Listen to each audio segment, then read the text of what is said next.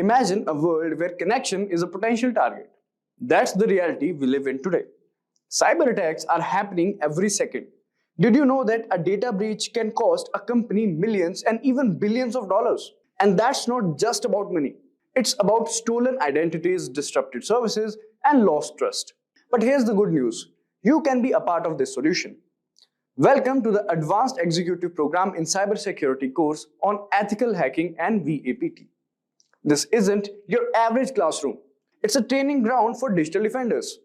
We are going to dive deep into the dark side of the internet, but not to cause harm. We are going to learn how hackers think, what tools they use, and how they exploit vulnerabilities. But instead of using this knowledge for evil purposes, we will use it to build impenetrable defenses. This course is all about hands-on experience. You won't just learn about hacking, you will do it in a controlled environment. You will learn how to spot weaknesses in systems before the bad guys do. And you will become a master of penetration testing, helping organizations identify and fix vulnerabilities before they are exploited. Craving a career upgrade? Subscribe, like, and comment below. Dive into the link in the description to fast-track your ambitions. Whether you're making a switch or aiming higher, Simplilearn has your back. Also, if you want to become a cybersecurity professional, our Advanced Executive Program in Cybersecurity is your gateway. Transform your career in just 6 months with high engagement course, featuring real-world applications and a masterclass by the ex-NPCI expert. Receive a program completion certificate and transcript from IIIT Bangalore. Attend the masterclasses from top faculty and access the IBM Learning Portal. Elevate your career and become a cybersecurity expert. Enroll now and secure your future in cybersecurity. The course link is in the description box. Ethical hacking and VAP. So, a small course introduction with ethical hacking. What is ethical hacking? All of us already know. It is an authorized practice of bypassing system security to identify potential data breaches and threats in a network. So, and that is what is important over here, guys, to understand. It is the authorized practice. What it means is authorized practice. This is what is to be understood, right? This one, authorized practice. So, if somebody does it without authorization, it will be known as black hat. He or she will be known as a black hat hacker. We are doing it as an authorized, then you will become a ethical hacker. What is vulnerability analysis and pen testing, guys? A vulnerability assessment is the process of identifying, quantifying. Understand? We are identifying, quantifying, prioritizing, and mitigating the vulnerabilities in a system. Okay, so it is a more passive approach compared to pen test. Now, guys, this you can directly relate with your risk management analysis, the way we did in our risk management course in the module 1. You can always make it directly proportional to that. Vulnerability assessment is basically finding gaps in your system, then prioritizing them. How do you prioritize them? Based on the impact it will have on the system, right? Same thing like we talk about risk, and then you mitigate the vulnerabilities. So it is a what approach? A passive approach, basically. A passive approach compared to pen test, because you just find the vulnerability. You do not attack them. You do not try to exploit them. You do not try to clear them. You will report the vulnerabilities as it is seen, observed, or identified by the analysts. What is pen test? It is a more of a authorized simulation of cyber attack on a computer system performed to evaluate the security of the system. Okay. Why is it different? It is more like a attack from a attacker, a hacker from outside. Okay, similar to that, simulated on authorization by the organization. So, if a pen test, if an organization wants to test their networks and check the strength of the network against an attacker from outside, they will hire a pen tester or have their own pen test team testing the network. So, it will be either, there are several ways of doing it. We'll cover it as we go ahead in this module, right? That's pen test. It is more of a direct approach wherein you will be actually contacting the network and simulating attacks on vulnerabilities, and also finding out vulnerabilities in turn and getting exploitation on the system. So that becomes a thorough and thorough tests. If you do it from outside, it becomes an outside attack, such as black box testing. There's a white box testing considered as an internal threat. The outline, as usual, we are right now in course introduction. Then we'll be doing security testing. Post that, we'll be understanding what is vulnerability analysis. Pen testing, pen testing two. There are two types of pen testing. Pen testing one will be basic pen testing knowledge, and pen testing two will be slightly advanced. And advanced pen testing will be post exploitation mostly, and there'll be the skills which we'll be covering. We'll be using Kali Linux in our labs for this. We'll be understanding what is security hardening, password hacking, Metasploit exposure. I'll give it to you. It is a module in Kali. It's a framework in itself. A demonstration will be shown to you in that case. Assisted practice also help you out. Then we'll understand how to and what is a pen test report and how do you write. By pen test, it is a short form for using penetration testing. So pen test report is penetration test report, and the countermeasures in order to secure your network. Those are the aims. And what we'll be learning today are is the various security testing methods. So black box testing, white box testing, uh, and so on. There are several methods we'll cover. And vulnerability assessment, what is it and its importance? I've just covered a part of it, rather just a small introduction of it a few minutes back. We'll also imbibe the concept of pen testing, that is penetration testing, and define security vulnerability and its types. So we proceed with that introduction of security testing. So what is security testing? So it refers to a complete range of testing initiatives that are performed and which are aimed at confirming that security controls are functioning properly in an environment. So it identifies critical vulnerabilities that are actively exploited in the industry. Basically, we're trying to find weaknesses in the setup.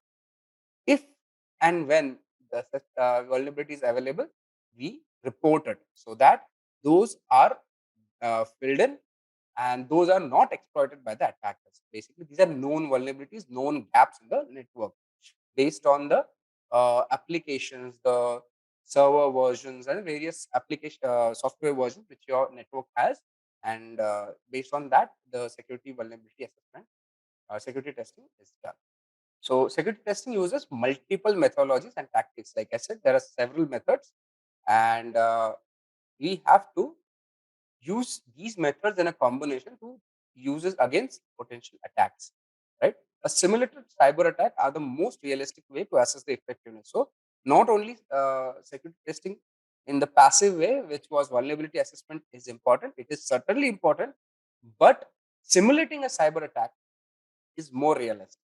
That way, the organization is able to prepare for what is going to come from the hacker side, the attacker side, right? So, the security testing belongs to non-functional. So, there are two type of testings. One is a functional testing, which we covered in our testing module, right? Wherein we were able to understand what is functional unit testing. If you remember, integration testing, right? End user acceptance testing. Those are functional testing. Now, security testing belongs to another part of testing, which is non-functional testing. It focuses on whether the system and applications are designed and configured correctly, and it is different from the functional testing because it focuses on whether the system and applications are working and expected, right? Because when we do functional testing, we check if the system and applications are working properly. But in case of security testing, we check if they are designed, configured correctly, right? What are the main objectives of the testing? To evaluate various elements of security to proactively shield integrity, confidentiality, authenticity, vulnerability, and business control. We remember CIA and AAA, right? Confidentiality, integrity, availability, authenticity, authorization, and accountability. Those are the main pillars of cybersecurity. These are tested. These are tested in testing. That is the main one of the main objectives of security testing. The focus on different layers of technology across the enterprise. Complete setup, the complete layers of technology is checked. Identify all probable gaps, all gaps and flaws in the system, all vulnerabilities or weaknesses in the system, which may result in an attack, and that attack being successful may cause loss of data, revenue, and reputation. This is what exactly uh, the testing is. The final aim is to save the reputation of the organization, not to get disreputated. That's the reason we do testing. Because if you, in either case, even in functional testing, if you do have a setup, if you do have an application which is related to the client, it has to function as per the client's requirement. It has to function properly. And if it's not secure, in both cases, the organization gets disreputed. We don't want that. So security testing relies both on automated and manual testing. Remember, there are two types of testing: automated and manual testing. So security testing uh, has a core objective of checking if and detecting all possible vulnerabilities which a malicious attacker could exploit and gain unauthorized access to what? To your sensitive information. Remember, an attacker needs only one vulnerability to exploit and enter into an enterprise. Remember, I gave an example some time back wherein I told you it is like a cricket match, right? A bowler has 10 overs, that is 10 into 6 balls, right? 60 balls to get the batsman out. But the batsman has only one life, right? So the even one ball is able to get through his defenses, that time his or her defenses, the batsman gets out, right? So you are the batsman as a cybersecurity defender, cybersecurity professional, and the attacker is the bowler. You can connect it like this, right? So, like I said, the difference between functional testing and security testing. So, what functional testing is? It is intended to make sure the software behaves as it should, right? And what is security testing? It's predominantly executed to validate a system's conformance to security requirements. Functional testing is performed before security testing. So, we check functional testing first, and then the security testing is done. That is the lineup. Functional testing is carried out using functional specification, while security testing, as is clear, will be done based on security specification. The specifications will be based on the framework, policy, guidelines, regulations. In both the cases will have both the frameworks available. Moving on. So, why do we need security testing? By now we are clear. We need to identify threats, cyber threats in this case, to the system, and determine the degree of its potential vulnerability so that threats can be adequately remediated. That is, we want to remediate the threats. That's the reason we need security testing. We find gaps, identify them, and remediate. Second, to help identify all possible security risk in the system and support in fixing identify problems through coding. To validate all layers of infrastructure. So not only the host machines, the network, the servers, everything, beginning with security infrastructure and covering the network, database, application layers, everything is tested. We validate every layer of a system or a network or an organization. To use combination of automated and manual methods to evaluate security anomalies and penetration testing that simulates an attack by unintended access channels. Moving on to evaluate the uh, point says last point is why do you need security testing is to evaluate application code for vulnerabilities and implement remedial measures. Application code evaluation, if you remember, will come in the while we talked in a similar version in our ransomware module. It is static analysis, right, without running. So that was a part. Similar concept comes over here. If you evaluate, you have to evaluate the code for security vulnerabilities in this module. In this case, also, wherein we check out the uh, code for vulnerabilities, how it is being written, are there any issues with respect to security, and everything is checked out over there. Okay, yeah. Okay. What happens if you do not perform security testing? What happens? So what do you think? What will happen? Basically, you will be prone to, you will be vulnerable to disturbances And these disturbances will make the organization feel the losses, wherein the business continuity will be affected, firstly. Secondly, you may have a loss of reputation and loss of data. The monetary expenditures certainly will, monetary expenses will certainly be there. Monetary damage is the right word, will certainly be there, but the reputation will be highly, highly affected. That's the reason. That's one of the things which will happen if you do not perform security testing. Okay. So, what is a security incident? So, make so if a security incident happens due to not doing security testing, then the application, system, network, or database uh, will be affected. And after it is affected, after it is attacked, all of us know that as soon as a vulnerability is detected, in the earlier phases, it is detected, lesser the expense for getting it rectified. As later in the life cycle, it will be more expensive. Same is the case over here, wherein if you do not do security testing and you are affected as an organization, then the remedial measures are expensive, are costly with respect to money, with respect to reputation, with respect to the business continuity.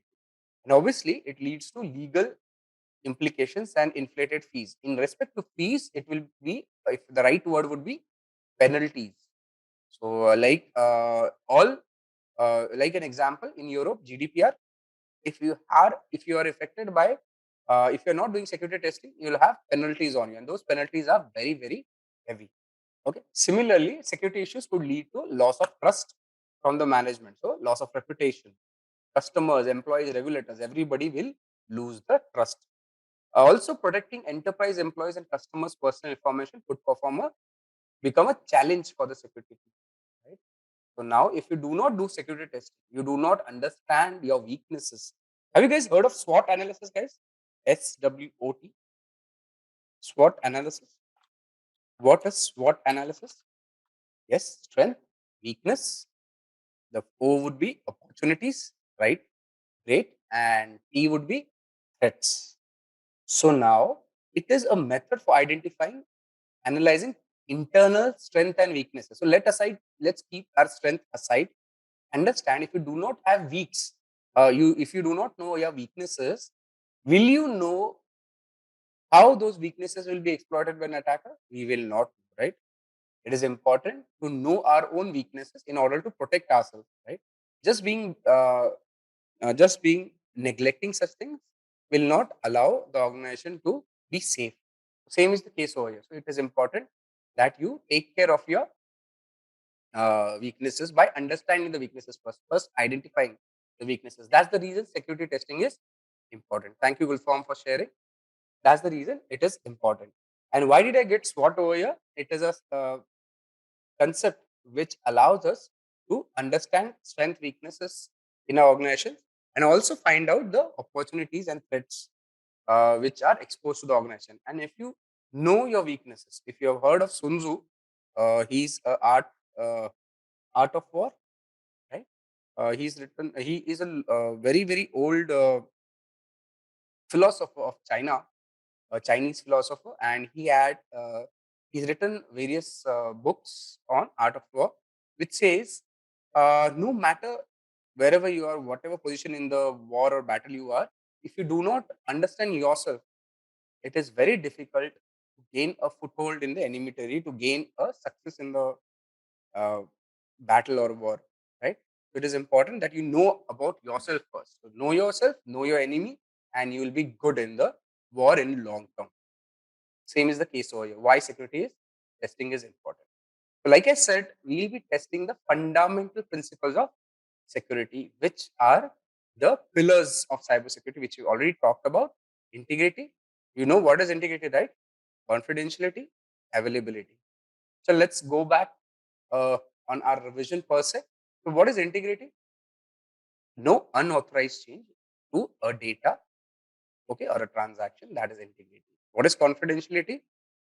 Authorized user access only, keeping secret. Good. Protecting sensitive information. Okay, good.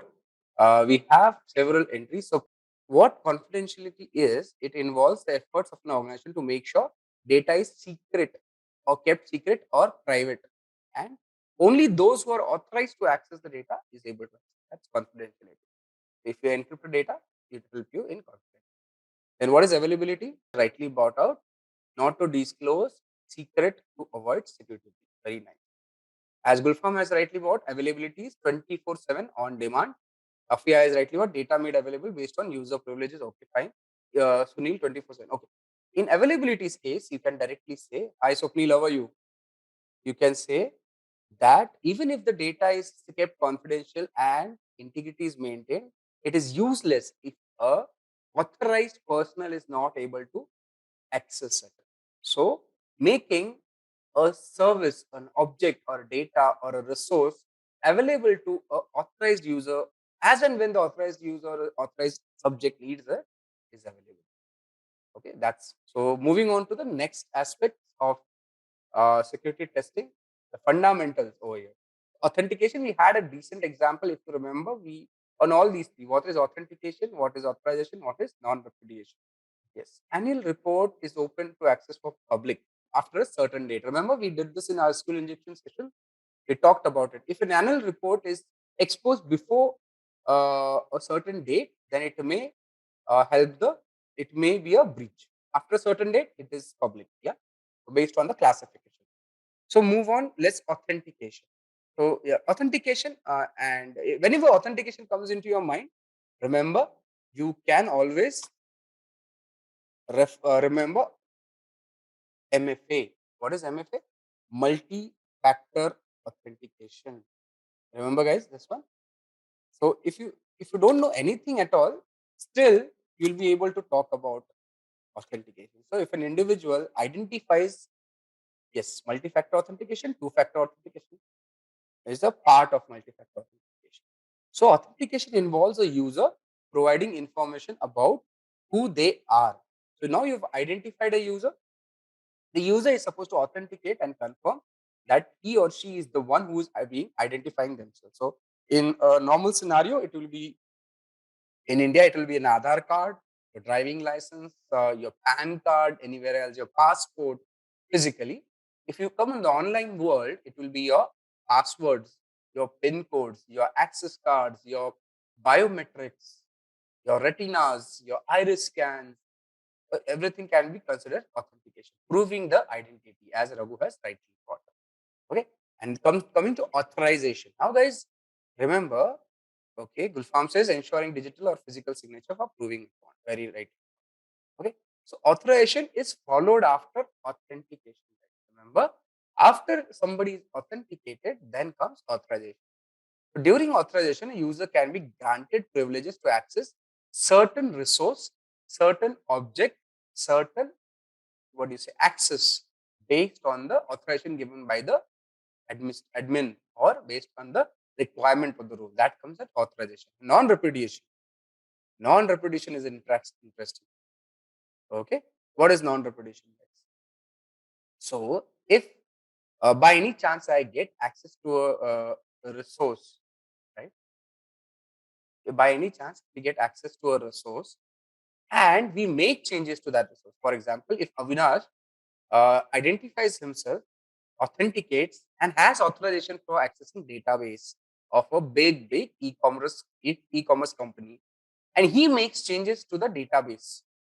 Okay. Now those just keep this aside that he may have authorization, he may not have authorization. But if he makes changes, should not be a way wherein Avinash should be able to deny doing that. So there's a direct connect between Avinash making changes and getting identified that the changes were made by Avinash. So now that is non-repudiation. That is, you cannot deny the fact that you have done that. That is non-repudiation. The greatest and biggest example are digital signatures, guys. Remember, digital signatures. Logs will not directly be connected to an user. Say, for example, Gulfam, somebody has stolen your login ID credentials, and you already have authorization to the database. What if that person, the one who has stolen your identification and credentials, it makes the changes? The logs will say Gulfam made the changes, right? There's no non-repudiation. If, for example, you send a file to someone and that file is digitally signed, that is encrypted with your private key in a PKI system. It is digitally signed. So now Wolfram cannot deny that this file was sent by. That is non-repudiation. I hope that's clear, guys. We've covered it once again. We have covered it before also. So that is what is looked into. These are the principles which are important to be looked into whenever security testing is to be done. Okay, guys. So let's come to the terminologies per se. Threats and exploits. What are threats? What are exploits? So now there are several terminologies being utilized in the open source on the net, like weaknesses, vulnerabilities, and threat.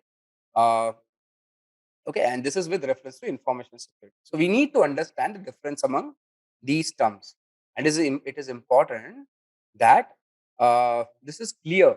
Okay, and as it allows the organizations to properly implement, govern, and access the information security activities and controls. So if you have definitions in place, then you will exactly know what a particular term, if referred to somewhere, is meant for. So there's a definition.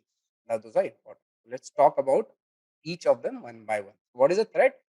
A threat is any event, occurrence, or action that could adversely affect an information system or organization's capability to deliver its business and operations. So, threat.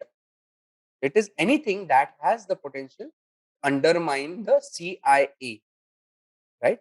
The CIA triad. So, if anything which is affecting negatively CIA, it is a threat. Understand? Why business operations? Because as soon as the CIA is affected, the business is affected. Okay? The continuity of the business may get affected. What is an exploit?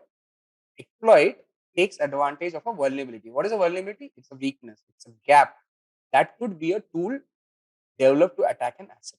The main objective of any exploit is to gain control of something.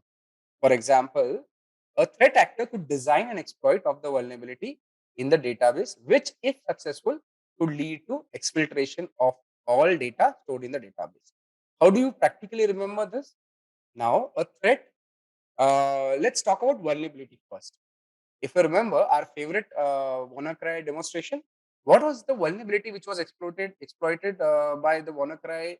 What was the vulnerability? SMB vulnerability. And port number was 445. Okay. And that was the vulnerability Eternal Blue. So the exploit was known as Eternal Blue, which was utilized to attack all computers with Windows 7 of a certain service pack and with SMB being utilized, right? So let me see. Just give me a second, guys. What I am doing right now, I'm trying to look into how do you identify a vulnerability in a machine through a practical example. Just getting my virtual machine up. So that's the reason the screen is not showing.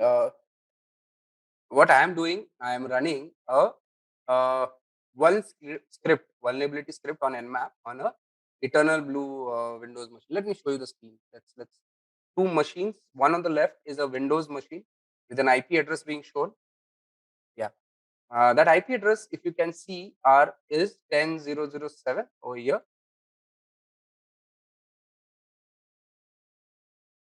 This is the IP address 10.0.0.7. I'm just showing you how do you understand if there's a vulnerability in your machine using Nmap. So this script which I'm running is an Nmap. This command which I'm running is an Nmap command. Yeah. Let me see. 707. Okay, guys, great. What I did is I ran a command using Nmap. I ran the script for checking vulnerability of a particular machine which is on the left. This one is a Windows machine you see over here. This is a Windows machine with an IP address 10.0.0.7 on the left.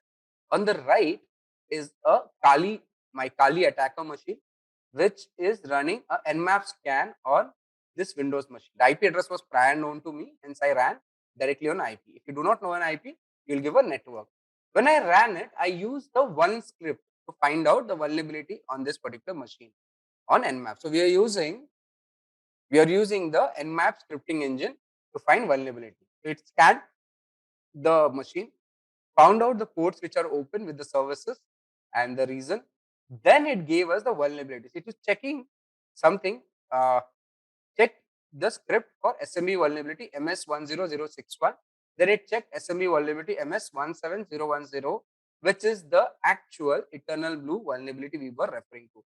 So that's how a Nmap will give you an output. It will say state vulnerable. This machine is vulnerable.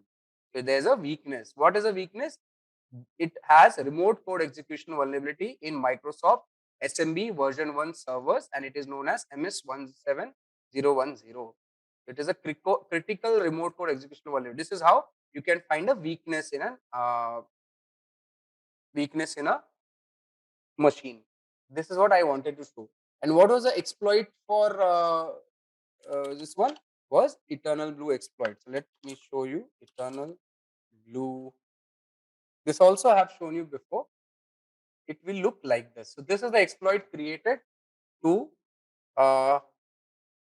utilize the weakness in this SMB version 1 and get access a remote code execution on a particular. Now this is not the code actual. This is the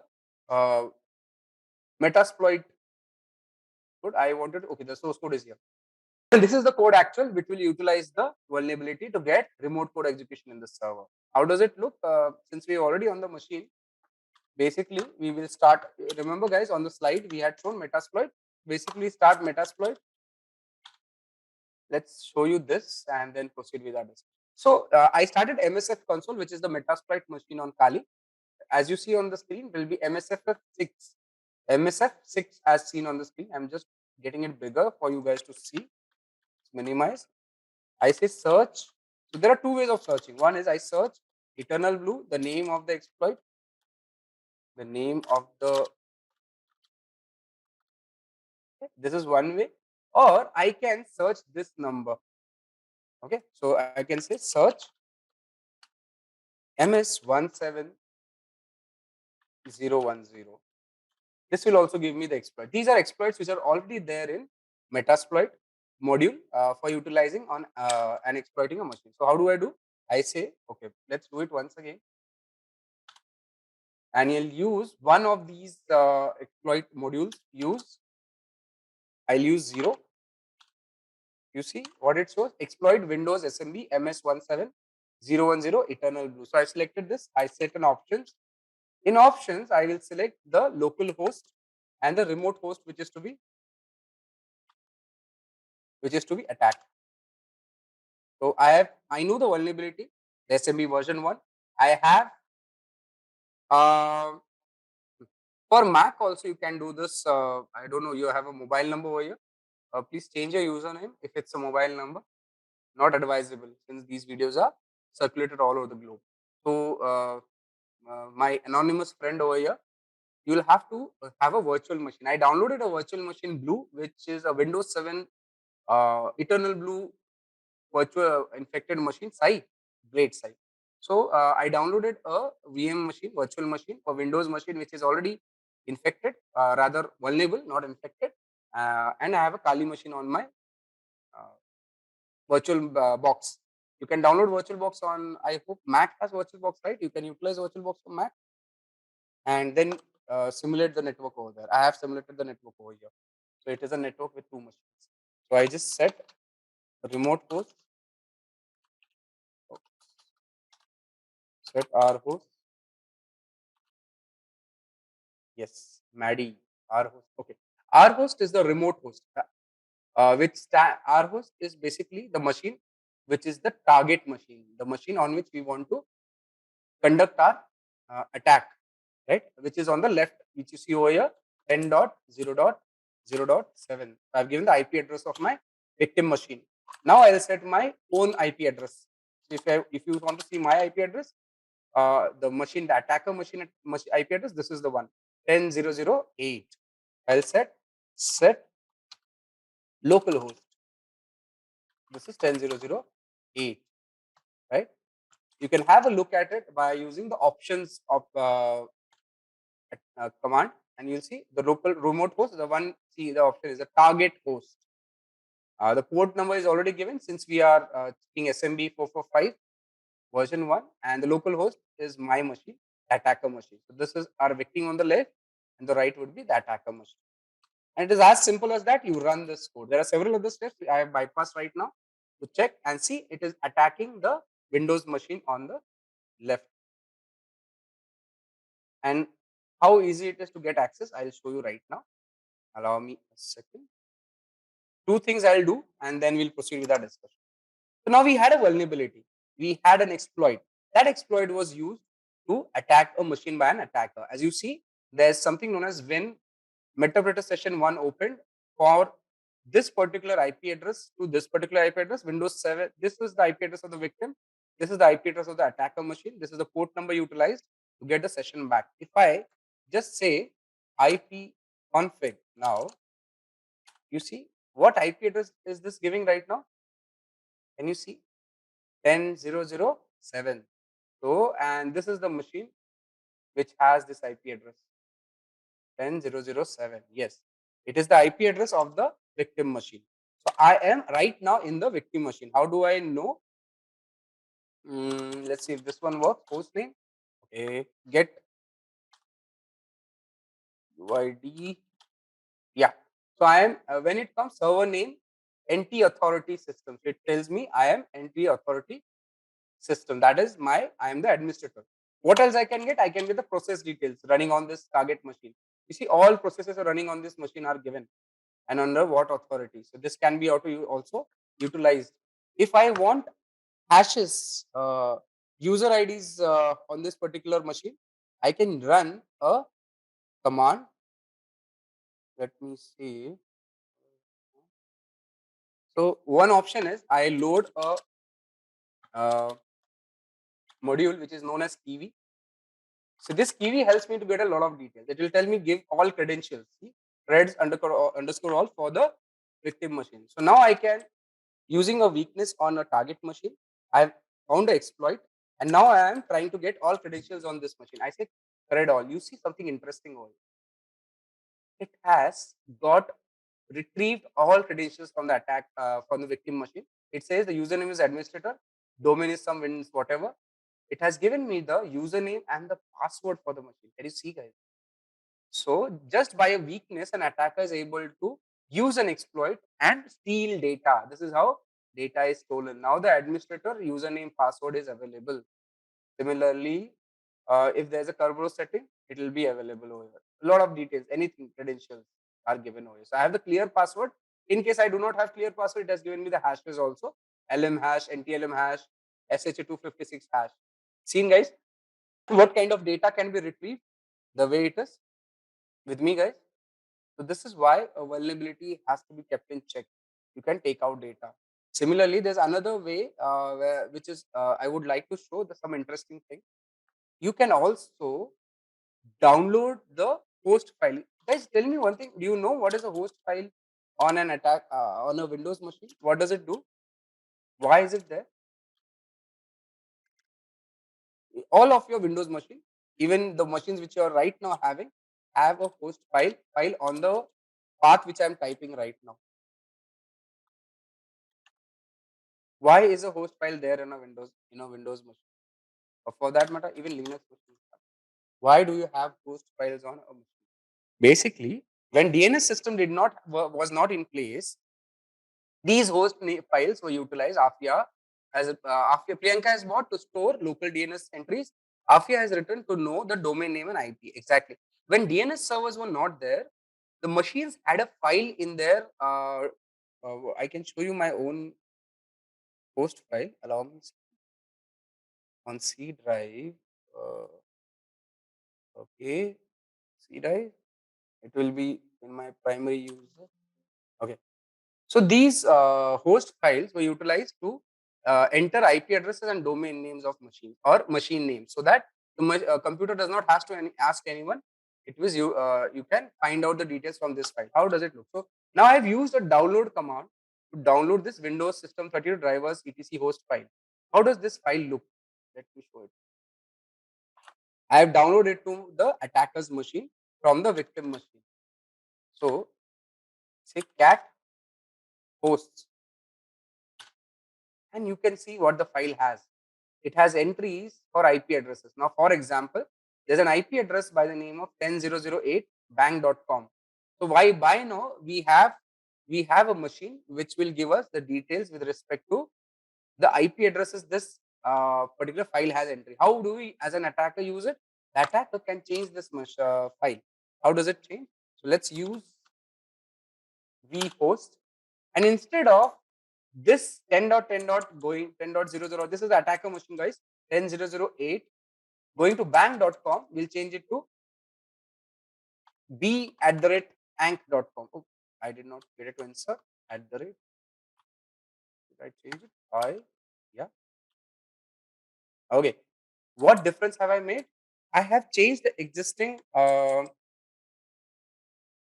what else can I do? Let's see. Bank. I'll change the domain over here. Now, what I have saved, let's save this file. Escape, colon, write, and quit. So I've changed the host file.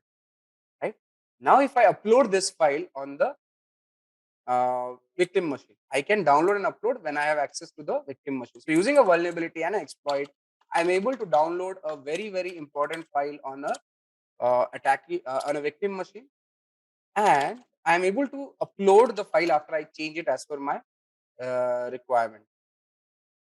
I say enter, and you see a file has been uploaded.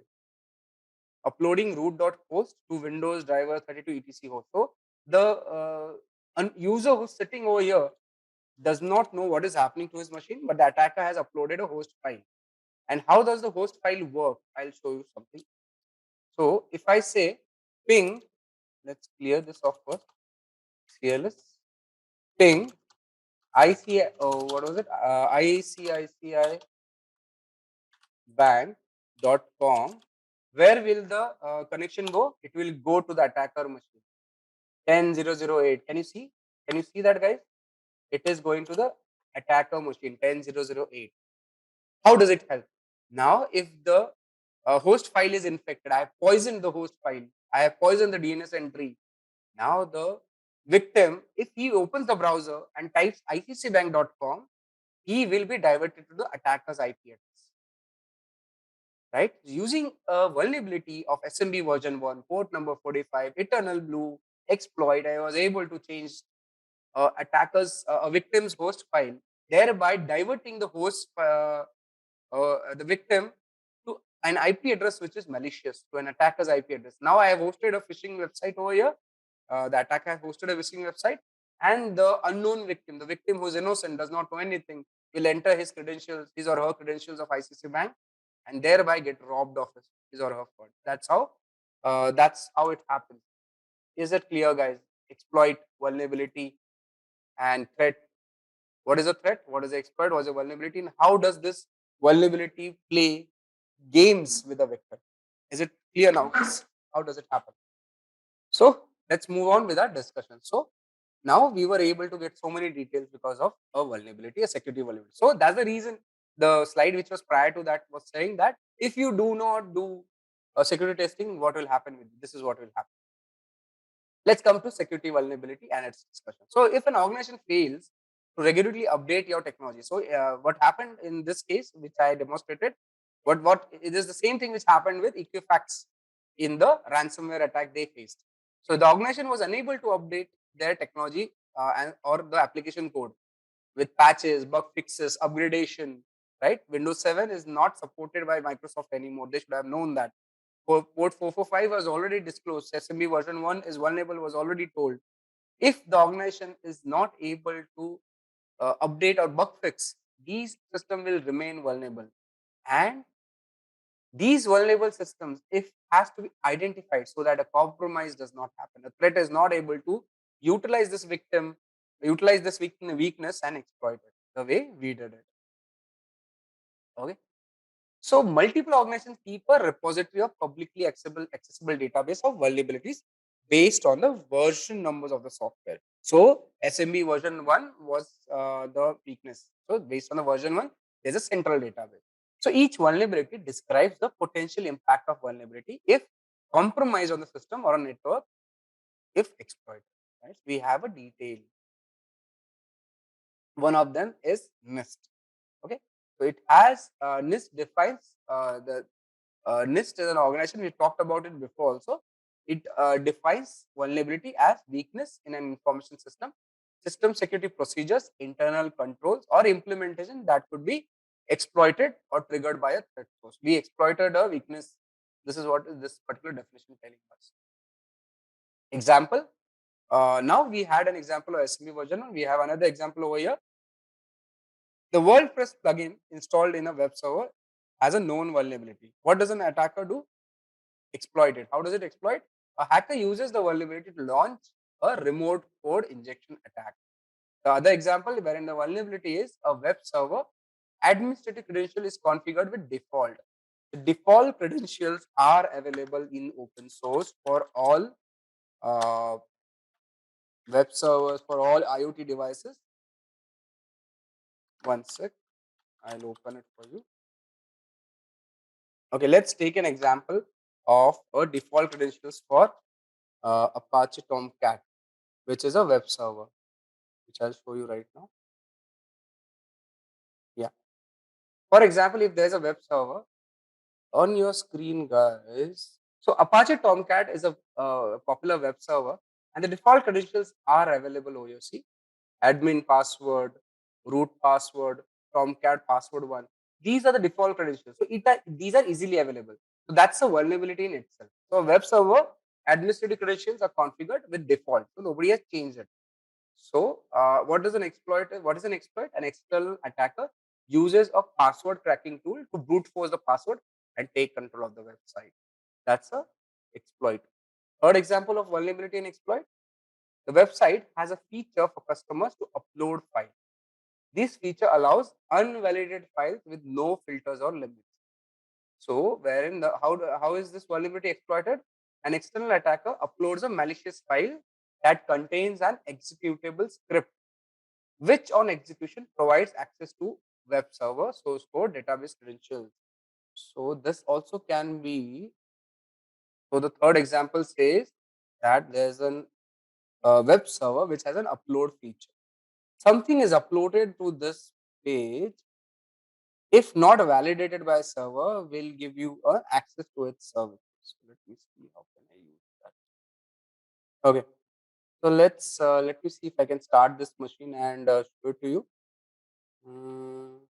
I'll have to log in into my credentials. Let me log in, get my thing ready. Vulnerability is like an open window. Exploit is an actual attack by 3. You can even think of vulnerability in a simple way. Let's take an example of your house out here. You have locked your house, but the keys were hidden below the footmat or inside a flower plot next to your door, right? So that you have secured your house with a lock, but this is again a vulnerability. If somebody uses that key, sees you hiding it and uses it, then you are that's an exploit and a vulnerability in real case. Just let me see. Start the machine. I have started. Where's the IP address? Yeah, my IP address is here. Let me connect my VPN. If it doesn't work right now, guys, I will prepare it in the break time for you guys to have a look. I didn't get the command. Open VPN. Open VPN. What I'll do is I'll keep it on the right side if it connects, and we'll start with the discussion. When it connects, I will show you the demo. So let's not waste your time. This particular exploit, I'll show it to you how it looks on screen on a vulnerable machine. Not this. Okay. So moving on with the discussion. Okay, categorizing security vulnerabilities. So now security vulnerabilities are on the world are on multiple factors in an organization. It could be a software vulnerability. It could be a hardware vulnerability. It could be a network vulnerability or a data vulnerability. Based on the category, your vulnerability testing can be done. Okay, so types of security testing will be based on these categories. So vulnerability scanning is an unautomated process of finding security flaws and weaknesses in the system. It identifies critical vulnerabilities. So I just open my prompt. Let's connect. Mm, the VPN is not connecting, guys. So let's try another method. Power off. What about security scanning? It identifies critical vulnerabilities and protects the organization from breaches and exposure of sensitive data. It also gauges the security readiness and minimizes the security exposure. Basically, the scanning will allow us to find out the vulnerabilities and also give us the chance to remediate it using a central data. It is a process of scanning elements of network application or database to identify gaps and weaknesses, as we are already clear. It is something that should be undertaken frequently to ensure systems remain secure. It can be either manual or automated scanning or both, guys. It can be manual or automated security scanning. So a few examples will come up as we proceed. What is pen testing? We've already discussed this once before.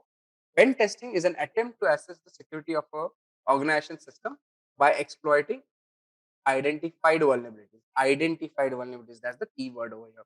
While the vulnerabilities could exist in operating system, the application, the network, the database, or even the end user behavior, the biggest weakness in an organization, the user. It mimics the attack of an external malicious actor. So, pen testing is basically simulation of an external attack. What is risk assessment? It involves recognizing the risk in enterprise technology and processes to validate if controls are in place to safeguard against the threat. So we find out if there's a risk and are there uh, people and processes in place to take care of the risk. It involves analyzing security risks and classifying them as high, medium, and low. The output of this is to recommend controls and measures to reduce the attack surface. Basically, risk assessment allows you to find criticalities and then give you controls and measures which will reduce the attack surface, wherein the attacker gets lesser chance or lesser options to attack your network or your assets. I'm trying to get the vulnerable machine ready for checking out a few details. Just give me a second so that I can show you the upload vulnerability which I wanted. If it works right away. I think the page is open. What is the page? Internal and uploads. Okay, guys. Let me show you a machine by the name of Vulnerability. What is it? Vulnerability, basically.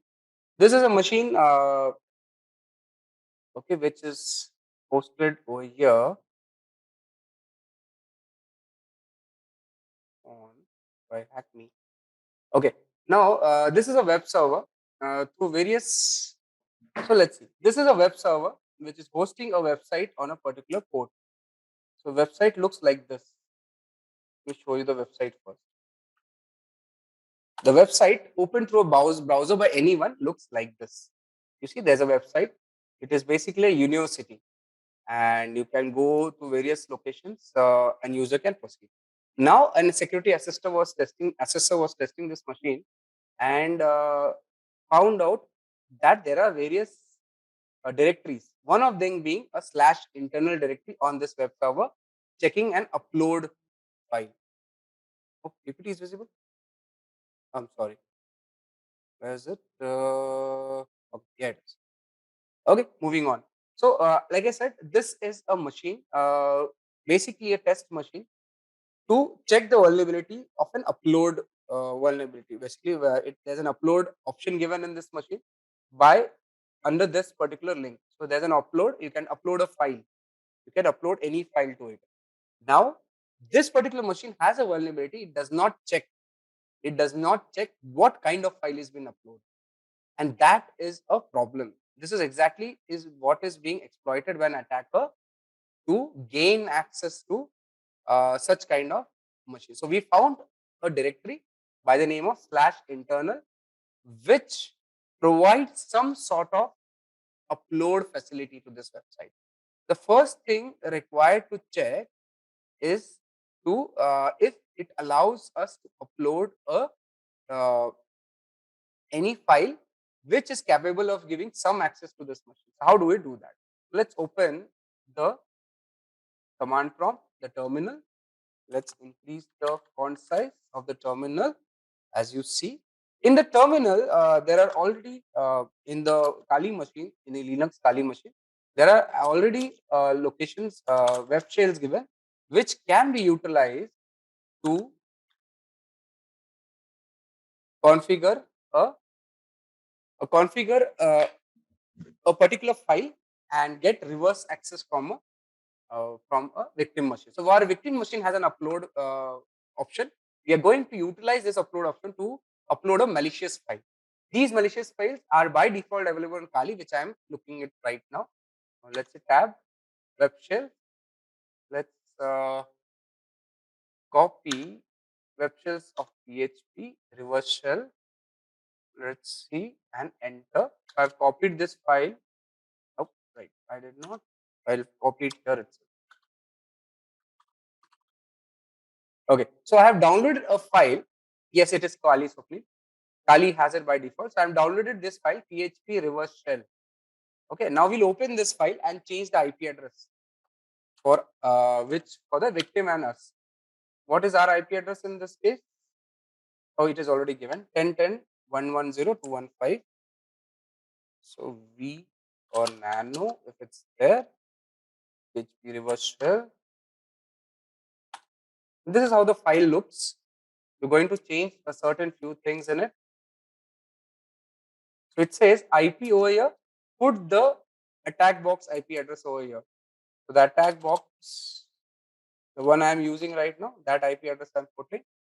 What was it? 10.10.110.215. 10.10.110.215. Port number will change it to favorite port number of all reverse shells, 4444. Rest all stays the same. So we need edit the IP address and the port number for our own reverse connection. The port number can be any port number, should not be with the first 1000 well-known port number, any other will do. And okay, so IP address has been selected. Once done, we will start save this file. So escape. Oh, there's it. We will save this. Control O for writing it. Control X for exiting. Let's check it out if it is still written properly. Yeah. Okay, the IP address stays 10.10.110.215. Let's clear the screen. Now we start a reverse shell. So this will come further. There's something known as a netcat, which is utilized to getting a connectivity from a particular machine. So we have made a reverse shell file. When we put our IP address, this will connect back to something. This something is known as netcat, NC. Okay. So we give a command NLVP and we give the port number. So we've already given our IP address. This guy will be listening continuously on this port number if there's an access available. Now all we need is to upload the PHP reverse shell which we have made and make it run on this particular server. Let's try it out. Upload. Where did I save it? In the home folder. Yeah, here it is. I changed it. Open and submit. Extension not allowed. We needed to change the extension. Let's change the extension.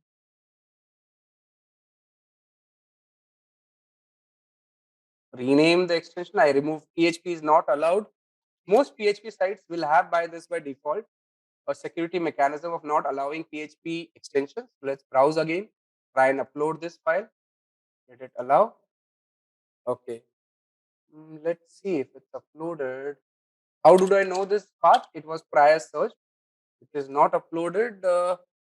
What did we do? We saved it wrong.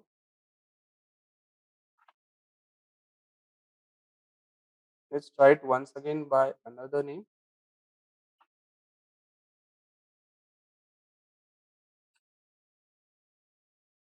Which extension can we use? Which extension can we use? Let's try another extension by the name of PHTML and try and open. So I'm just trying various extensions by default. It is just by knowing something. I've used this. You can always check for multiple extensions, .html, .php. You can try for .php1, .php2. By default, I know this extension will work. Now you see, it is showing success. It has uploaded the file. So it has not checked a file which is not for value. So it is a PHP file uploaded on the server. As you see, reverse.phtml file is uploaded. So initially, when I tried to upload a PHP file, it did not allow. I tried a few more extensions, it did not allow. But one extension, PHTML, was allowed. PHTML is type of a file which it allowed. Now what we do? We will open this file. Let's have. Did I close my reverse shell, guys? That'll be interesting if I close it. No, it's there. So on your screen, there's a reverse shell running on. There's a netcat running, and I have a file uploaded which is malicious. So if I click on this file, I should get a connection. As soon as I click on this file, you see I have got something happening over here. See, guys, I have got a dollar sign and a cursor blinking on the right side. On the left, you see there's a next to this index of on the second tab, there's a dot moving left and right. Can you see, guys? My cursor is there right now. That means netcat is ready. I have got a connection from the target machine. If I say IPA and enter, it will give me an IP address of the attack on the machine which is a victim. No, Tejal, you don't have to do it. Why am I showing you this? Is to show you the vulnerability. If a particular file and upload mechanism does not check the files for which are being uploaded, then you have an issue. This is what we want to show. So now we have uploaded, the attacker was able to upload a file to a machine which was vulnerable to an upload mechanism. And once the upload was done, the upload was a malicious upload, giving me details, giving me access to the machine directly. And this access is what will be the one which will allow you to steal data from this particular machine. So I got the processes running over here. I got the IP address. I can get a similar thing which we did in the last machine also. I can get LS file details. I can move to a particular file and find out what is in file. I can open some file. I can upload some file. Same thing which we saw in the previous example also.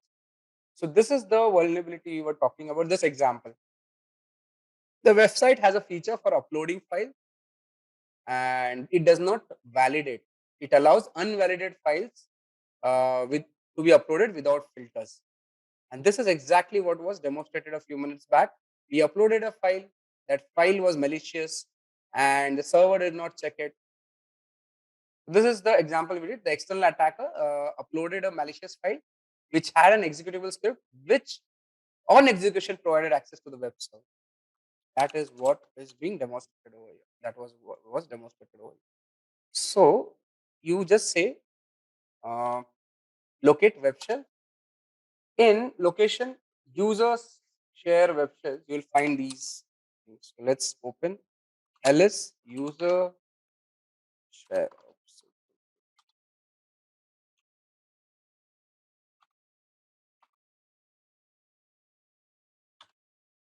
See, the web shells are available for ASP, SPX, CFM, JSP, Perl, PHP.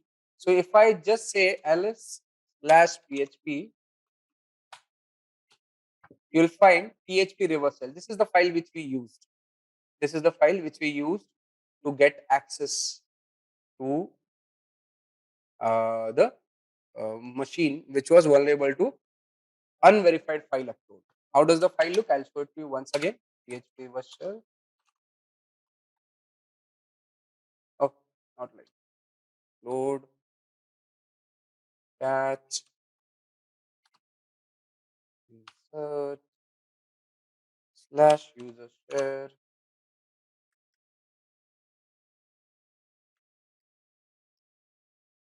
PHP reversal. And this is what we changed, guys.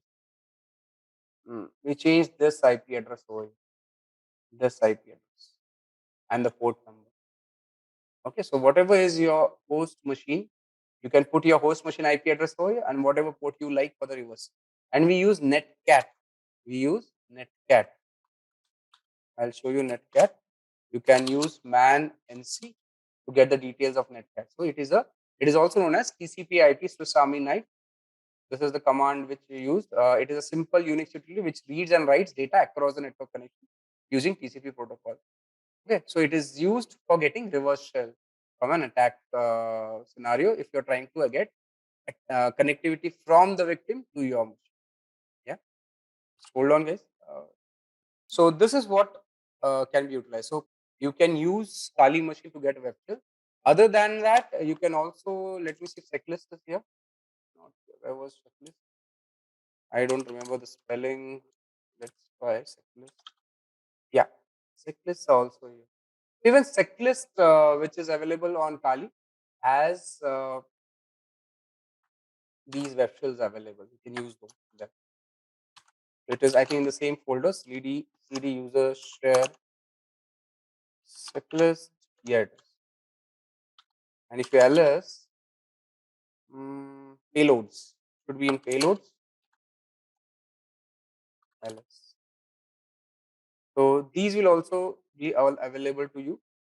Web shells must not be here. Where was web shell? Yeah, sorry, not payloads. I'm sorry. CD dot CD web shells. Yeah, it is. So same web shells will be available here also. If I go to PHP ls, you can see there's a web shell available over here also. You can use them also, right? And checklist can be installed on Kali as and when required. Or generally Kali has them. If not, you can install it. Let's power off this. Yeah, guys, did you understand what happened in the last few minutes? Although it was slightly fast forward, but we had two demonstrations where I showed you what is a vulnerability and what a threat actor can utilize to exploit that. We understood what is pen testing. We understood what is risk assessment. Coming to risk auditing, security auditing. What is security auditing? It is a thorough assessment of an organization's system security based on how well it adheres to a set of criteria. It is an inside review of the system, application, network, and database for security defects. To understand, it is an inside review. Most organizations follow it based on certain policy. Either quarterly an audit happens or a biannual audit happens. For example, an application security audit can also be done while line-by-line inspection of the source code. Auditing is for source code also. What is ethical hacking? It includes an approved effort. It is an understand. It is an approved effort to gain unauthorized access to an organization system, application, or data. Supports identifying vulnerabilities that can be resolved before an external malicious attacker could exploit it. Okay, so basically, an authority is given to an system tester, ethical hacker, to get access to organizations' assets. Okay, and check for vulnerability. What is security posture assessment? It is a method to identify what an enterprise's overall security status is and what they should do to improve or continue their current maturity level. So, a security posture assessment will give you the exact state of the security of an organization, and it will also give you the status report of the maturity level of the security system and if it needs an improvement. So the posture assessment supports strengthening the cybersecurity defenses of an organization by offering cybersecurity roadmap in which is a means to produce best return on investment. So it will tell you what roadmap to be taken, what process to be taken, what path to be taken in order to strengthen the cybersecurity posture of an organization. Moving on with vulnerability management and assessment. So why vulnerability assessment is required? Okay, a vulnerability assessment is a part of a full vulnerability management system. It is a part of a full vulnerability management system. So a vulnerability assessment could be one-time assessment with a definite start and end. But vulnerability management is a long-term process wherein the vulnerabilities are tested. Then there's a process in place when the vulnerabilities are worked upon. And then again, you are tested for vulnerabilities, and that's a cycle which goes on. That's vulnerability assessment management and vulnerability assessment. So it offers a vulnerability information to the security and IT team which can be utilized to prevent, obviously, the cyber threats, and aims at identifying cybersecurity threats using automated vulnerability scanning tools. While vulnerability management is a process, like I said, is an ongoing, periodic, all-inclusive program that endlessly manages security vulnerabilities of an organization. It is a recurrent process. Like I said, it's a periodic process of identifying, evaluating, remediating, and reporting on security vulnerabilities. It's a process, right? It also determines the vulnerability management program to launch controls and processes that will help organizations identify vulnerabilities within technology, infrastructure, and system components. So the complete system component is checked by vulnerability management. So vulnerability management software assets in uh, automating the vulnerability assessment process, such as you can utilize vulnerability scanners, which will deploy agents in endpoints to catalog the system on the network and identify vulnerabilities on them. So, what we mean by agent is possibly software connected to the server.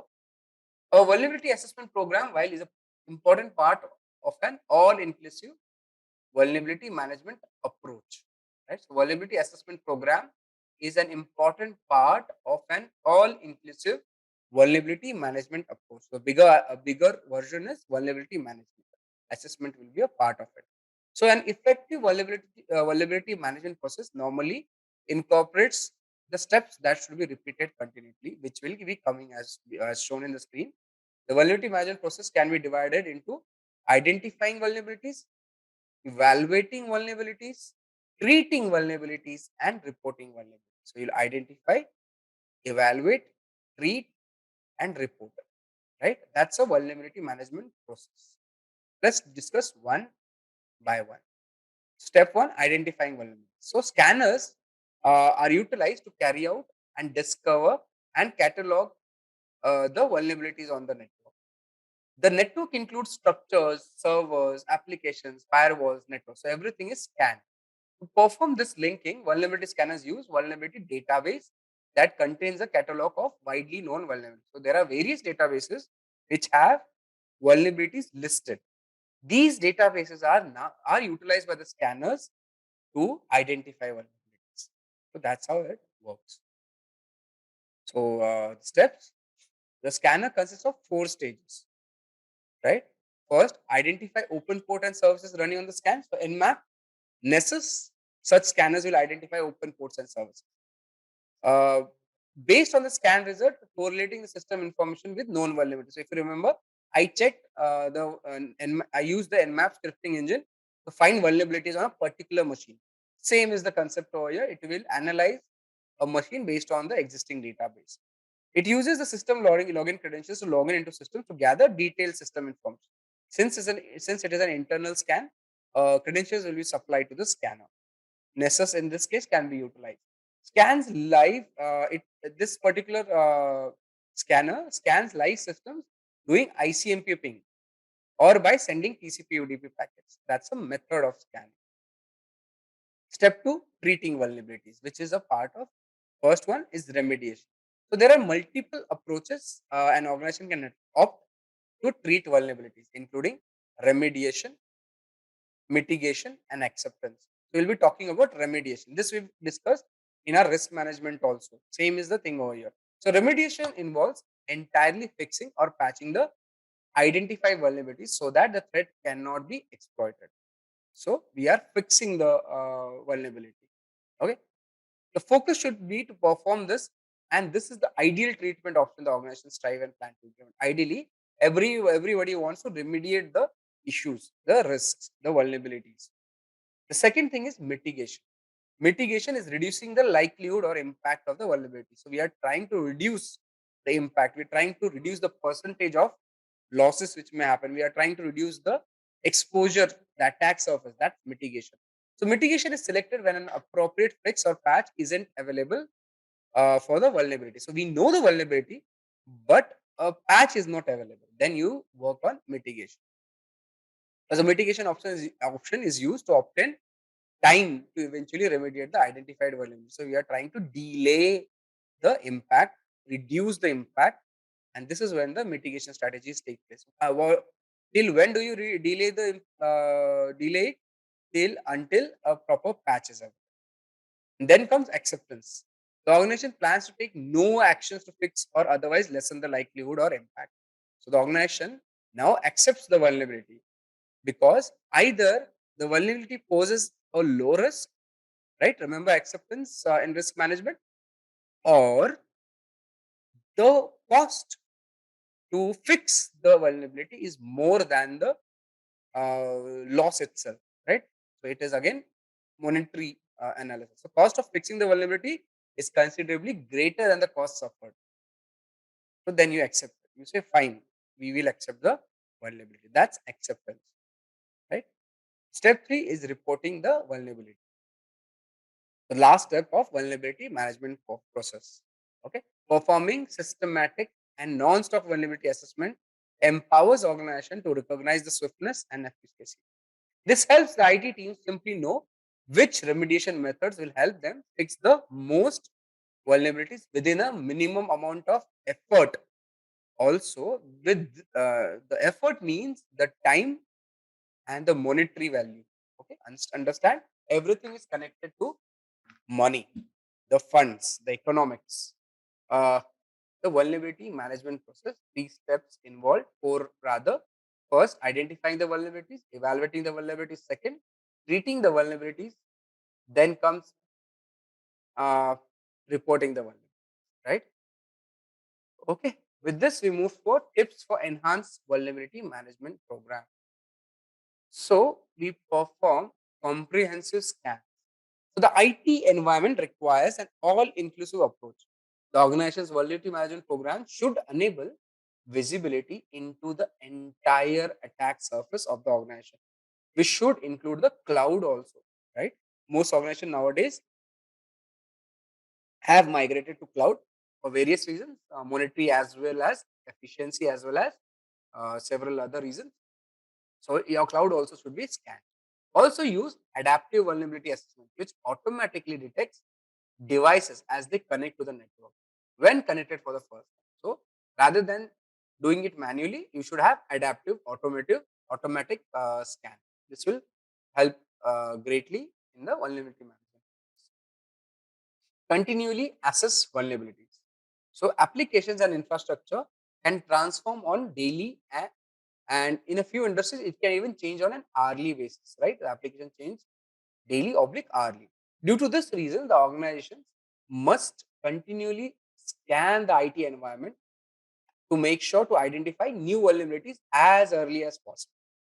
Latest vulnerability management solutions include agent-based assessment, which provides a real-time view of the vulnerabilities across the environment. What is an agent? Possibly a software application on your endpoint, on your machine, on your system, which will keep on reporting to the server. That is the latest thing. How do you fast track the vulnerability process? Implement automation in the vulnerability management process to properly manage up-to-date risks the organization faces at human verdicts play a critical role in the entire vulnerability management cycle. Okay. Nevertheless, the automation can help streamline the repetitive work. So, the automation will streamline the repetitive work. Humans will then be left with some time to actually work on the critical issues. The issues which automated methodology will not help. The issues which does not have a patch available. The issues which does not have any definitions available, any signatures available. That's the reason humans need to be. Now, the biggest and the greatest thing which I've been telling you, the biggest weakness in an organization is a human being. So now we have to address the flaws in the people. How do we do it? Everybody knows by training, awareness training. So vulnerabilities are not the only restricted technology. They exist in human element within an organization, which is the most successful attack surface for attackers. Security teams should work together with the IT and the application development teams to quickly identify and remediate vulnerabilities. In the intervening time, user instruction and simulations can increase resilience to phishing and other social engineering attacks.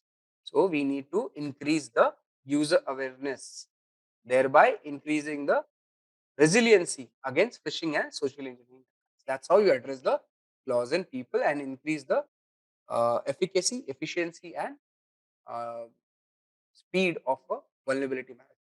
So moving on to the next topic, pen testing, penetration testing. What is it? As we all know by now, it is an approved simulation of a cyber attack on an organization system, network, application, uh, and people to evaluate the security of the system. So the pen testing team will attack all scenarios, all methodologies adopted by an hacker to gain access, unauthorized access to the network. In case of the pen testing team, it is an approved simulation. It is authorized. So pen testing is performed to discover system and process vulnerabilities, which could possibly lead to unauthorized actors gaining access to the system's feature and data. This activity characteristically recognizes the target system and a particular objective, then analyzes available information in various resources to attain the goal. It also evaluates the potential impacts of the organization and recommends the countermeasure to decrease the risk. Now, remember, guys, a risk can be decreased, reduced, but it cannot be made zero. That you have to always remember. That's why the last point, it also evaluates impacts and gives countermeasure to decrease the risk, countermeasures to decrease the risk.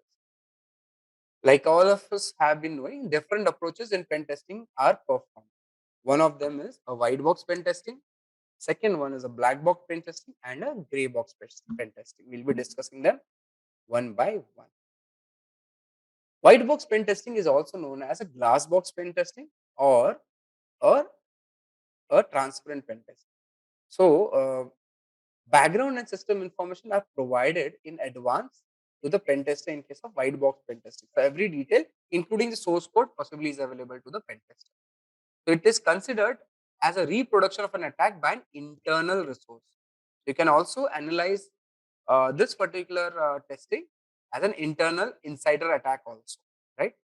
So it is known as clear box testing, open box testing, glass box testing, and various other name nomenclatures available. A whole range of information about the system and network, such as schema of the operating system, IP address, and source code, are available to the tester. So white box testing also examines the source code coverage and data flow path testing. So it can check the code flow.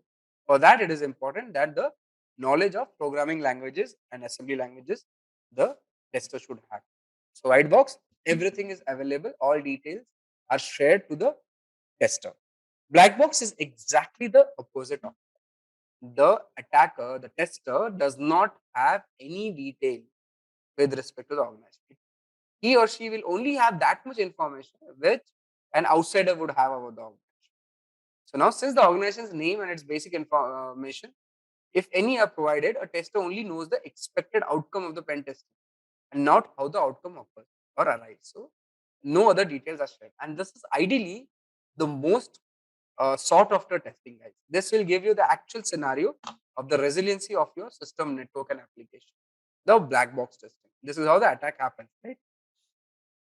A gray box testing is an attack by an external hacker who had gained illegal access to organization's infrastructure information. So, you're simulating an external hacker gaining illegal access to organization's infrastructure information.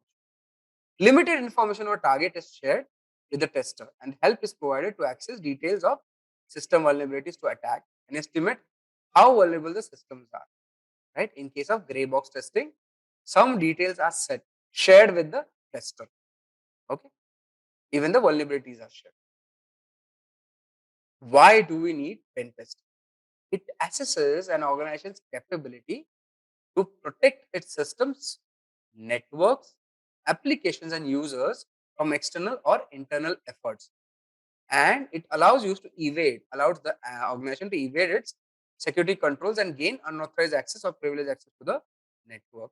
So now it is important that the organization do pen testing to check out the vulnerabilities with respect to system, network, application. How do you check out? By pen testing, right?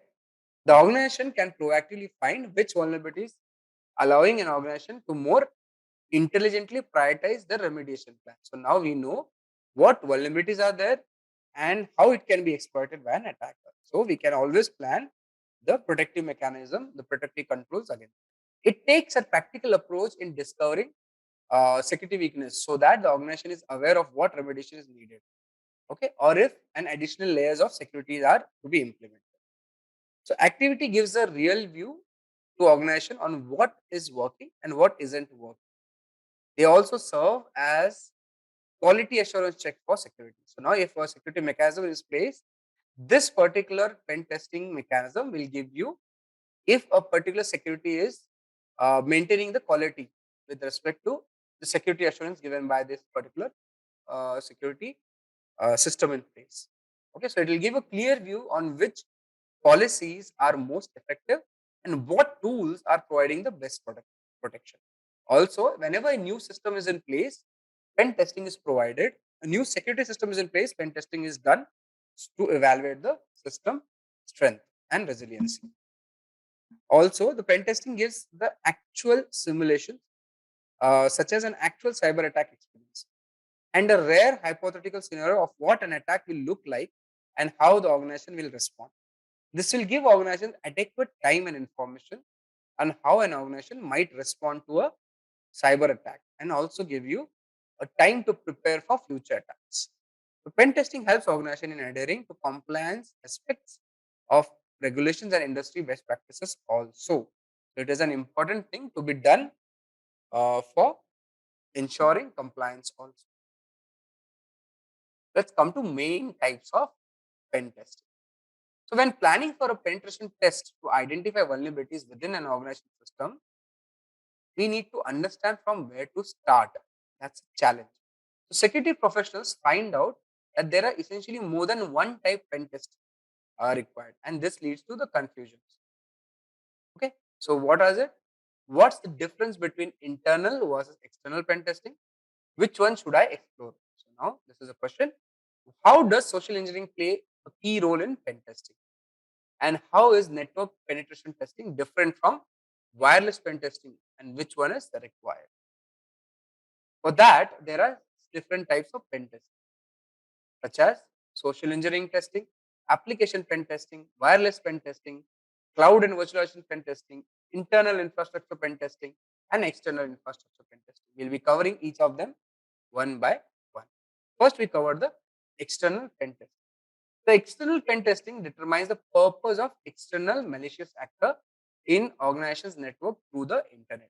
The pen tester basically imitates the same kind of attack and identifies security flaws in the organization's external infrastructure. So it is a simulation of an external attacker in the way an external attacker would attack a organization.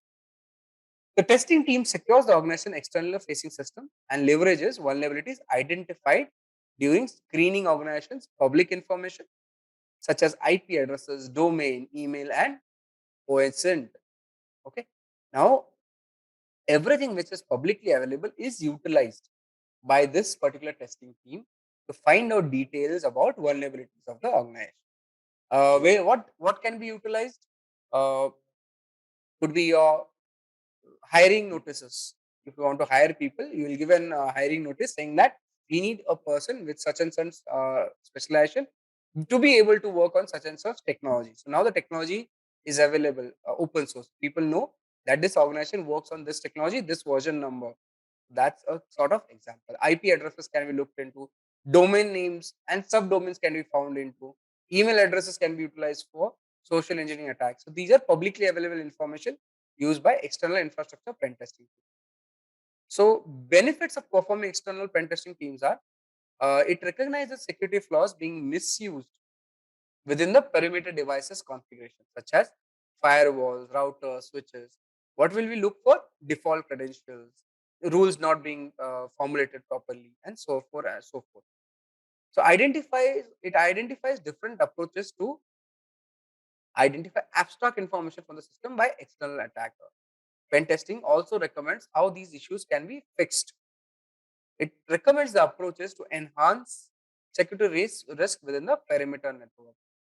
It ensures the organization's perimeter network is highly resilient to cyber attack. This provides an overall efficiency and productive network. So what do pen testing do? It will tell you what an external attacker will be able to utilize to get unauthorized access to the system and what can be done in order to avoid that. Basically, that's the definition. Let's come to internal infrastructure pen testing. The focus of internal infrastructure pen testing is on the impact due to which loss of confidential information being reluctantly disclosed, changed, misused, or destroyed, right? The output could be suggestions to enhance security controls such as system administrative privileges, patch management, network security, okay, network segmentation, vulnerability application removal, etc., etc., right? So various things can be utilized in internal pen testing. Benefits of internal pen testing, as is given on the screen: detects internal network minor security flaws, minor and major both, recognizes potential security risk and impact of internal attack, improves security controls of internal infrastructure, provides a detailed report of security exposure and action plan for remediation. Finally, any pen test will give you a detailed plan of remediation. Internal one will simulate a insider attack or internal misuse or uh, misconfiguration. Coming to cloud and virtualization penetration testing. So an organization adopts public cloud technology because it significantly increases the attack surface of the it utilizes the cloud technology to significantly improve on the efficiency of the organization. But at the same time, it also increases the attack surface for the attacker to use and do data breach or any other breach of the organization.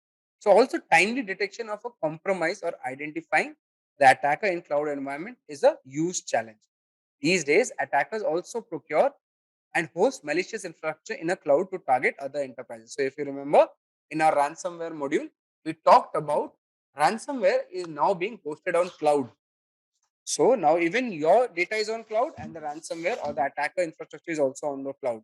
It is difficult to identify and also mitigate such challenges. But this is the pen testing which will help you in this. So what are the benefits? It determines the actual risk within the cloud environment. So let's move on to benefits of cloud and virtualization pen testing.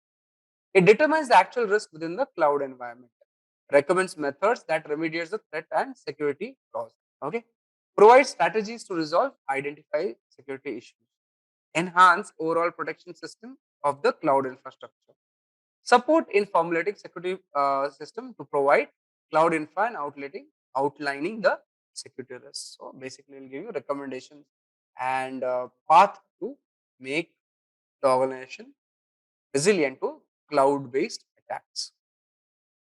Coming to social engineering pen test.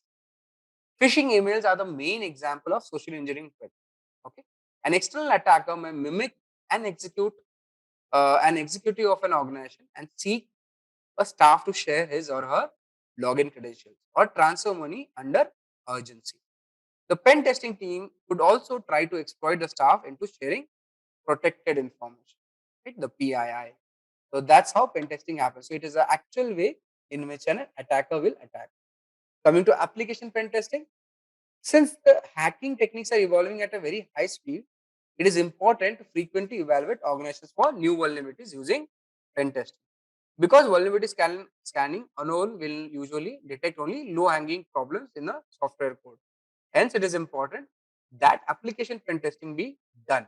This includes vulnerability in organizations' application. So, vulnerabilities like application design and development implementation and sustainability are covered under this testing.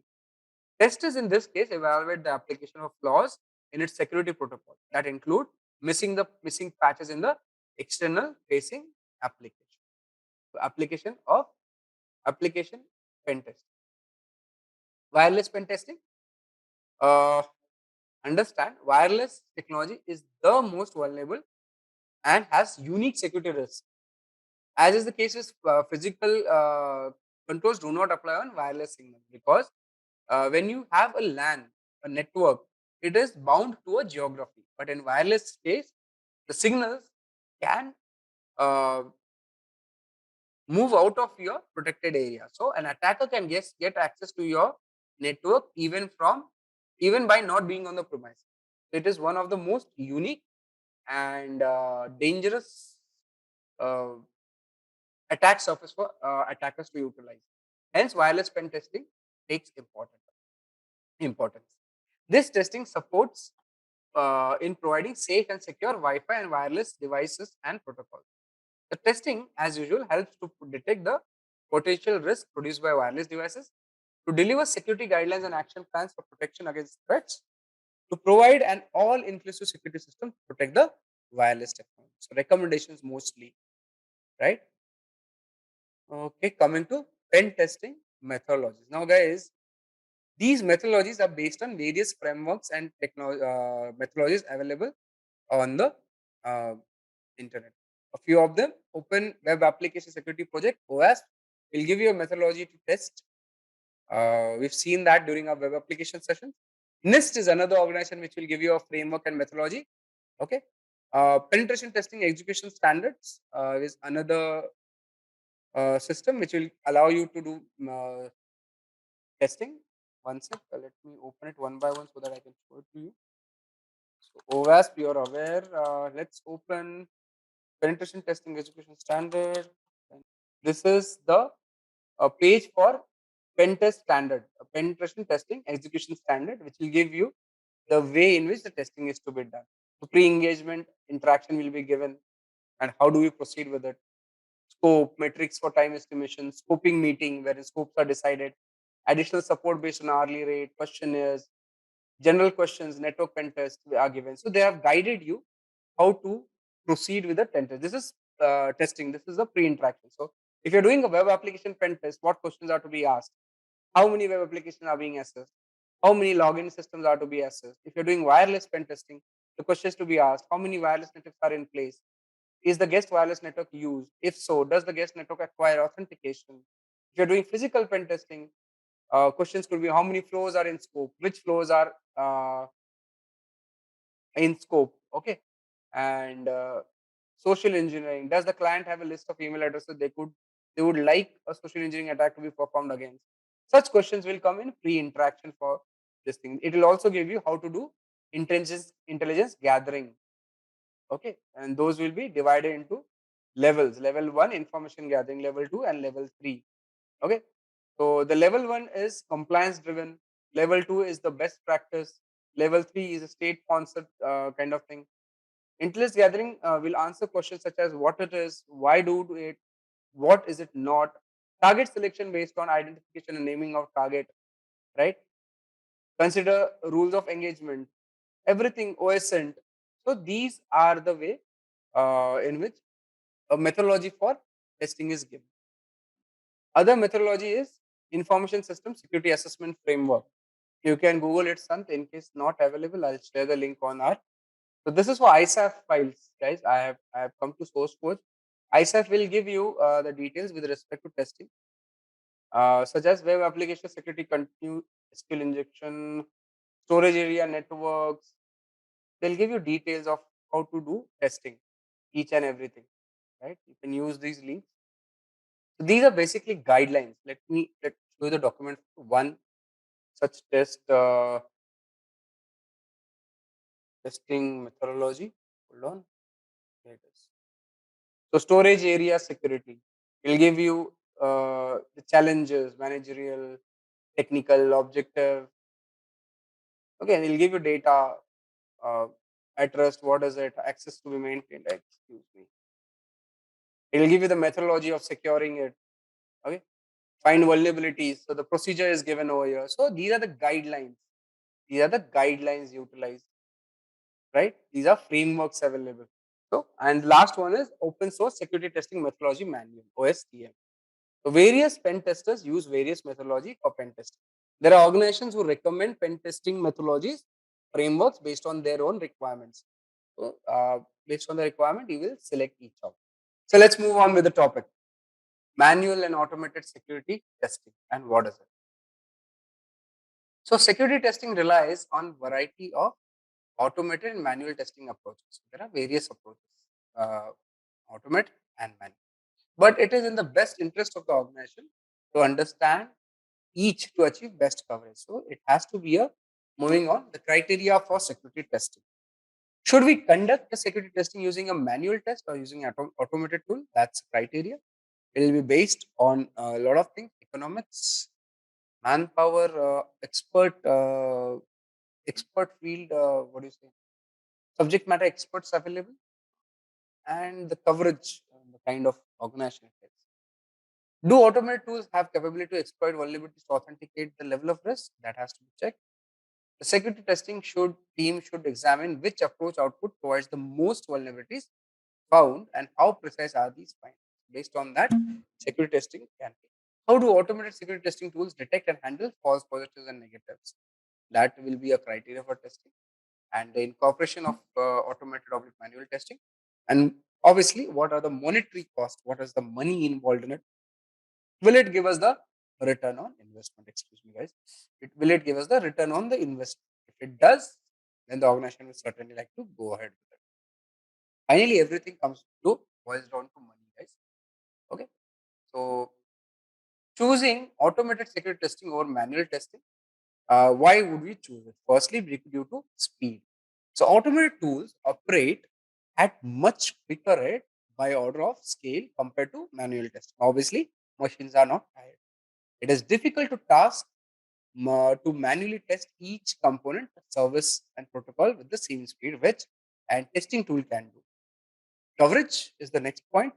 Automated tools are capable of covering a larger scope of attack surfaces, okay, a larger scope of attack coverage surfaces with more ease by implementing crawlers. If same scope of work needs to be tested manually, it will require a huge amount of time and skill to guarantee the same coverage. Coverage is good. Efficiency. Automated tools are capable of processing large volumes of work with great efficiency. Obviously, they don't get tired. Automated tools can adjust and execute a large number of payloads for each test based on a set of defined criteria. Then comes credentials. As a part of product testing, automated tools could go through intensive product testing for consistency and legitimacy. Okay. Basically, the commercial ones only one will be able to do it. If you do not have a commercial ones, maybe not uh, legitimate, or the complete service will not be available. Whereas manual testing depends solely on skills and experience of the individual testing the system. Reporting. These automated tools are capable of generating reports with great ease and speed. Typically, they have inbuilt graphical features to draw charts for effective visual data comprehension. While investment, return on investment. So there are an ample number of open source automated tools for vulnerability, but open source tools don't come with support or warranty. They are good commercial solutions at a cost. The investment, if you want to invest, then good commercial tools available. If not, open source available, but open source tools do not come with warranty.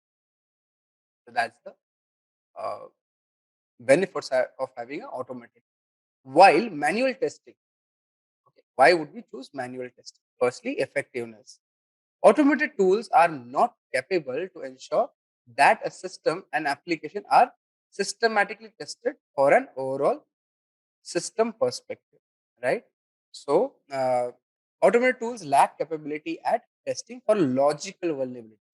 There are certain type of findings at business logic review that needs an experienced manual tester who can exploit and validate all potential security scenarios. We need someone who can validate validate it. So now these automated tools results typically contain a good volume of false positives and could lead to false sense of security or lack of security. These inaccuracies are due to inherent tool weaknesses and lacunas. These this gap demands the expertise of a manual tester to validate the results and identify accurate security findings. Coming to accuracy, automated tools heavily rely on their updates and signatures to detect vulnerabilities. So, if a zero-day vulnerability is announced and is seen in the environment without a signature, it is impossible for automated tools to discover this vulnerability. Whereas in manual testing, the tester will create his or own exploit dependent on the context and vulnerability. Okay, coming to reporting. Once the manual testing is completed, the tester will create a comprehensive report describing the vulnerabilities identified, exploit used, risk collected, ratings, and any supportive evidence along with mitigation recommendations. The report could also be fine-tuned to the needs of the stakeholder to provide an understanding of the risk exposure, thereby creating a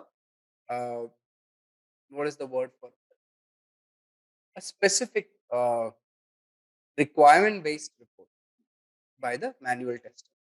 Okay, what is the investment? The cost of manual testing depends on the scope and size of engagement, and the cost is based on the number of testers and obviously the experience of the testers. Based on these factors, organization can decide if they want manual testing or they want a automated testing or a combination of the same.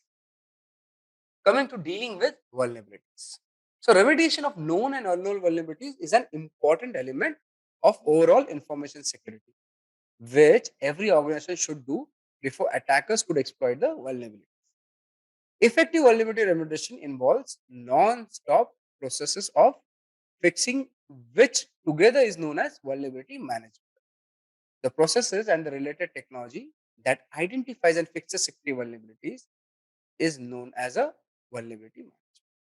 The systematic use of this process ensures the business system and processes are protected from cyber attacks, viruses, worms, and network-borne attacks. Right. So the ever-increasing volume and widespread exposure of data has led to an increase in cyber attacks, which underlines the pressing need for an efficient process to handle the vulnerabilities. So how do we do it? We test and apply patches. This we have covered in patch management. Remediation scan. Every time a patch is updated, a security measure is put in place, or issue has been resolved, remediation can is to be done to check if the issue still stays, if the issue has been resolved. Tracking the systems, categorizing the asset, the most important thing, which will allow in a great deal to put up the requisite controls. Scanning for vulnerabilities. It's a periodic measure, has to be done in order to check if new vulnerabilities have popped up and if the old ones have been remediated or not.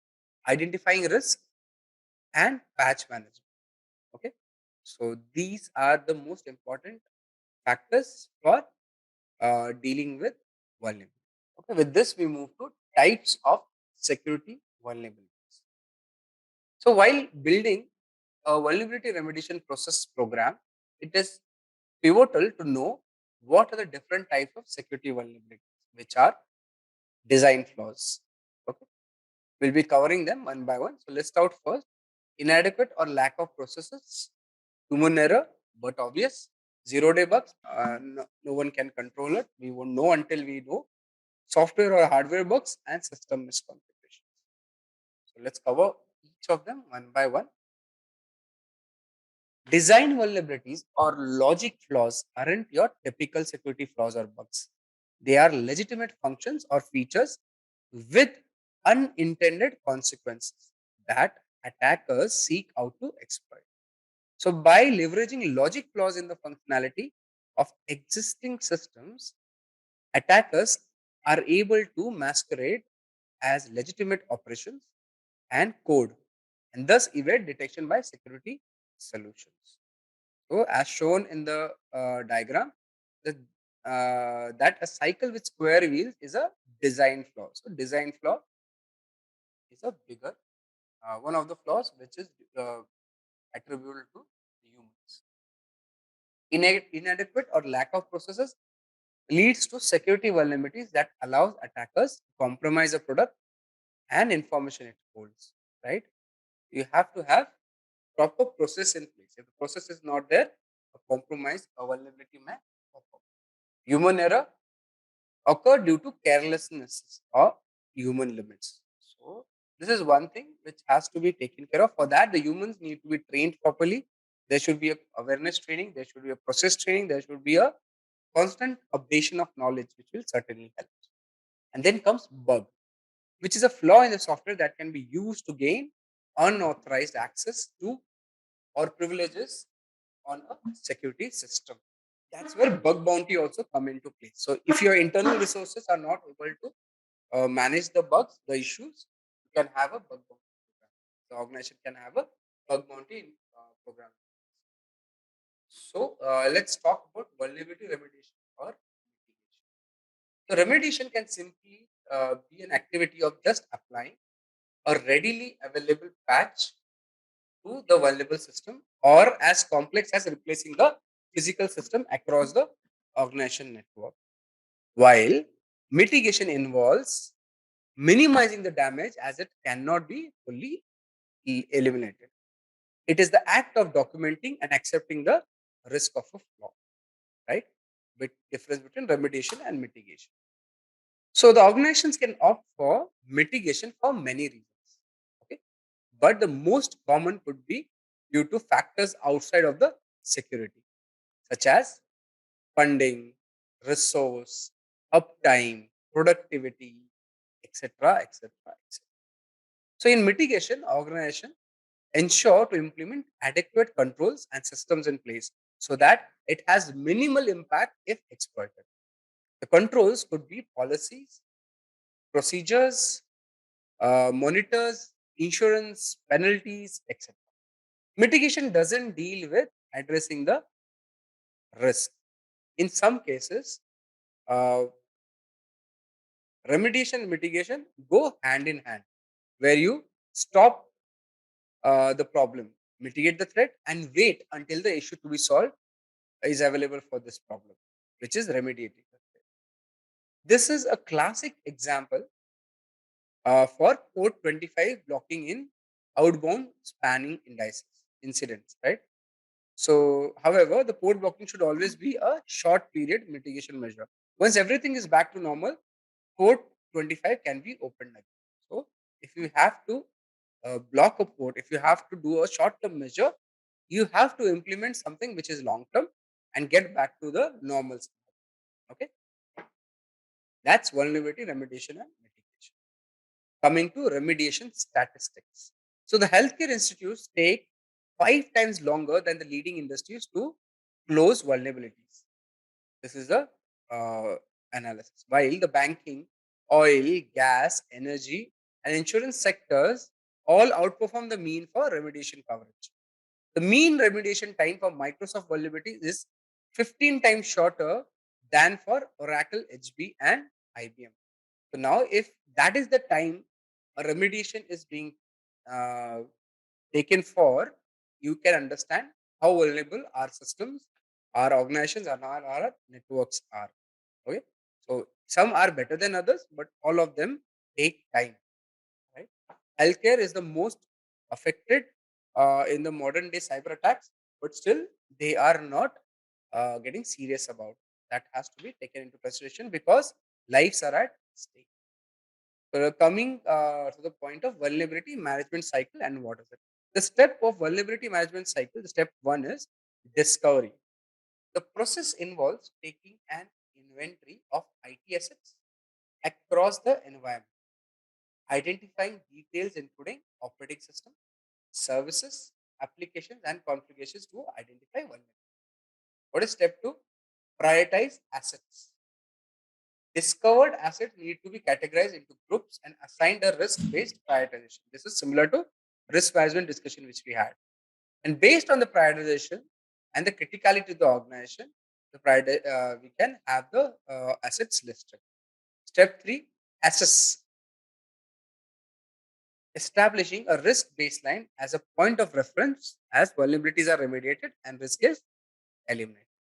While step four, remediate.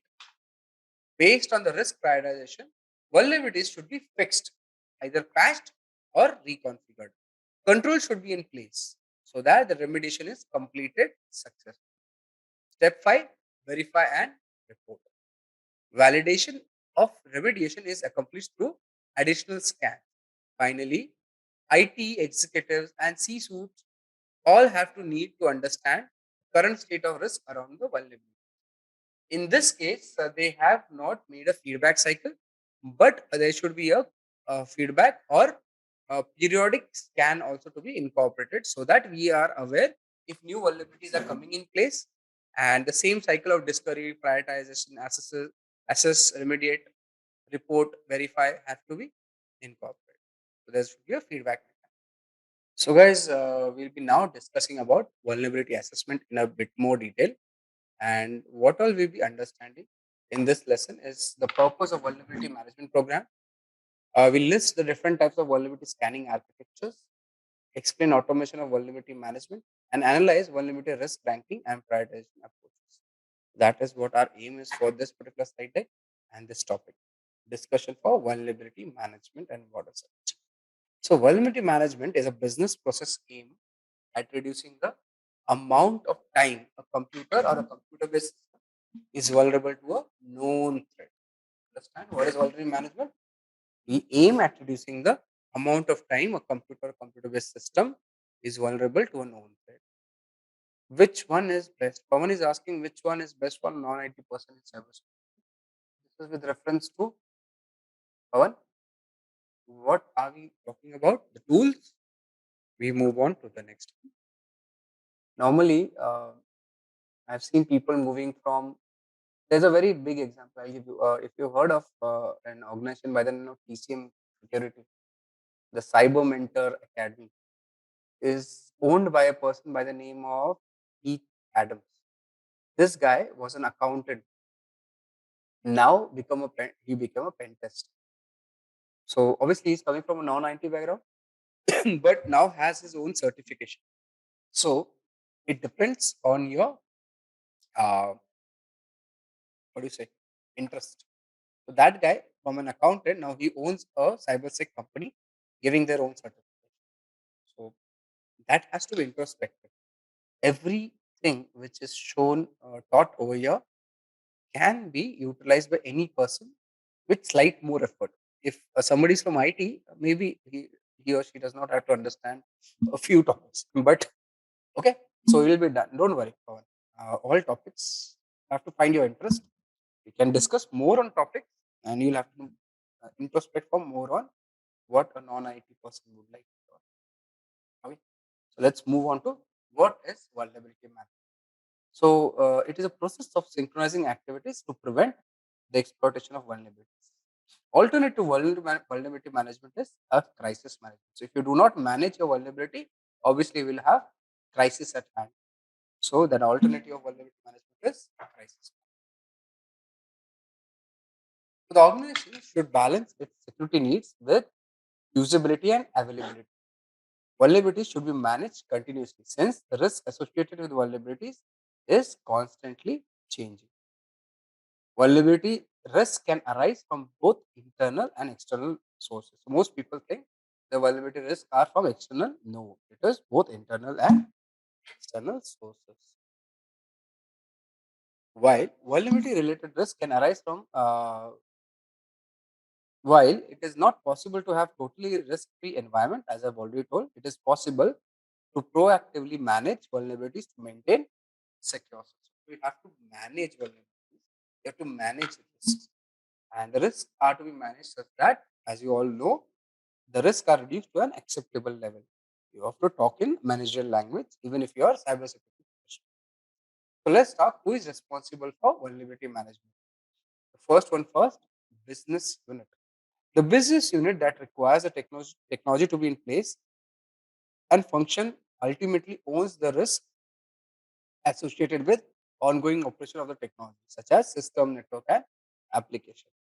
The business unit is responsible for working with IT to identify mutually agreed upon maintenance windows that will allow for patching and other maintenance activities to be performed.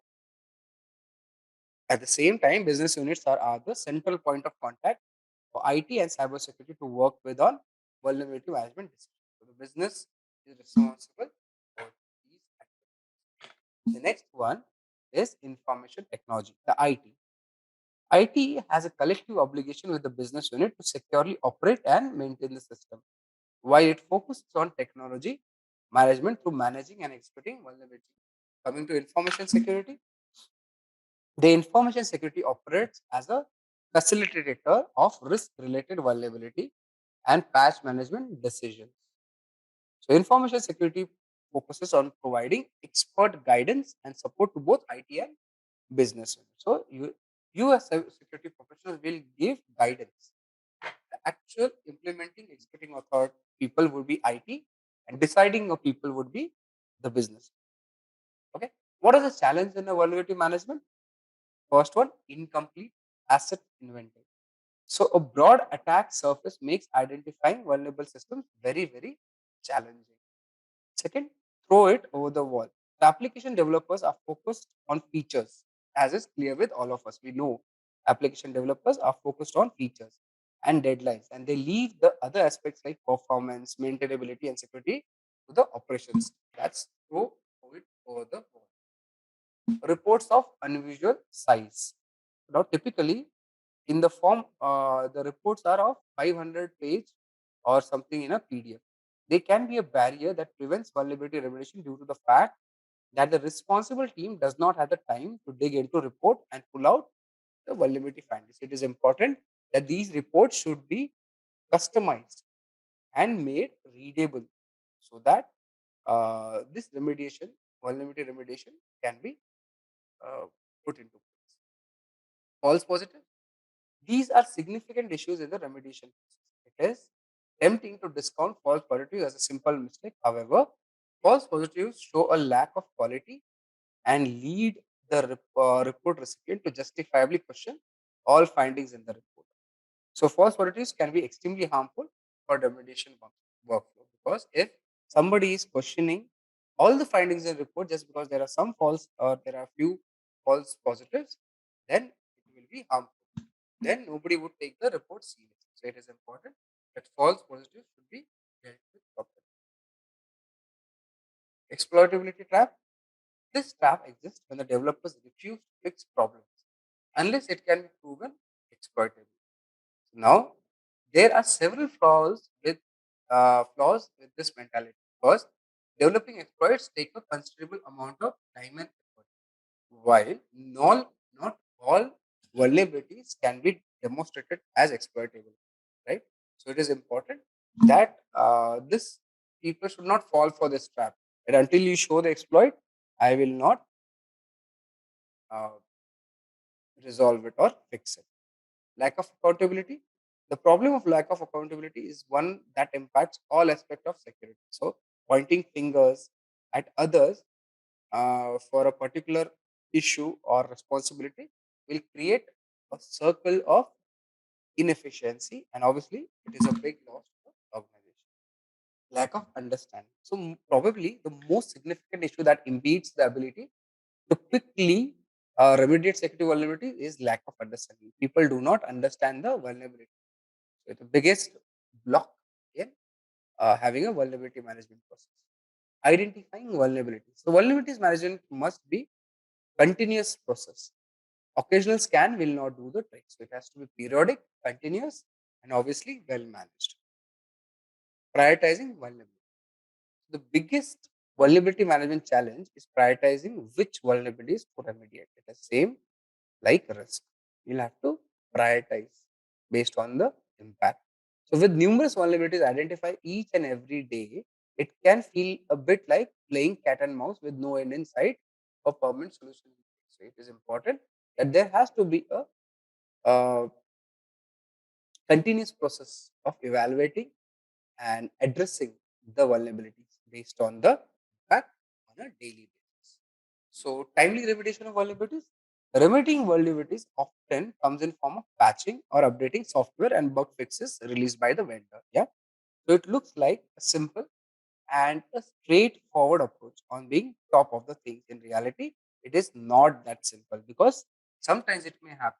One patch may resolve one issue but may create four more. So it is important that a proper monitoring of patch management and bug fixing to be taken place. Right? Implementing anything on the production environment should be monitored, understood, tested prior. Tracking the vulnerability management. It can be difficult to manage the full vulnerability management process from start to finish. In many cases, organizations conduct one time or infrequent vulnerability assessment because of the manual effort. So, the effort, although it is manual, it is important, it has to be done. Huh? So that is what organization shy away from. So, that's a challenge in vulnerability management. So, with this, we complete the challenges in vulnerability management, and we have uh, to discuss on vulnerability management program, wherein how to implement and sustain a strong vulnerability management program. The vulnerability management field mainly emphasizes the method by which the organizations recognize, investigate, and manage vulnerabilities in and around their IT landscape. So, vulnerabilities uh, management is a key section for in formulating for and defining the suitable implementation of security controls and management of risk. It is rational to say that uh, vulnerability management is dominant to cyber resilience. So, what are vulnerabilities? How vulnerabilities in the organization causing disruption, and what is the impact of exploiting this vulnerability? We will be covering one of them. So, a vulnerability management program should move beyond the traditional domain of vulnerability management and into dialogue of risk management. So, we'll be talking about it quite a few times. We have to look into risk management methodology or mindset every time you handle vulnerability. Okay, the first phase will involve defining a strategy. The first phase of rising vulnerability management capability in an organization is to define a strategy for achieving the organization's goal of achieving a vulnerability management. The strategy aligns the vulnerability management process to the organization's requirements and critical success factors. Defining the strategy includes gathering input and support from all stakeholders, an activity that forms the initial engagement strategy. It is important that all stakeholders will will get involved in this case. We have to align the strategy, find out, and support all stakeholders. This guide lays out the discrete steps for developing a strategy that implements the vulnerability management program as described in this above. So, in this discussion, determine the scope of vulnerability management, determine the approved methods of vulnerability assessment, and resources for the activity. All these questions have to be answered prior to moving ahead. So, defining a strategy is an important phase. With this, we move to developing a plan. The strategy needs to be converted into a plan with rules and guidelines for vulnerability management teams. They need to understand what is expected of them and how they will use the resources they have. The planning phase consists of defining and documenting the plan, measuring of the effectiveness, defining training requirements, determining tools aligned to the strategy, identifying sources of vulnerability information, defining roles and responsibilities, engaging stakeholders, and developing plan revision process. Right. With this, we move to phase 3, implementation of capability. In this phase of process, the organization actually implements the vulnerability management plan and conducts vulnerability analysis and resolution activities. In this phase, team uses approaches and tools defined in earlier phase and mitigates the exposure to vulnerability based on SLA agreed in the plan. Yeah, service level agreement as per the plan decided. All through the process of the vulnerability analysis and resolution, the team ensures that the vulnerability is tracked through life cycle, improvement information is collected, and the risk management process is engaged where appropriate.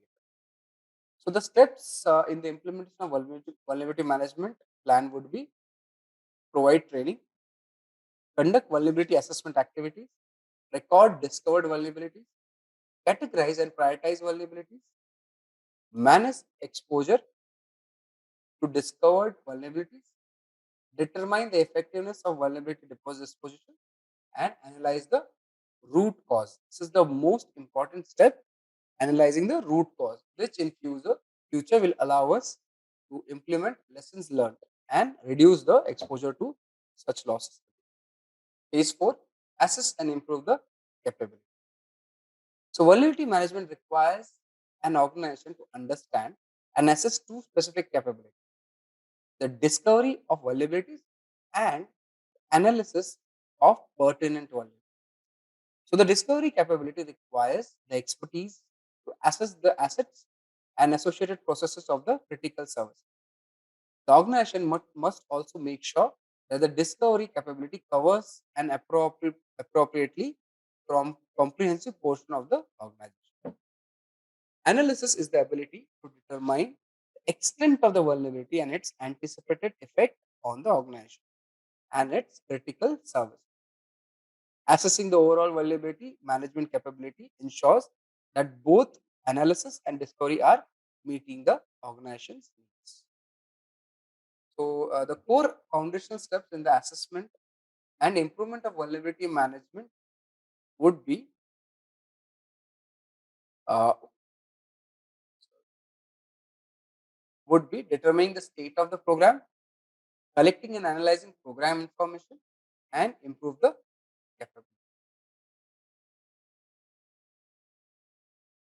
Okay. Now, talking about the vulnerability assessment and the steps involved in it. First, identifying or tracking the assets. So, build the asset inventory.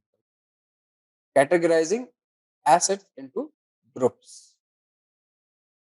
Scanning assets for known vulnerabilities and ranking risks.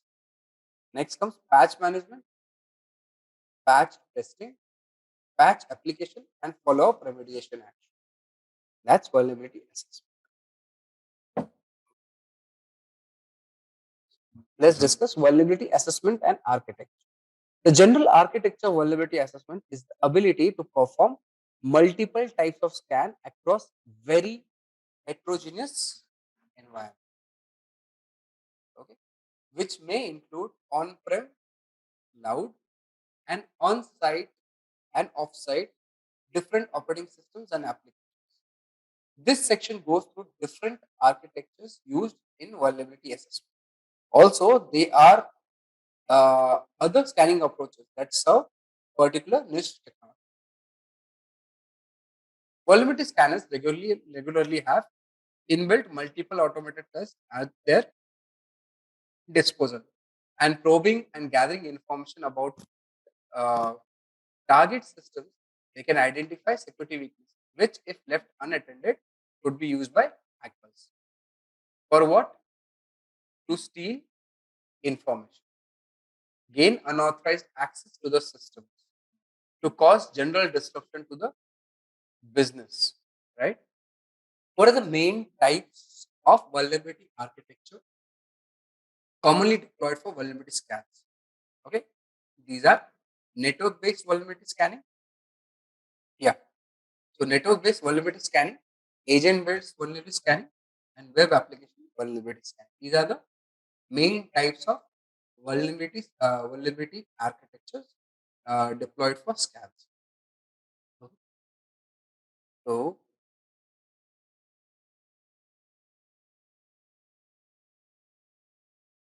moving on, common vulnerability scoring system (CVSS). We've already covered this once before. It is a framework for evaluating the impact of vulnerabilities and their basic features. So, you guys remember this, guys? We covered it, right? Was it a different section? CVSS rating, you remember? Yes. So this was covered before. It is a repeat now. The metrics, I'll cover it with those numbers. Yeah. Not exactly the numbers, but we've covered it. Yeah. So let's have look through it again. Thank you, Shirisha, for confirming an Afia. So CVSS provides vulnerability metrics that a security analyst can use to determine whether more action is required to address the risk. So vulnerability metrics can be classified into three categories: base, horizontal, and environmental, as we've already seen in the CVSS. The score is assigned to each of these groups, and each group has its own set of measurements which are combined to produce a score for that group. Covered this, we know where is it. Let's open it for refresher. CVSS calculator. On your screen is the CVS calculator I am referring to. You can have a look. How does it look? Remember, these are the. So we were referring to these three categories: base score, uh, horizontal, and environmental score. Right. The horizontal score, which is referring, is now known as temporal score. Environmental, temporal, and base score. Right. Then it was saying the score ratings. We've seen this. The base score will have, as shown in the screen, will have attack vector, attack complexity, privilege required, user interaction, scope, confidentiality, integrity, and availability. Right? Based on that, the scoring system will happen. If I click on it, you'll have the scoring system coming in place. If I just click anything, let's see if we get a scoring. Yeah, 3.1. If I say physical and make everything high, let's see, changed, high. It is increasing. You see, that's how it works. Base score. Right. The next one is impact and exploitability. Impact represents metrics for confidentiality impact, integrity impact, and availability impact of a uh, successfully exploited vulnerability. Right. The exploitability subscore indicates metrics for access vector, access complexity. Let's open this page and see. Yeah, we're talking about exploitability. Right. So the exploitability subscore indicates metrics for access vector, right? Uh, access complexity and authentication, and measures all well the vulnerabilities can be exploited. The complexity of the attack and the number of times the attacker must authenticate before he can positively exploit the vulnerability. Okay? That's the base code. Right? Next comes exploitability, remediation level, and report confidence.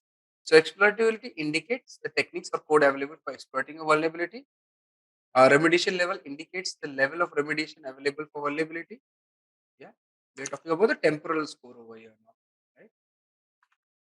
And report confidence indicates the degree of confidence in existing vulnerability, right? Moving on to environmental score, it indicates that this is the environmental score. It indicates the characteristics of weaknesses that are affected by users' environment. Apply the highest score to the most important assets as these assets have higher value for the companies. Okay. If you increase this, values will see values are changing. So it consists of metrics such as collateral damage, countries metrics such as collateral damage, potential indicating a loss of life or loss of physical assets due to damage or theft. Target distribution indicates the number of vulnerable systems in users' environment. Okay. Confidential requirement indicates the level of confidentiality that can be compromised when vulnerability is exploited. It consists of integrity requirement, which indicates how much integrity is lost when a vulnerability is exploited. And availability requirement indicates the level of impact a vulnerability has on an asset's readiness. Okay. That's CVS. The next one scoring system is Common Vulnerability Exposure, CVE, which also we have seen once before. So what are CVE? So the Common Vulnerability Exposures or CVE is a list of publicly revealed information security vulnerabilities and exposures. CVE is overseen by MITRE, and funded by US Department of Homeland Security. CVE was first initiated in 1999 to recognize and catalog vulnerabilities in software and firmware. So it provides an open glossary of vulnerabilities for enterprise to use and improve their cybersecurity. It provides a brief description of vulnerabilities. It doesn't include technical data or information about risk, impact, and fixes. A CVE ID provides security professionals with a reliable way to tell one unique security flaw from another. So CVE is used to denote various vulnerabilities and discoveries year-wise. So let's see CVE once before we proceed for the next discussions. These are the databases available. The CV looks like this. See, these are the CVs. I've shown it a few times before also. And based on the CV list, you can select a CV number. This is a new CV website. You have the latest CV somewhere. See, the CV number ID is CV, the year, YYY, and NN, double N is the CV nomenclature. Where can I find CV? Okay, we can get it from Rapid7. Let's talk for Eternal Blue CV. So CV, this is how a CV number looks. Seen guys? So this is what we refer. It will have the non-technical details of a CV and complete references given over here. We've already talked about this once. So moving on to next one, VDB, Vulnerability Database VDB. So VDB is a central platform whose objective is to collect, maintain, and disseminate information about newly discovered vulnerabilities, right? In software and hardware. The VDB will usually provide a detailed definition of identify vulnerabilities, evaluate the potential impact on the affected system, and update to mitigate the issue, any workaround. So the VDB is another database which helps. One sec, let me see if I can get VDB. It is maintained by National Institute of Standards and Technology, the NIST, and this database. This is how NVD data dashboard looks like, maintained by NIST, the National Vulnerability Database. CVs are given over here, the scores are given, and the VDB mentions this database list. Okay. So like it said, it is a central platform whose objective is to collect and maintain and disseminate information about newly discovered vulnerabilities. Okay. It provides, like I said, a detailed definition of each CV. So moving on. So the vulnerability database platform will allocate a unique identifier for each vulnerability catalog. The vulnerability database information will be available via web pages, okay, APIs and newsletters. Okay, and the National Vulnerability Database, the NVD, it is a government data repository, data repository for standards-based vulnerability management information operated by National Institute of Standards and Technology, NIST, as we've covered. NVD uses security content automation protocol to automate vulnerability management, security, and compliance. It includes security checklist references, software flaws, configuration errors, product names, and impact metrics. You can check it out on nvd.nist.gov. You can check it on what? nvd.nist.gov. Okay. How do we select a technology for vulnerability management? So the primary step in product selection is to understand the business requirement. You have to find the business requirement. So the procurement of vulnerability assessment platform is a complex process. Deploying solution has a great dependency on vendors, okay? And the time among discovery of new vulnerability has shrunk. The primary step is in product selection is to understand the business requirements for vulnerability management. It is also important for organizations to take into consideration some finer characteristics while selecting the solution. So vulnerability assessment itself is a complex program, and if an organization selects a complex platform that is tough to understand and navigate, will make it even more difficult. So the organization should decide which team should be responsible for owning and utilizing the vulnerability assessment solution, and they should extend access to the operation and infrastructure team who are not necessarily experienced in using security products. Right? That's one way. Also, key aspects to be considered by an organization while selecting a vulnerability assessment platform would be based on tons of features and requested support.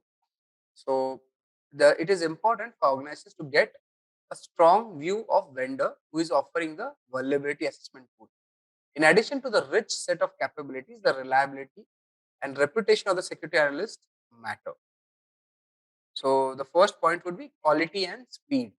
So a vulnerability scanning process is a real-time process, and that is highly time sensitive. So assessing the dependability and speed of the vulnerability platform is crucial for business continuity. User experience, one of the important factors. The product should be easy to use, navigate, and most importantly, provide an easy way to interpret its capability. We do not want all the jargons. We want something to interpret for us, make it easier for non-IT, non-security staff to understand. The operations people basically. Compatibility, the platform should easily integrate with existing IT ecosystem. It is also crucial that the tool is compatible with all legacy systems. We do not want to discard the legacy system. Since fixing unreliable legacy system is a mammoth task and the teams can initially be hesitant to rely on and assess vulnerabilities, right? Next point for selection of a technology, cloud support. The platform should be able to identify issues with configuration of as, that is infrastructure as a service, PaaS as a platform as a service, uh, and SaaS, software as a service. Real time as well as support all types of configuration to provide regular scans through various types of systems.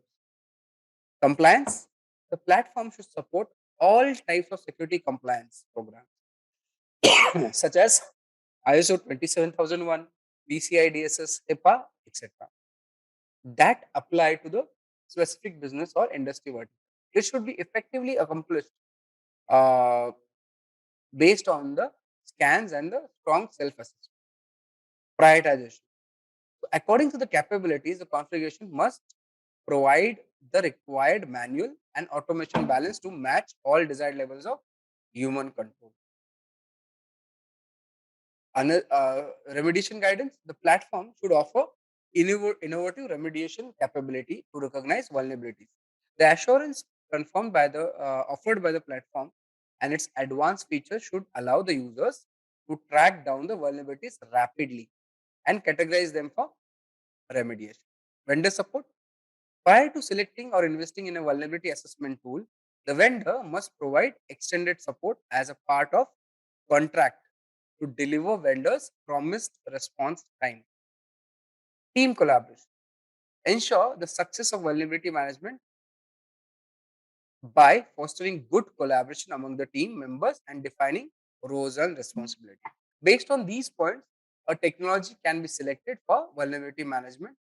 The aim would be business continuity, the strategy, and obviously the economics and operability of the solution. Let's talk about the automation in vulnerability management. A vulnerability automation platform should allow users to automate essential manual steps and reduce the organization's attack surface. According to a statistic, 60% of the organization's data breaches involve vulnerabilities wherein the vendor has released a patch but was not applied. So the organization should proactively detect security vulnerability. This is crucial part of a cybersecurity policy for both small and large organization, even though it is known to be a exercise of frustration. So the organizations can automate vulnerability management processes such as detection, analysis, and reporting using security orchestration and automation platforms. Integrate vulnerability scan finding from your vulnerability management solution and identify and remove vulnerabilities in the environment. Filter and remove low and informational vulnerabilities as per defined policies. Using multiple vulnerability database, automate the findings, diagnosis, and remediation. And using common configuration management database and scan the host owner information. Automatically create tickets in enterprise ticketing tool, assign vulnerability to host owner for diagnosis and remediation activity. Automatically track the remediation updates and escalate to asset owner hierarchically as appropriate. after say 30 days, 60 days, 90 days, etc., etc. So based on the policy in place, right? When the asset owner marks the vulnerability as resolved, auto initiate one more scan to confirm remediation. It is important that remediation has to be confirmed or a remediation scan has to be done. What are the benefits of automation in vulnerability management? First, it removes the manual efforts employed in vulnerability management process by automating data feeding, triaging and monitoring of vulnerabilities reported until closure and rescanning. Second, it reduces duplication and error. So vulnerability management scan will produce a lot of vulnerabilities that could be duplicated. So automation saves time by removing duplicates and filtering scan results to remediate vulnerabilities the organization's IT ecosystem is facing. Right. It also helps in streamlining the actions. As a part of vulnerability management process, automation modernizes and normalizes multiple processes. And automation of systems and providing visibility of IT footprint of VM processes would save time, demonstrate a return on investment. Primarily, detecting vulnerabilities, saving time is the return on investment provided. Execution, reporting, and analysis. So, reports are a crucial factor to consider throughout execution, reporting, and analysis. This process must be maintained and monitored with actionable information. If the manager responsible wants to know most important areas of IT infrastructure to remediate, this information should be readily available to them. The IT engineer responsible for performing technical remediation tasks wants to know what exactly to remediate and how to do it. It is not adequate just to state that the system XYZ has critical vulnerability. So everybody should be clearly aware and made to understand what is required. Discovery reports. The discovery process is typically a mixture of both manual and automatic tasks. The basic goal is to understand how many targets are in the organization's environment, what kind of targets exist in the IT ecosystem, are there operating systems, applications, and other infrastructure elements, what are the configuration items of the target system, where are the targets located physically and logically, and what is the business value of each target of the organization. The basic idea behind these questions is to understand what system and components constitute the organization's IT environment and how exposed these systems might be, right? So the evaluation should gather two kinds of values: the direct cost of replacing the assets, the internal hardware and the software components, and the profit derived from its use, right? The profile reports provide a detailed overview of the ecosystem in terms of IT architecture. It helps to compare the number of hosts deployed across the back office and revenue generating system. It provides a chance for senior leadership to demonstrate how the assets are aligned with business priorities. Audit reports, these are highly operational. They can be performed automatically and on demand as remediation activities takes place, right? You'll have current audit status reports and audit schedule reports. Compliance reports, these are policy compliance reports which are significant item in vulnerability assessment. It helps organization to ensure compliance with different standards and regulation, which is a must. If the organization does not comply with the different standards and regulation, it may face penalties and thereby have a financial effect on the organization and the reputational effect also. The compliance report serves three primary purposes, right? Identifying the level of compliance of each system, network, or business unit, identify which configuration item needs to be changed, display historical compliance performance for systems and business units. So moving on for principles of mitigation. So a vulnerability remediation process is similar to bandaging, right? Bandaging or spackling a wound. That is, it is more like a surgery. If a vendor modifies the source code, the resulting healed software compilation is still vulnerable to other bugs. So enterprises should be aware of this fact. What does it mean?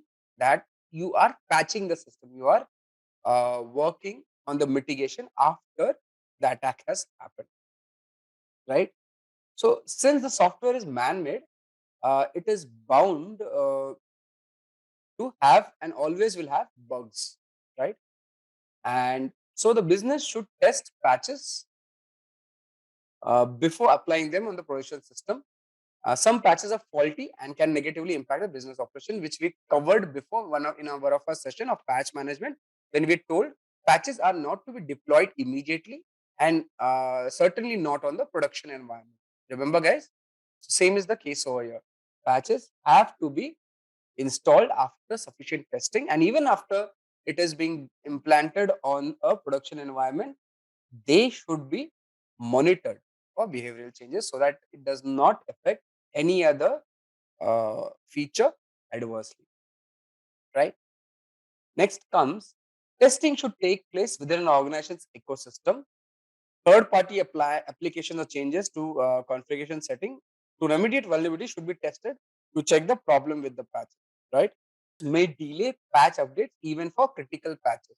So until many patches are available or until the next patch cycle, that is maybe a monthly, quarterly, or yearly patch cycle is complete, till then the organization can delay so that a composite implementation can take place, right, guys? Similarly, an automated remediation software can be used to expedite the remediation process, reducing the security remediation costs. So after the remediation process, has been completed for the system and application, the security team should rescan to ensure that the fix has been properly implemented. We've been covering this quite a few times, that each and every time a particular system is uh, fixed, remediated, a vulnerability is remediated, it is important that we need to rescan the system for checking if the vulnerability has really been rectified. So scan reports, which are important in most of the cases to have a decent understanding of how the scanning happened, what was the finding, and this is same utilized for compliance and regulatory requirements. And these compliance and regulatory requirements are for various regulations in the world. One could be HIPAA, one could be Gramm-Leach-Bliley, one could be Sarbanes-Oxley, one could be HIPAA. I covered HIPAA, right? Say GDPR. So based on the compliance requirement, these reports will be utilized, and these are forwarded to the higher management.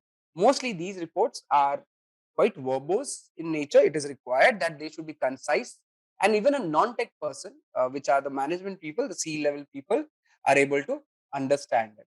Okay, so that's where our principles of mitigation are done with.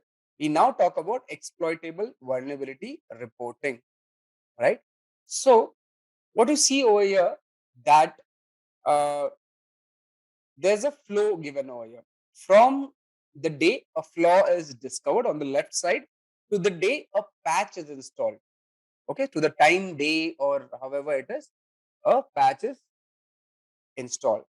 In between, it starts from the black risk when the flaw is discovered to white risk when the patch is installed.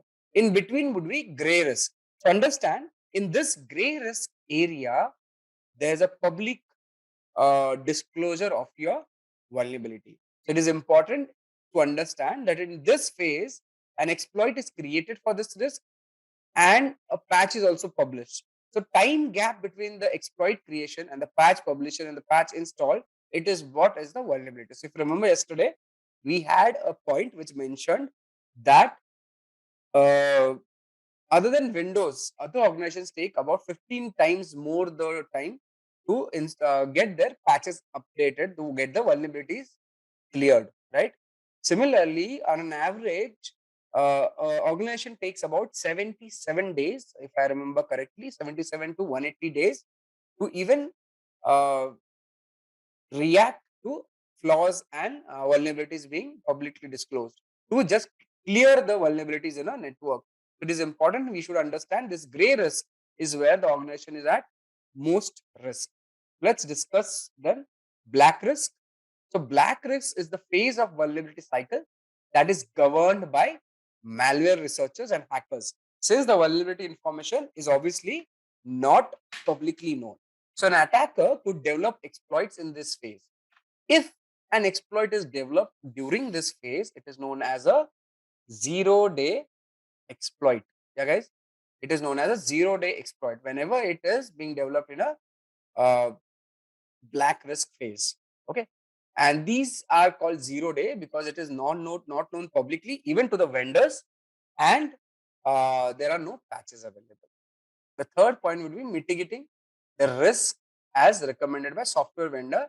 So in addition to applying the industry recognized best security patches and defense and depth strategy, it is important that the black risk area can be uh, utilized by vendors to create patches and understand the recommended settings for a particular application given by the vendor. Coming to gray risk. So gray risk is the phase of vulnerability cycle that is administered by the vendors, since the vendors are dependent on end users to develop the suitable patch to fix the vulnerabilities. Exploits may be developed during the gray phase, and if an exploit is developed in this phase, it is not considered as a zero-day exploit. So any exploit which is developed in a black phase is zero-day. Exploit after that in gray risk are considered as non-zero-day exploit. Okay, or just exploits. Coming to white risk. What is a white risk? White risk is the phase of vulnerability cycle that is overseen by a system engineer. So subsequently, the task of installing the patch is allotted to this particular system engineer. So exploits may be developed during white phase too. So if an exploit is developed during the this particular phase, it is also not considered a zero-day exploit. So mitigating the risk as recommended by software vendor, in addition to applying industry recognized best security practices and defensive strategy, is a part of white risk vulnerability management. So that these are the three risks: black, gray, and white. So coming to one of the most important parts of modern day organization networks, which are cloud. So most organizations have shifted to clouds. So you need to maintain the vulnerabilities in the modern day clouds too. So what are the types of vulnerabilities in the modern day clouds? One, as usual, which is same in a in-premise case also, that is, it is misconfigured cloud storage. So misconfiguration was a part in the previous case also. Insecure APIs could be a part of the previous case also. Loss or theft of intellectual property, quite possible. Loss or control of end user action. Poor access management. So no matter how strong are your policy, if the cloud does not have a strong access management, then also the organization is negatively affected. Non-compliance or violations and regulatory actions. So that is a big problem. If in case the organization has completely outsourced, an organization has completely outsourced their processes, their data to another cloud, to a cloud, what do you say, infra, to a cloud organization, and the cloud was unable to secure the data and there was a breach. In spite of that, the primary organization who had outsourced the data will be penalized for regulatory action, not the cloud. The cloud may become may have some penalty, but the primary penalization will happen to the organization who have outsourced it. So this has to be remembered. And next point would be contractual breaches with customers or business partners is also a issue in case of, or vulnerability in case of the cloud. So these are the most common vulnerabilities in the cloud. So we'll be primarily doing pen testing based learning for next. And how are we going to process? So let me give a small introduction before we start. So firstly, what is pen testing? Yeah, right. So what is pen testing? So before we go for the hands-on technical aspect of ethical hacking or pen testing, you need to understand more about what is a pen tester's job or responsibility, right? So you need to understand about a pen tester's jobs and the responsibilities and what processes are followed in performing pen test, right? Which will be primarily finding vulnerabilities, guys. So a pen tester's job. Oh, let me select the pen. Red one will do. So a pen tester's job will be primarily finding vulnerabilities, right? Abilities, right? And these will be uh, in the network, system, applications, right? A pen tester will do it. So the importance and relevance of cybersecurity. Yes. Sudhakaran, red team would be the defending team. A pen tester will come, can be a part of red team, obviously, but we are now red team also. I stand corrected. Blue team is the defenders team. Yes, pen tester can be a part of a red team of an organization. It can be also outsourced. My fault. I was thinking something else. So now we know a pen test or a pen test is an ethically driven attempt to test and analyze a infra. So it is something known as ethically driven attempt to test and analyze the resiliency of a system. So penetration test involves using the same tools. So what is this guy uses the same tools uses same tools as a black hat hacker, or can be called as a cracker or an attacker, right? It is the same set of tools and the same methodology. So a pen tester uses the same tools and same methodology to protect the network, which an attacker uses for malicious intent, right? Okay. So there are a few rules of engagement which we need to know before you go for pen testing. Okay. So we'll talk about rules of engagement, ROE. Even in the defense forces, in the military, there are rules of engagement which are basically created to ensure a certain uh,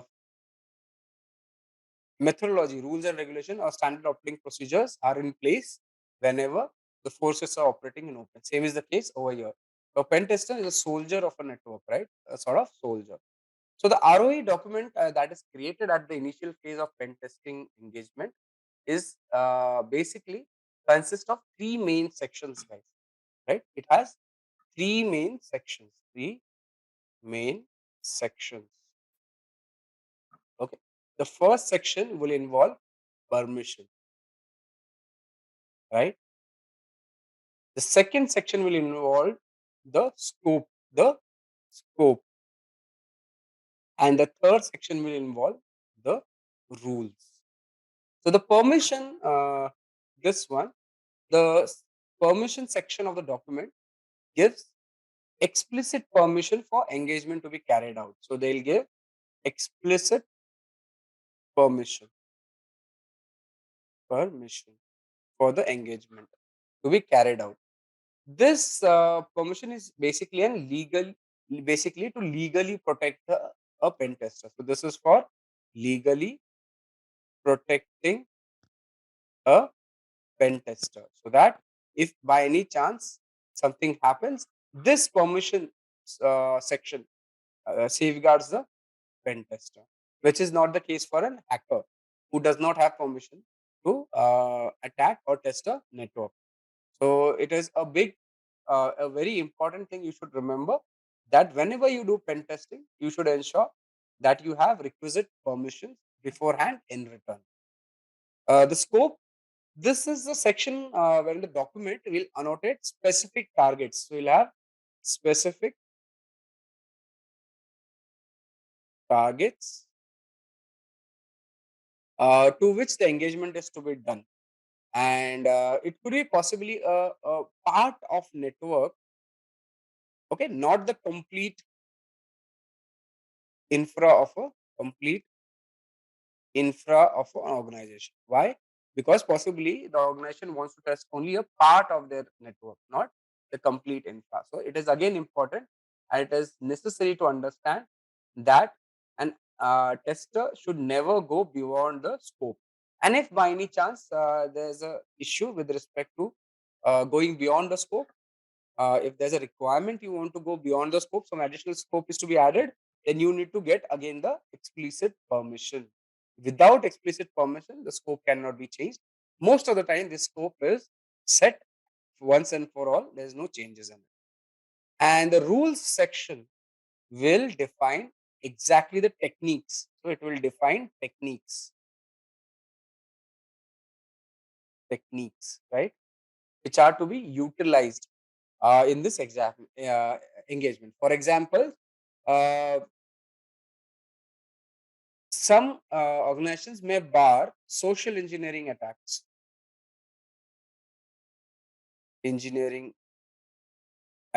or testing. They may bar, say, DOS or DDoS attempts. They may not want an tester to do a MITM attack. Okay, they may not want the tester to address a particular network segment, right? So these will be the rules will be set. And this is a document. This is a document which is known as rules of engagement. This will certainly give safeguard an organization or an tester against an issue which may arise after the testing happens, or safeguard in case there's a legal issue which comes up. So in that case, you will tell that this I had an explicit permission for this to be done. You will be safeguarded, right? That's rule of engagement. We covered various pen testing methodologies based on frameworks, remember? And those frameworks we've covered OSSTMM, that is Open Security Testing Methodology Manual. So let's talk, remember, have a reminder of sort, a recap of sort for them. So the frameworks for pen testing: first, open source security testing methodology. Second, OWASP, we've seen it. Third would be NIST. Fourth would be what was it? Penetration, PTES,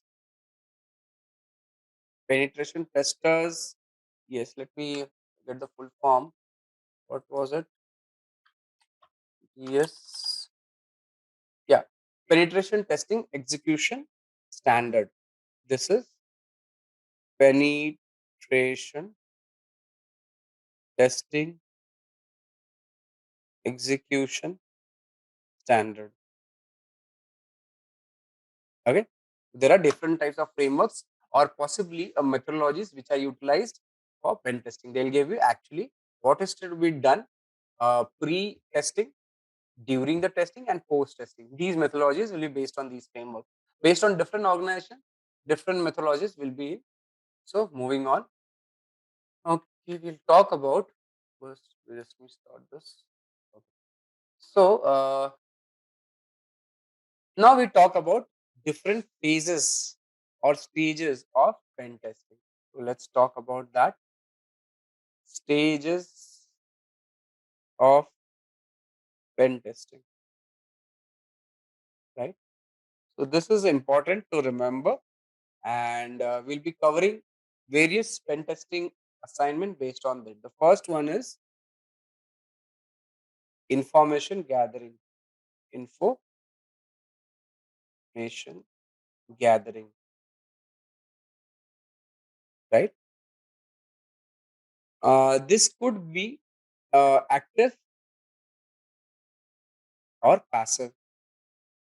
In passive, publicly known information is gathered. In active, you actually probe the organizations, websites, various other uh, methodologies wherein you actually contact the organization for information, right?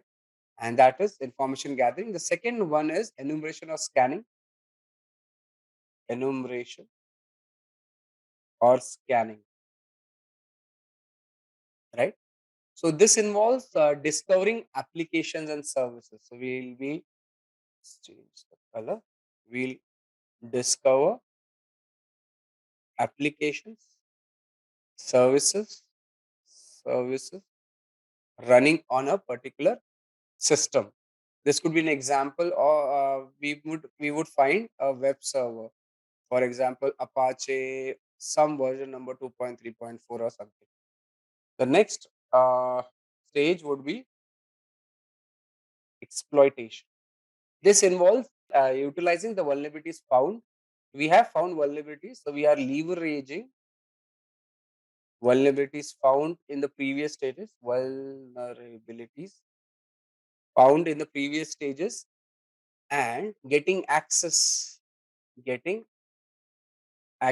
the infra, access to the infra. Okay, that's exploitation. Point number 4. After you have the first foothold on the network, you need to do post correction, privilege escalation, right? So once you have successfully exploited a system or an application, so you have gained initial foothold. Then this stage, the privilege escalation stage, is an attempt to expand the access of the system. Expand the access of the system. Okay, basically, we are trying to get root access in case of Linux. So in case of Linux, it is known as root access, the topmost access. And in case of Windows, it is known as NT security access. Okay. So basically, these are admin access of the machine. That is privilege escalation. Post privilege escalation, the stage comes, which is known as post privilege escalation comes post exploitation. Exploitation. This is basically for collecting the loot. The loot.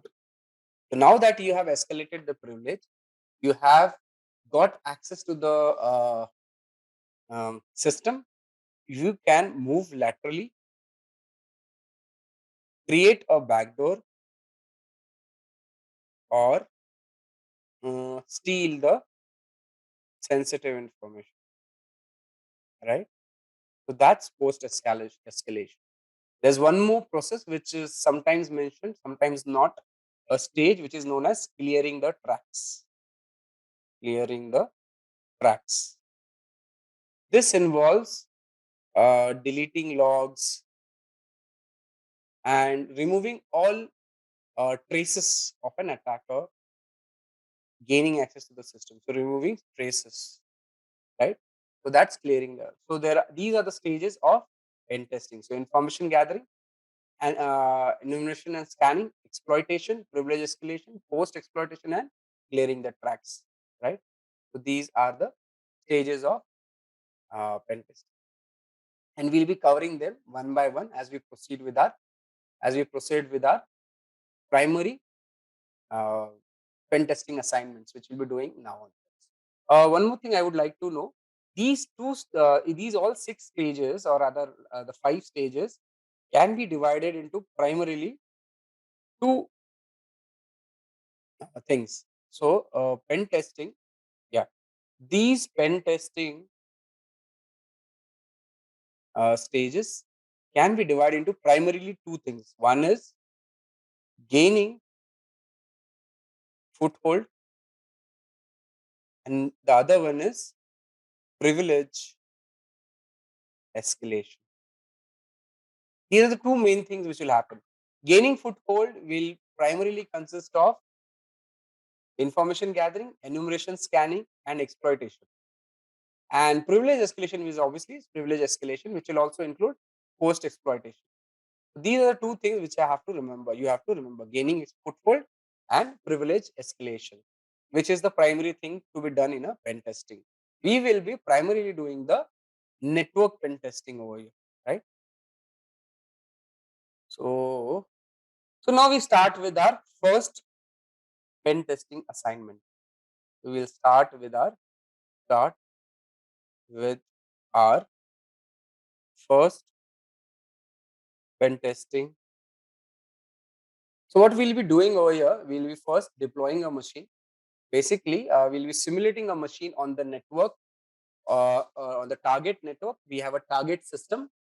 Then we'll do the recce, which is a part of the information gathering phase and enumeration phase per se. So in the recce phase, we'll be using Nmap. We'll be using primarily Nmap to gain information of the network. We are pen testing a system. I'm opening my terminal and my web page at the same time. Let me logging into TryHackMe. Do I need to log in? I'll have to start the machine. Hold on. And let's start this machine.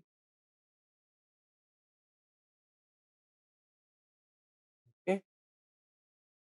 Open.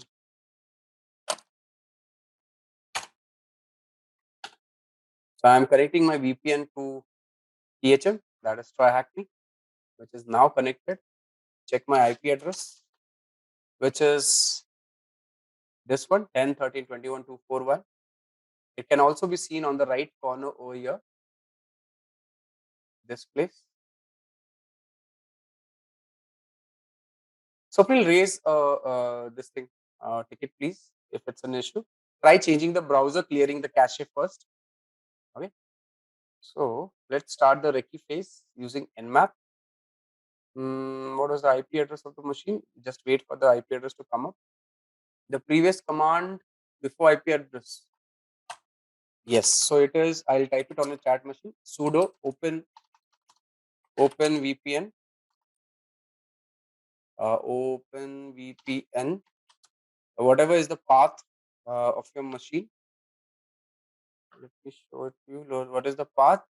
And in my case, the VPN machine is thm.ovpn. This one. So I'll show it to you here also. Yeah, here it is. Here it is. If you want to see further, this one. So I gave a path sudo. I gave the application is OpenVM. Gave it sudo connectivity, sudo privileges. Then gave the directory where the OVPN file is there. And when do I know it is connected? This is the last line which is important. Initialization sequence completed. That's I know. That's how I know the VPN is connected. So then I'll open my second browser. Check the IP address. So this TUN0 is tunnel 0. That is the VPN IP address connectivity. ETH is my primary Ethernet connectivity. Okay. Now at the same time, the right corner on the Kali machine, you'll see an IP address. That's how you know the VPN is connected. Okay. So the machine is deployed. We don't require this anymore. We'll get our, okay. Let's get our machine ready. The attack machine's IP address. Yeah, we got it now. Copied. 10.10.155.117. 10.10.155.117. So I can see if I can ping this particular machine 155.117. So the machine is now connected. So I'm a part of their local area network, which in turn allows me to work on this machine, to pen test this machine. That is what we are doing right now. We'll be pen testing this machine. So firstly, first thing first, we should understand what is Nmap. Okay. So Nmap, as you all know, is a free open source Nmap. So So it is a free open source network exploration tool and security and port scanner. There's a great detail of description giving in man nmap. There's an example given how to scan a network. This is for all comprehensive scan, right? With everything is scanned in this command -a-t4. So T4 is the speed. You can change the speed based on from 1 to 5, right? And so the first step first will be now collecting information. I can go man nmap and use my up and down arrow to read through with it. If I want to exit, I just type Q and I'm quit. I quit from this page. Now we start the recce of this particular machine, get the details of this machine. There are various commands. One command which we'll be using over here, nmap 10 dot, what was the IP address? So we are doing information gathering now. 10.10.111.155.117, right? We'll do 10.10.155.117. Okay, great. So first step of compromising a given machine is port scanning with nmap. So we'll be using these switches -sv for service version discovery and -sc for automatic script checking. And what else do we want? This should do.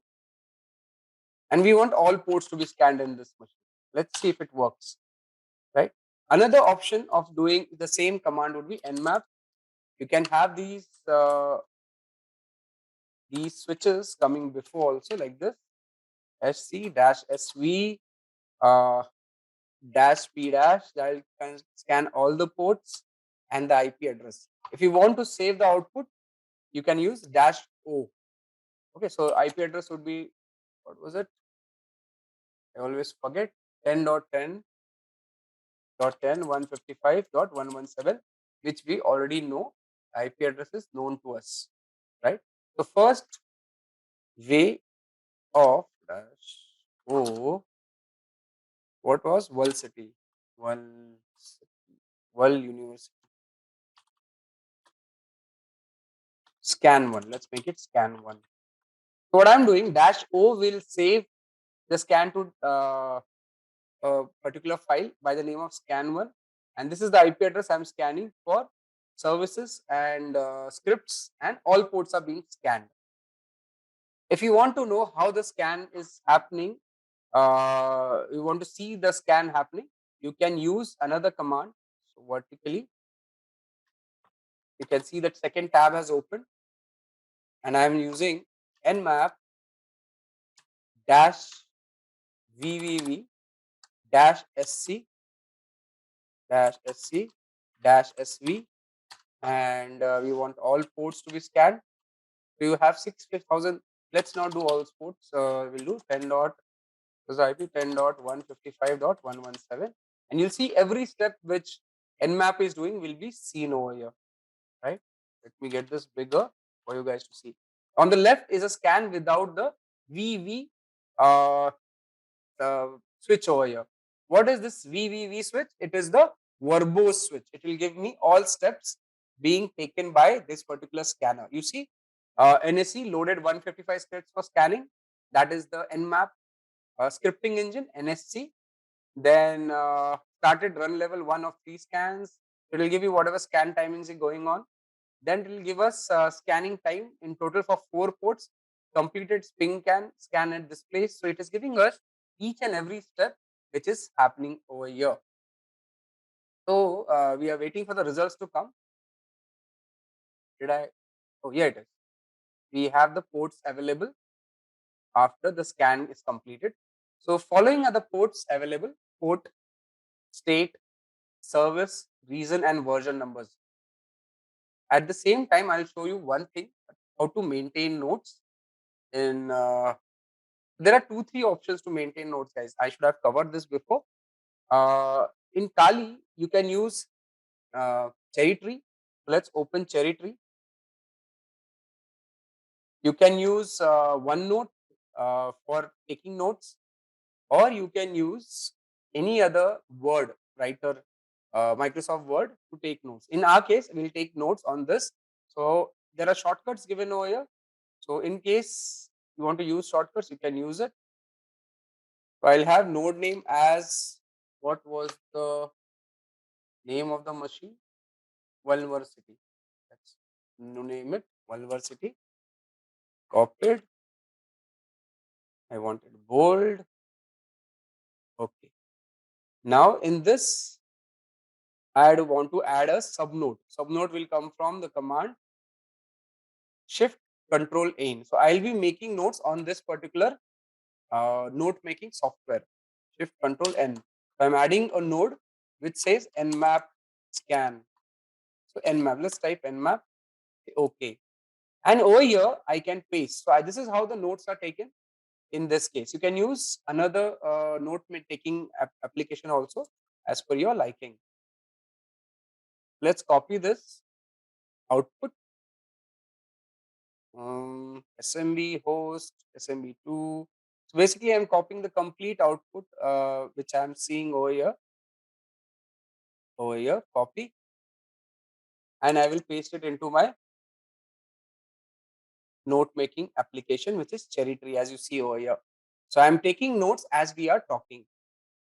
As another option, we can also take a screenshot, right, of this. And for that screenshot, it was Control Shift. Okay, Control Shift. What was it? Yeah.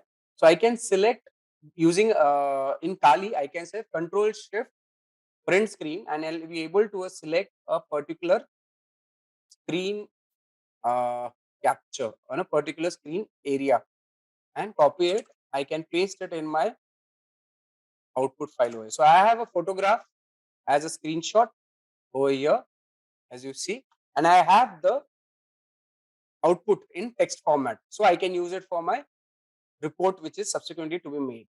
What is important over here is that I have two ports, port number 21. So we understand what is available right now. We have port number 21 TCP port, which is open, which has FTP service running version VSFTPD 3.0.3 on this particular machine. We have port number 22, which is open and runs SSH service. And this is the version number open SSH 7.2.p2. What we are doing right now, we are gathering information about this machine, right? So we can have it noted. So we have port number 21, enter. We have port number 22. Oops, not this. Delete. One sec, guys. Use a wrong shortcut. Control N. Yeah. Port number 22. What else do we have? So we'll type one by one what details I had about each port to be utilized later on. So I make notes over here, right? So this is port number 21. We'll put it on 21. 139 too. So I'm copying the details one by one. For SSH, I have further more details available. Let's copy these details based on whatever is seen. I click on it. Then I again open another note and port number 139, enter. We are making notes as we see on the output. So 139, it is a net bias SSN running Samba SMBD T.X to 3.4, and the work group is work group. So let's copy this to one by one. We are collecting info port wise for this particular machine. The next port available is 445, which is again a TCP port. You want to give greater details in your note making app, you can give that, wherein you can use the nomenclature as 1445/TCP. Next port which we have, Control N, is port number 3128.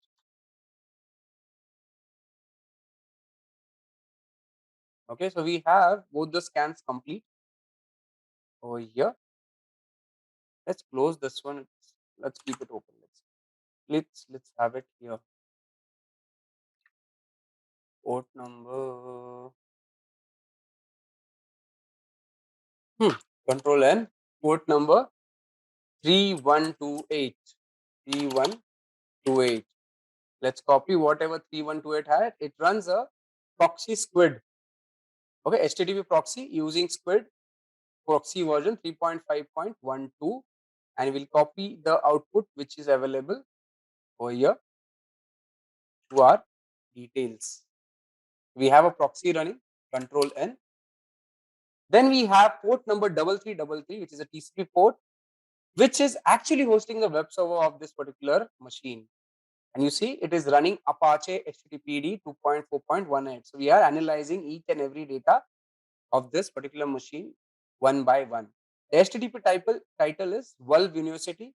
The server is Apache 2.4.18 running on Ubuntu server. So we have details about this server, and we'll copy all of them one by one. We have SMB, that is the scripting engine, which we have below. Another port is 333333, which is now important because I make it red. Okay.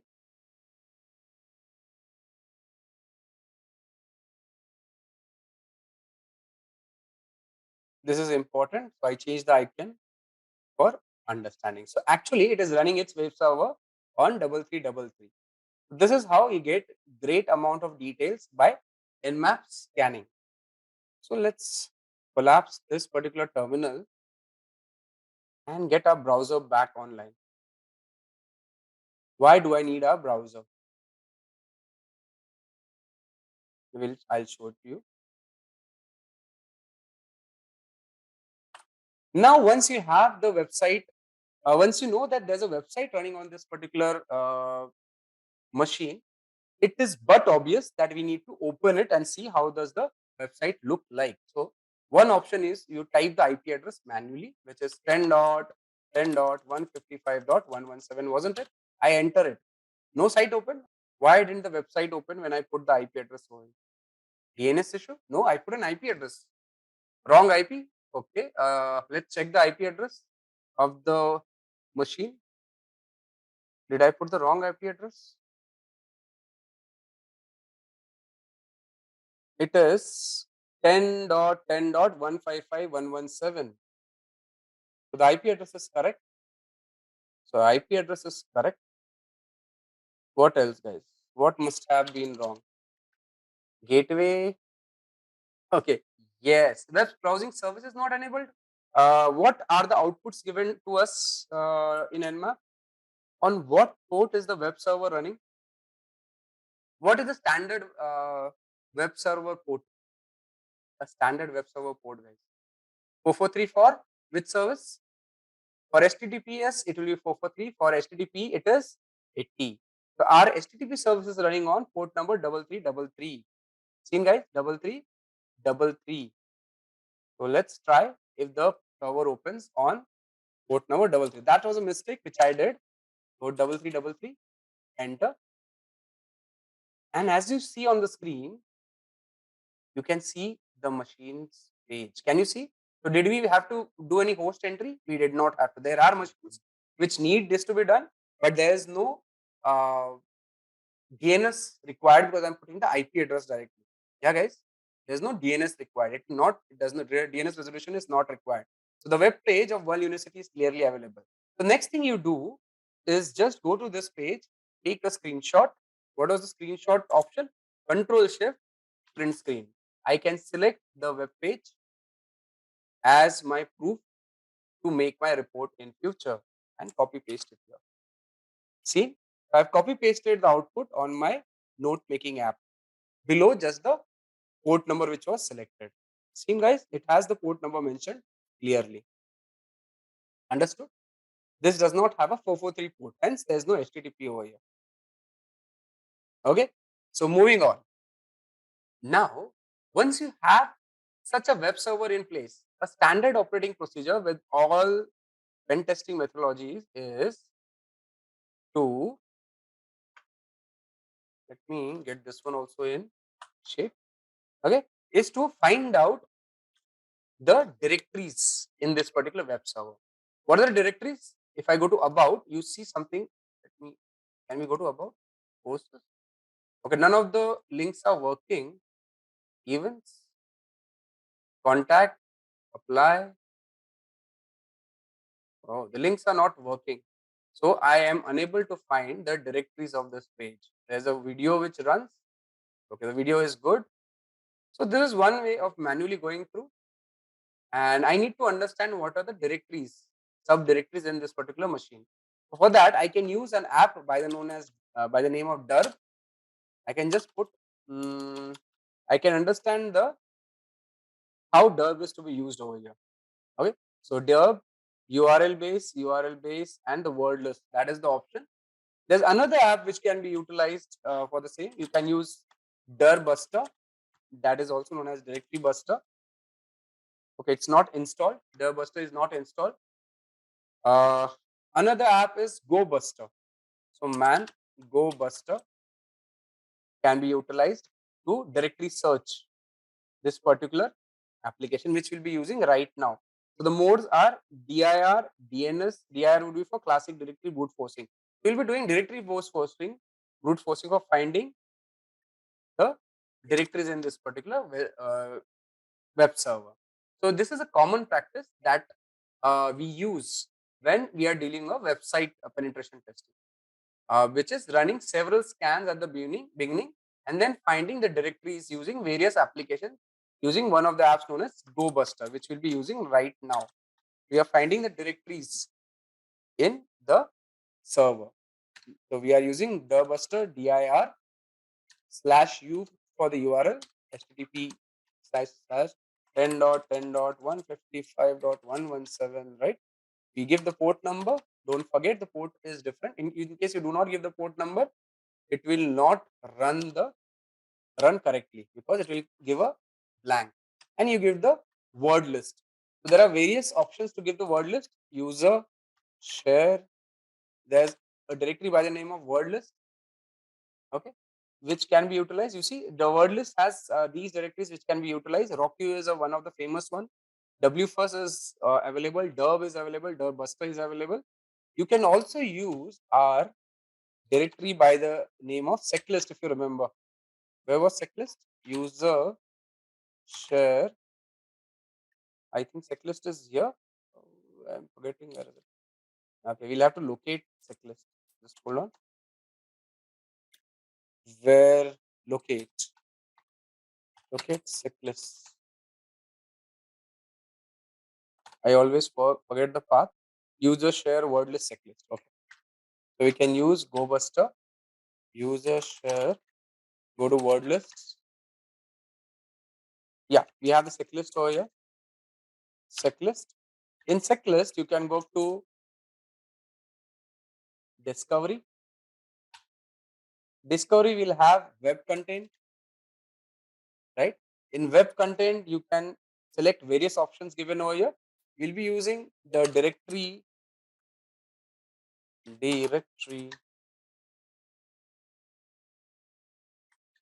Oh, where is it? Let's use, I think,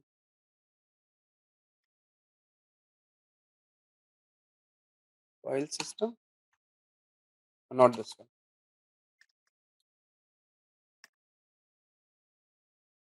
Buzzing.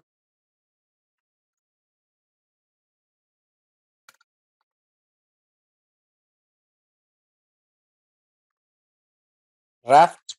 Let's use Raft if it works. Raft. Dash medium. Something's wrong. R is capital. Okay, fine. Slash Raft dash medium. Directories dot text medium words dot text. Let's try.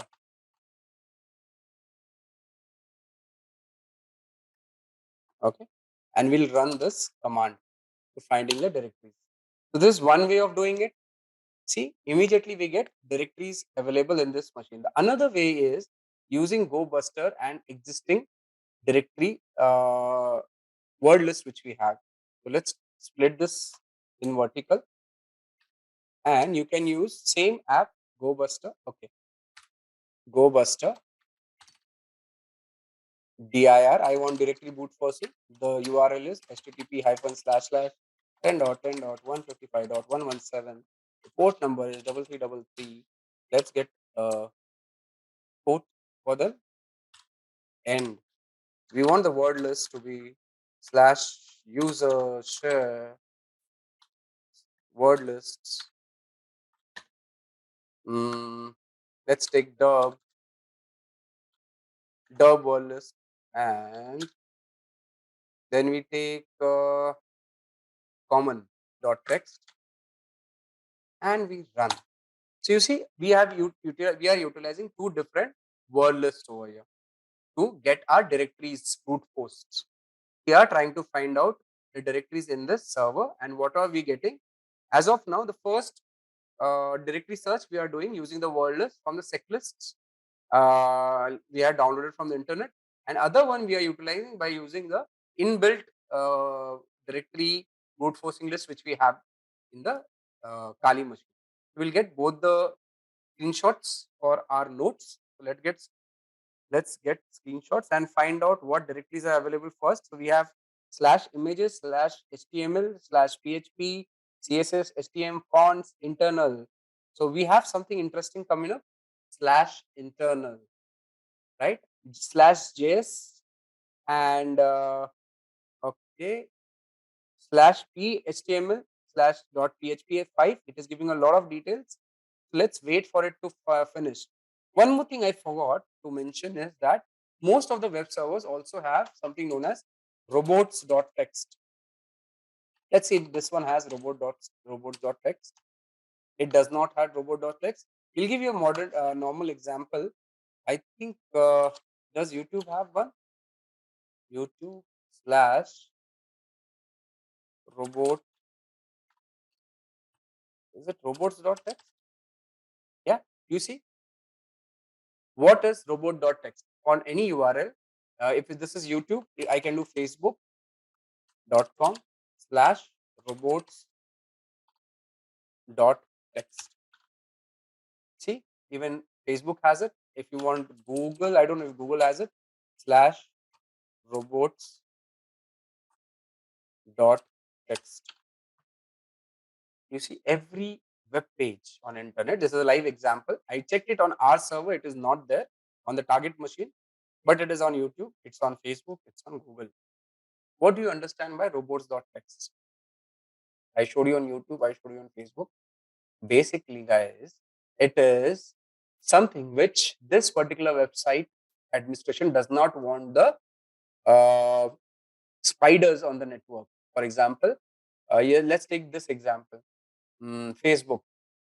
It does not want Applebot to go to these websites. It disallows Applebot to go to these websites. Similarly, if you go to this one, Baidu spider, it does not want Baidu to go to these websites, these directories.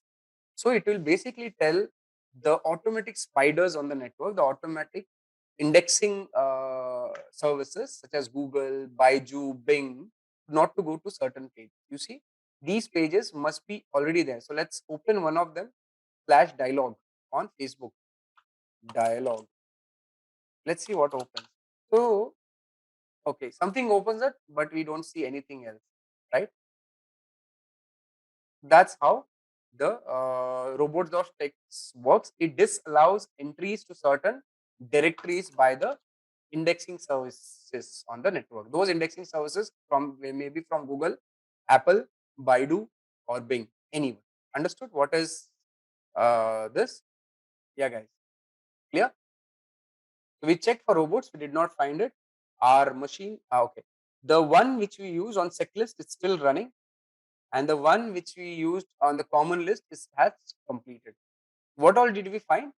Of which all the directories which are found, the most interesting directory is internals over here. You see, internal, right? It is an internal directory which is seems interesting. So we can copy this URL and see what does this internal directory show.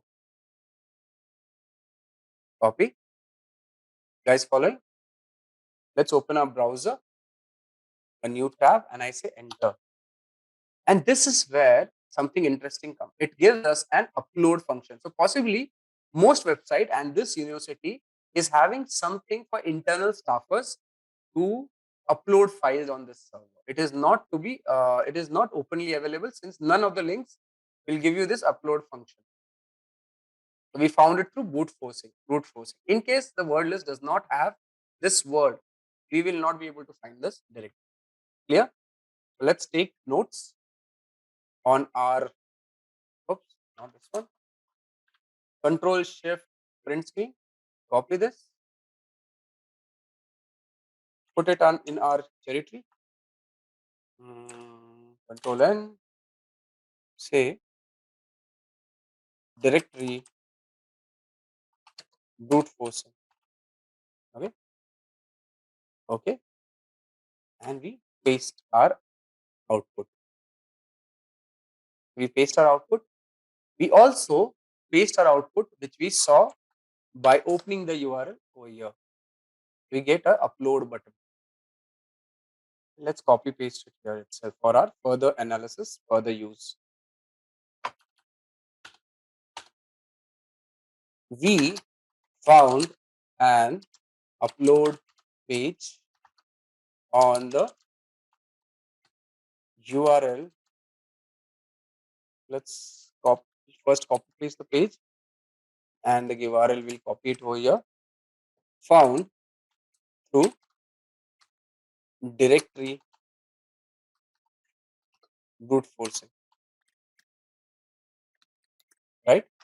We've used two methods to directory brute force and found the same directory available to us on both the locations. Over here also, we have this internal directory, and over here also we found the internal directory.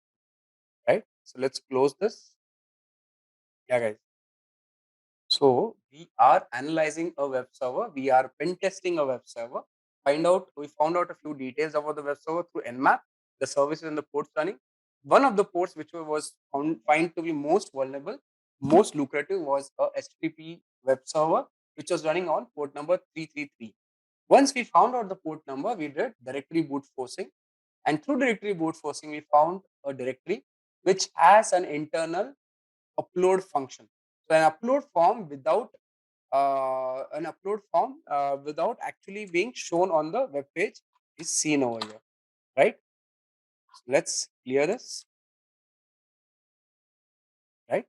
So now that we have a URL, we see, can we upload any file to it? So let's create a file. Touch. We are creating a file on our machine. Let's use the second terminal, normal terminal. So I'm creating a file, touch test. Okay, one more thing I needed to see, what technology is the web server using. We knew it is Apache as a web server. We can use Vapalizer to see what technology is the server utilizing. You can see over here also, I can see the web server is Apache HTTP server 2.4.18. It is running Ubuntu operating system, and rest all are not available. Rest all details are not available, is it? Yeah. Let's update the website one time more. Okay. We have the detail Apache HTTP server. Let's take the screenshot of this one too. I had to take this. I forgot. Vapalizer also can be utilized to find out the technologies running on this particular web server. We make a note of it in our territory over here, right? And move on. Directory brute forcing done. We found a directory. Checked out the directory. We found an upload function. Now we need to know what all can be uploaded on this particular web page. So let's say we check out test.html. We make a file, enter. You see, I have made test.html in the Kali machine, which is here.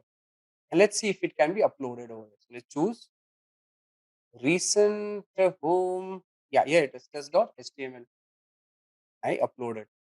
Does it allow me to upload? Extension not allowed. Fine.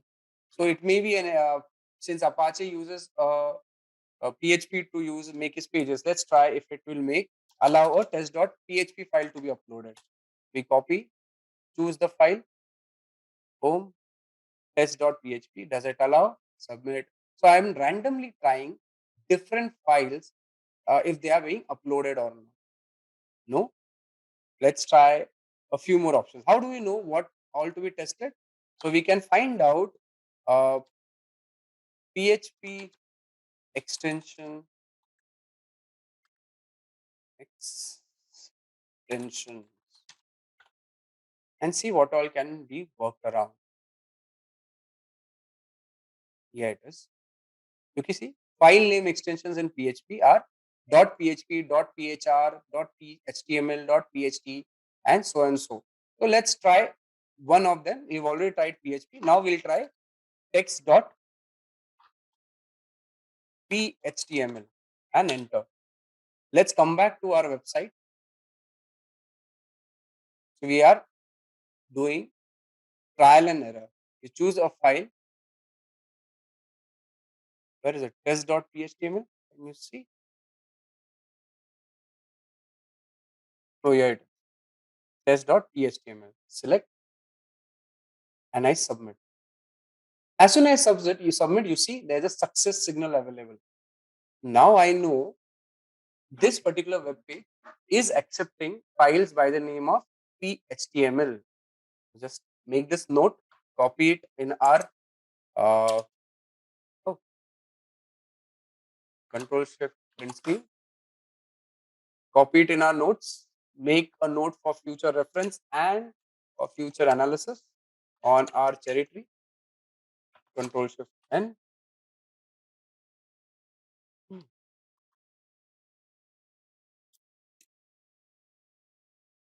What was the word? Unsanitized, sanitized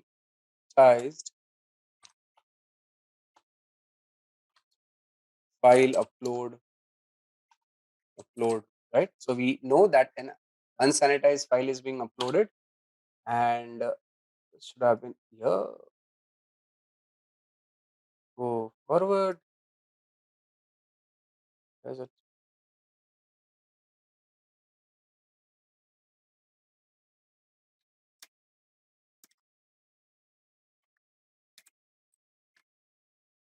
Okay, unsanitized file upload, and we copy paste the page. We also copy paste our trial and error we did in our terminal for our future reference. How did we get to this?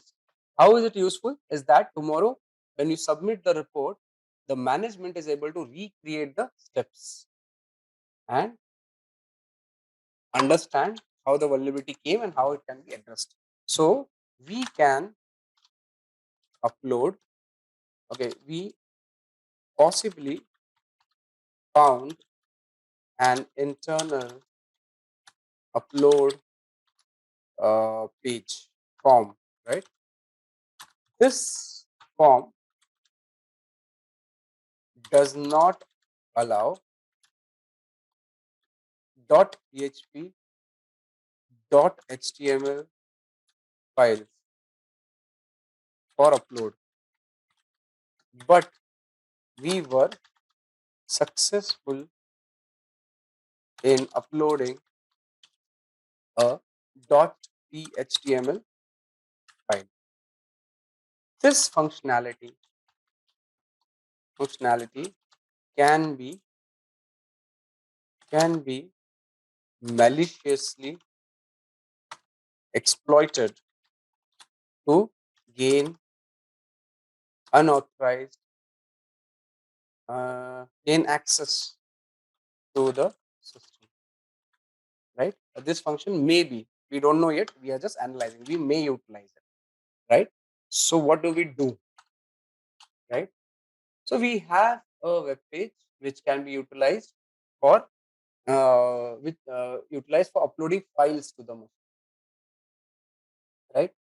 So we have checked that various version. Now it is time to move further and upload a file which will allow us to get a reverse connectivity from this particular server. That is to gain unauthorized access or initial foothold on this particular server.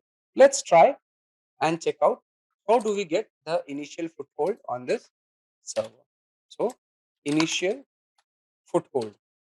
So I make a new directory foothold, right? And how do I do initial foothold? Let's plan. We decided, we got to know that there is something known as web shells on all Kali machines, and similarly there are web shells available in our checklist directory also. Remember, guys? Do you remember that? So we are now going to prepare a malicious file to be uploaded to this particular server using the existing web shells. So we know PHP pages are being allowed. So let's make a PHP page which can be uploaded on this machine and run to get access to the machine. Seen, guys? So let's find out where are our web shells. So look at web shell. So there are two ways of doing it.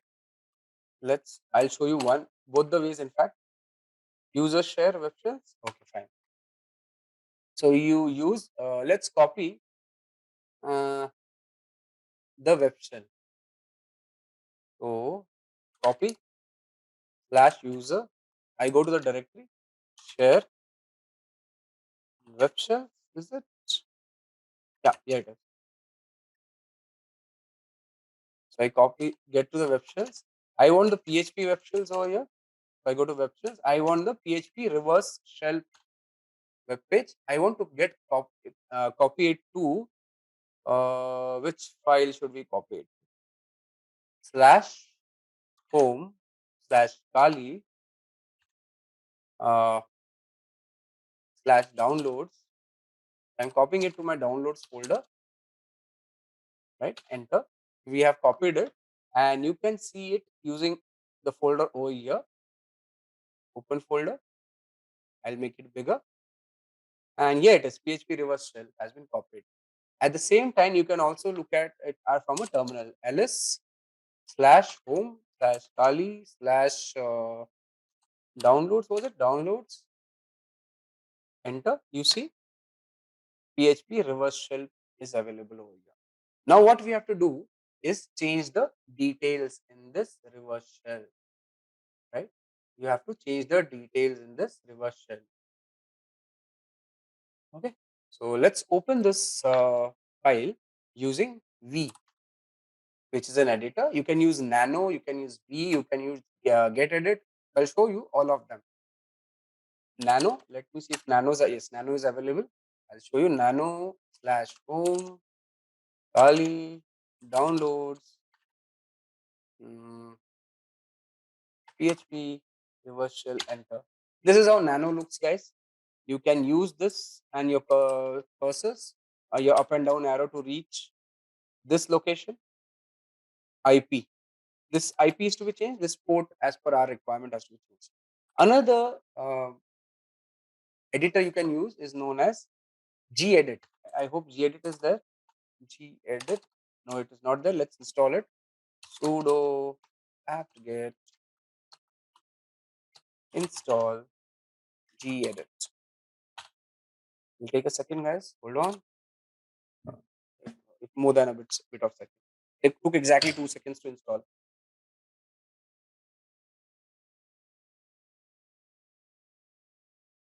Okay. So the file is available. So you can use gedit, which will open a notepad type file to change this particular document. Home, Kali, downloads,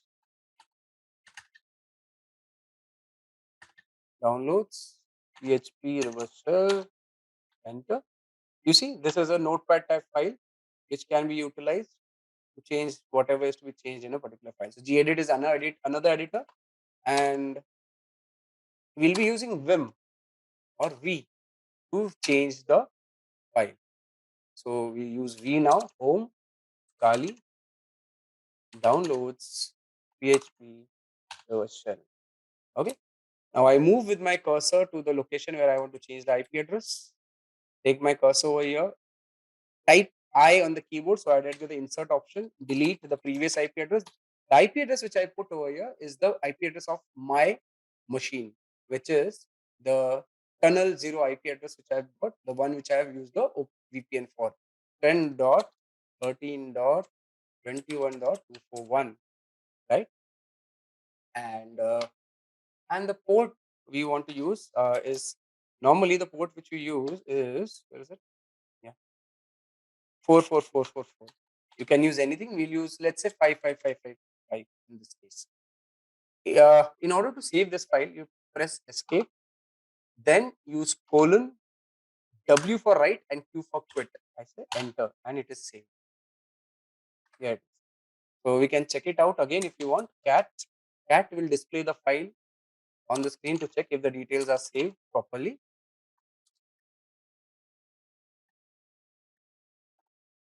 And you will see, oh, yeah, it is. The details are saved.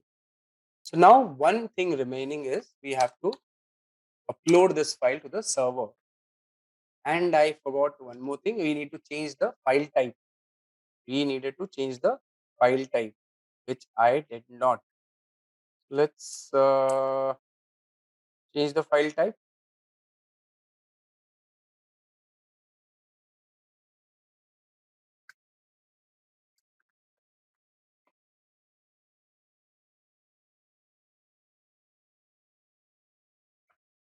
The file type allowed is HTML. Can I save it? Yeah. The file type is now changed.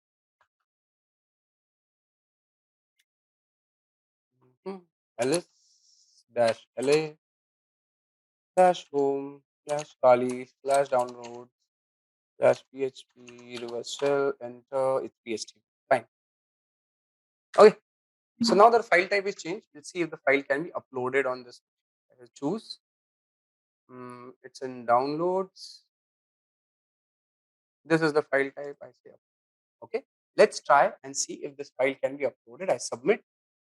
And as you see, it is a success signal. The file has been uploaded. The file has been uploaded and can be seen in the uploads directory of this machine. Where do we see it? The uploads directory of this machine. The next directory over uploads. See, this is the file which we have uploaded. PHP reverse shell PHTML. The name can be anything, right? The name can be anything. In this case, we have named it PHP reverse shell.phtml. Now, what do we do? Remember, guys, we did it in the last session. We have to do one more thing in order to get the connectivity. We want to get the reverse shell from this particular machine. And what do we do to get a reverse shell? Yeah, guys, what do we do to get a reverse shell? We are trying to get a reverse shell. Reverse. Yeah, you can see on the screen. Shell. So this is our attacker machine. This is our let's see. This is our attacker machine, and this is our victim machine. What is a reverse shell? Okay, we have Kumar telling us remote access shell initiated from the victim computer. So normally, let's get a bit okay. So normally, when a client machine, let's consider a client machine contacts a server, the connectivity is initiated by the client. The handshake happens through here. So this is the request which goes like this, right? And if this client is malicious, if this guy is malicious, if there's a firewall in place, the firewall will have a rule or a signature. Say, for example, the server is in United States of America and this client is in North Korea. So what will the signature and a firewall do? If there's a rule in this firewall that all IP addresses from North Korea to be dropped. This request will be dropped, right? Is it clear, guys, what is happening? Basically, any request from client to server can be dropped if a particular rule is there in the firewall. But if let's, I don't know if I can get a green pen. Let me see if I can find a green pen and type, yeah. But if a server tries to contact a US server trying to approach a North Korean client, will that connection be allowed by the firewall? Yeah, guys. So if a US server or a US client is trying to contact a North Korean server, will the server allow the connection? Maybe yes, because the firewall will check only the incoming connections. It will allow all outgoing connections, right? You are understanding the situation over here? So similarly, the attacker machine, if it tries to contact the victim machine, it may happen the connectivity may be not allowed due to the malicious intent and malicious machine due to signatures possibly. But if the connectivity is happening all the way from victim to fire to the attacker machine, that is there's a reverse connectivity. Then this will be allowed. This is what exactly we are doing. We are running a netcat client, which I showed you last time on the attacker machine, which is a listening service.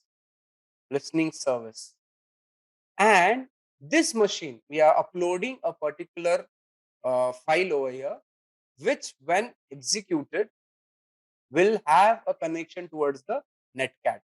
So for this firewall, or for that matter, any network element in between, it is a legitimate connection coming from this machine to this particular IP address. Clear? Is it clear, guys? What is happening over here? Why is it called reverse connectivity or reverse shell? Let's start our listener. So we are starting listener with the command nc, that is the netcat. Then we do not want to resolve DNS, so -n. We want to have a listener service, NL. We want verbose output, and we want it on the port number 555. We are starting a listening service with this command nc-nlvp 5555, and the listening service has started. So now what is happening? Let me show you something interesting.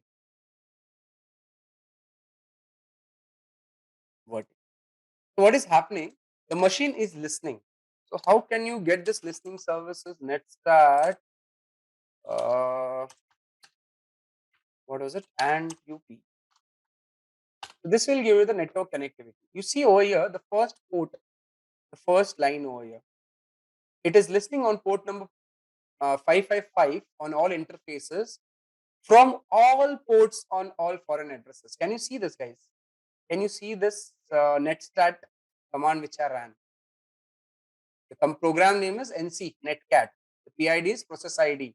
It is in listening state from all IP address and port numbers, and it is listening on port number 55. Seen, guys? If I stop this nc, the netstat command will not give this. See the difference? This particular listening service is gone. Yeah, guys. So we start this nc again, and if I run this netstat again, you will see the listening service has started. So we are listening or for program NC, and the PID is 207771.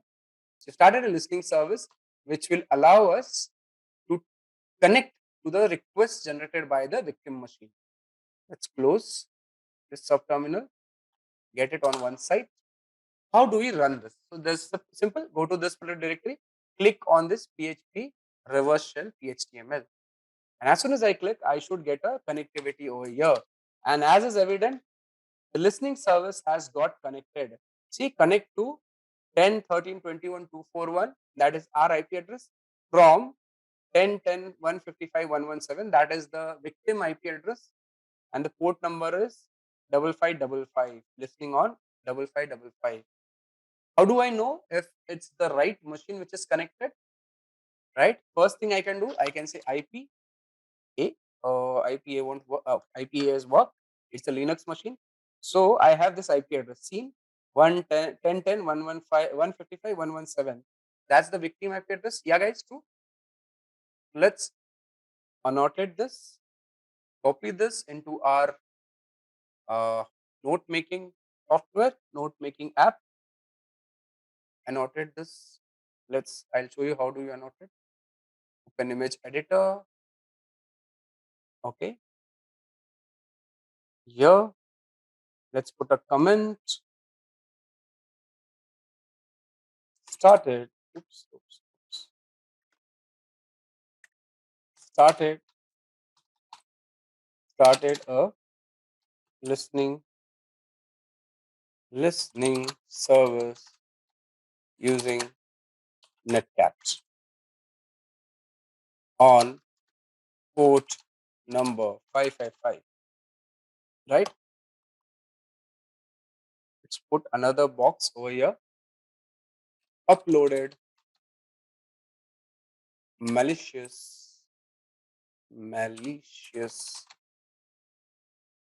file on the upload directory using .phtml extension, right?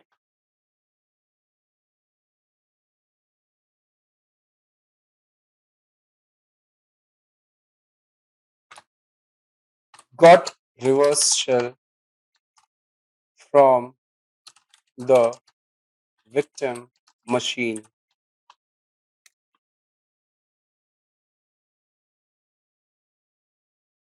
Linux University, Ubuntu machine. Okay. So I have got a few details. I make the notes. Let's make it red again. Lie. Copy this. Let's paste it into our grab input into our cherry tree. Where is my cherry tree? Reverse shell through .phtml file upload. Save it. Copy paste it. So now I uploaded the screenshot. Basically, we have to just do one more thing. I did not show where did I got my PHP reverse shell. We'll have to get those screenshots.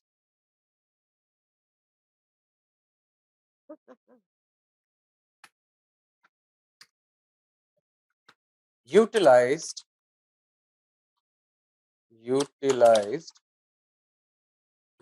the PHP reverse shell web shell for getting reverse shell from the victim machine. Right? So now that we have a foothold on this victim machine, we can do a lot of things with respect to this particular machine. Right? We can get a few details as an event we want. So we can also get UID ID. Just type ID. So we have this ID. We can copy this also as a proof that which machine we are using. Control Shift in screen. I can get this UID, paste it into my tree. I can get the processes running on this machine. So I get all the processes. So I can get data as much as I want. But as of now, we are using our information gathering phase, enumeration phase, and scanning phase. We were able to get details with respect to vulnerability of this machine. We found out an upload portal, and using the upload functionality, we were able to understand that it was uploading certain files without actually sanitizing the file, and this allowed us for uploading a malicious file, and this in turn gave us an access to this machine. So this is how the initial pen testing can happen. We have got now the initial foothold. So I copied in the wrong place, but got initial foothold. We've received got initial foothold. What after initial foothold?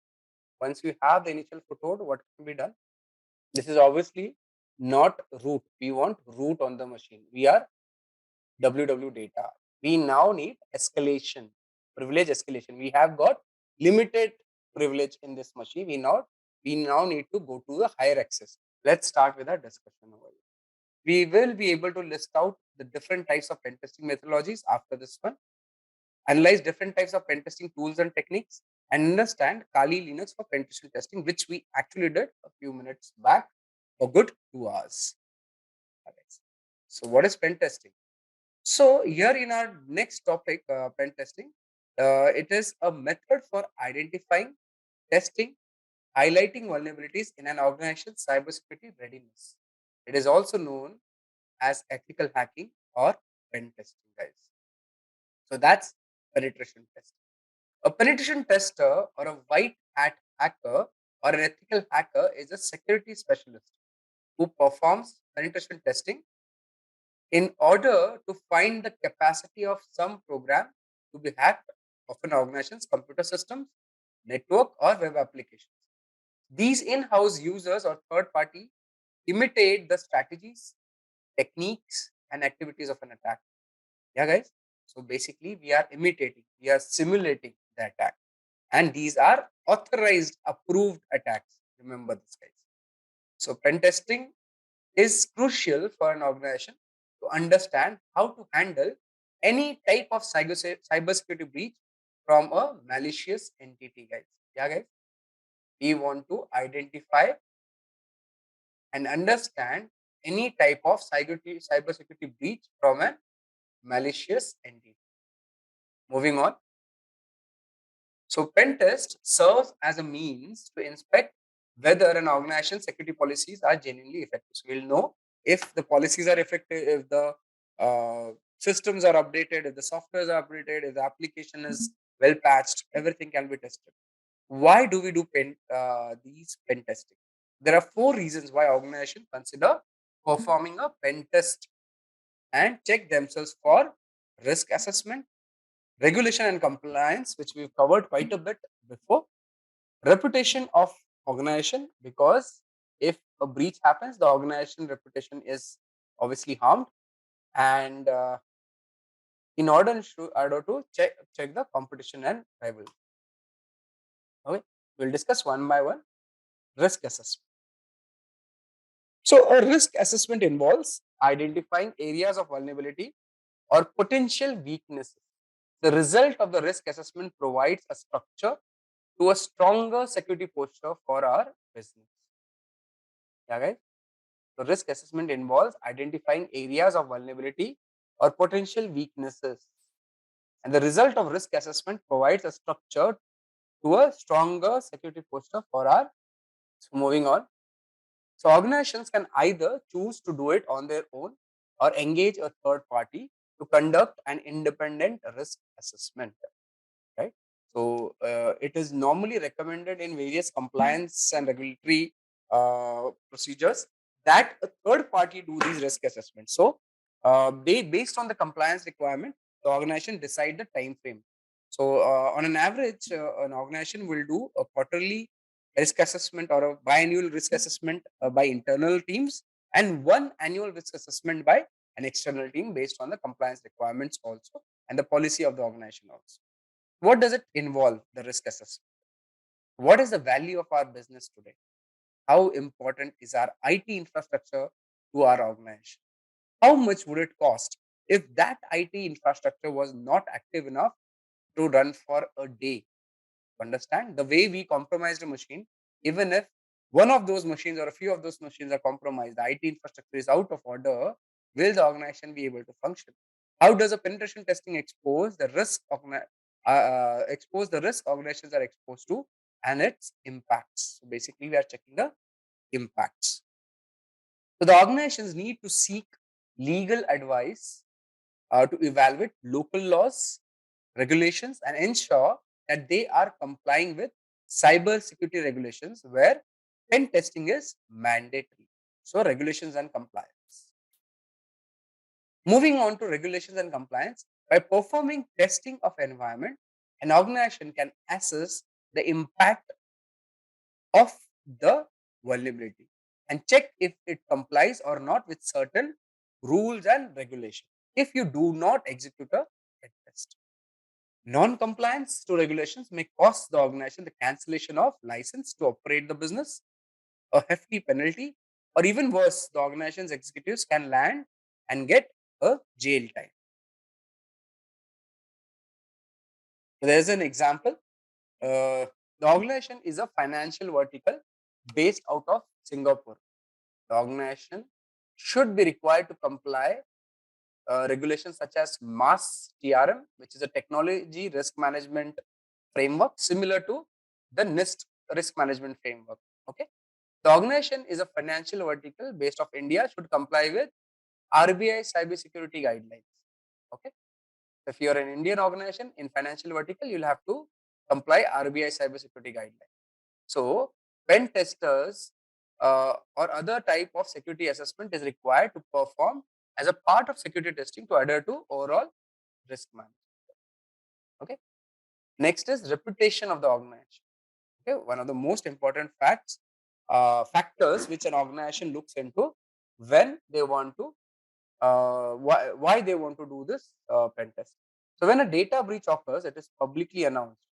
So when a data breach occurs, it is publicly announced. Organization's reputation is affected, right? Obviously, as an effect of an data breach, organizations will lose customers' confidence and lead to a drop in revenue and profit. Obviously, nobody would believe in an organization. GPay, phone pay, or QR code. Yeah, this is a new technique of social engineering. It is not exactly a technical attack. People are what do you say, deceived into paying attacker using GPay and phone pay. They tell you to scan the QR code, and this QR code is actually for payment of money, while they tell you you are receiving the money. I think that's how it happens, Pawan, right? So moving on, guys. So company share value will also be affected as the investors worry about the result. So as people get to understand data privacy and how it affects them, the impact of data breach will increase broadly, and that could cause serious loss to the company, right? Now comes competition and rivalry. Loss of data owned by the organization will be obviously terrible, particularly if this data is in hands of organizations competition. If Coca-Cola's secret Coke formula lies in hands of Pepsi, what will happen? Obviously, the edge which Coca-Cola has is lost. That's a bigger threat. So while organizations rival companies may not be the ones to initiate a cyber attack, they could get this data indirectly and benefit for them. So now Pepsi may not attack directly, but it may happen. Attacker may ransom Coke and put this formula on the dark web and sell it. Yeah, so indirectly, someone or anyone for that matter. So cyber criminals like to publish their wins. So if you saw, remember in a ransomware session, we saw their websites on dark web which actually showed various organizations which were uh, compromised, and their data was freely available on their website either for free or on payment. So cyber criminals like to publish their wins on public websites, right? And these websites will either be on dark web or normal internet, wherein it will be such as paste bin, and also they may sell the information on for monetary value, and this is sold in cryptocurrency. An organization's competition may get hold of this information through one or two possible ways. This returns to the risk assessment to identify the threats to organization's proprietary data and its impact on the business. I wanted to show you guys something which I read or rather heard on a podcast. On your screen, let me see if you can see it. No. Okay. On your screens, you'll see a web page, guys. Blockchair.com. Have you ever seen this before? This page. Have you seen it? I follow the dark, what was it? The darknet stories. Those are damn good. So have you ever seen this page? What I'm showing you right now, it's a slight detour, but something interesting. If you remember, guys, I had told you when the payments for ransomware are paid through Bitcoins, that is cryptocurrency, it is not trackable. So there was a live case being discussed on this podcast, which said that child pornography,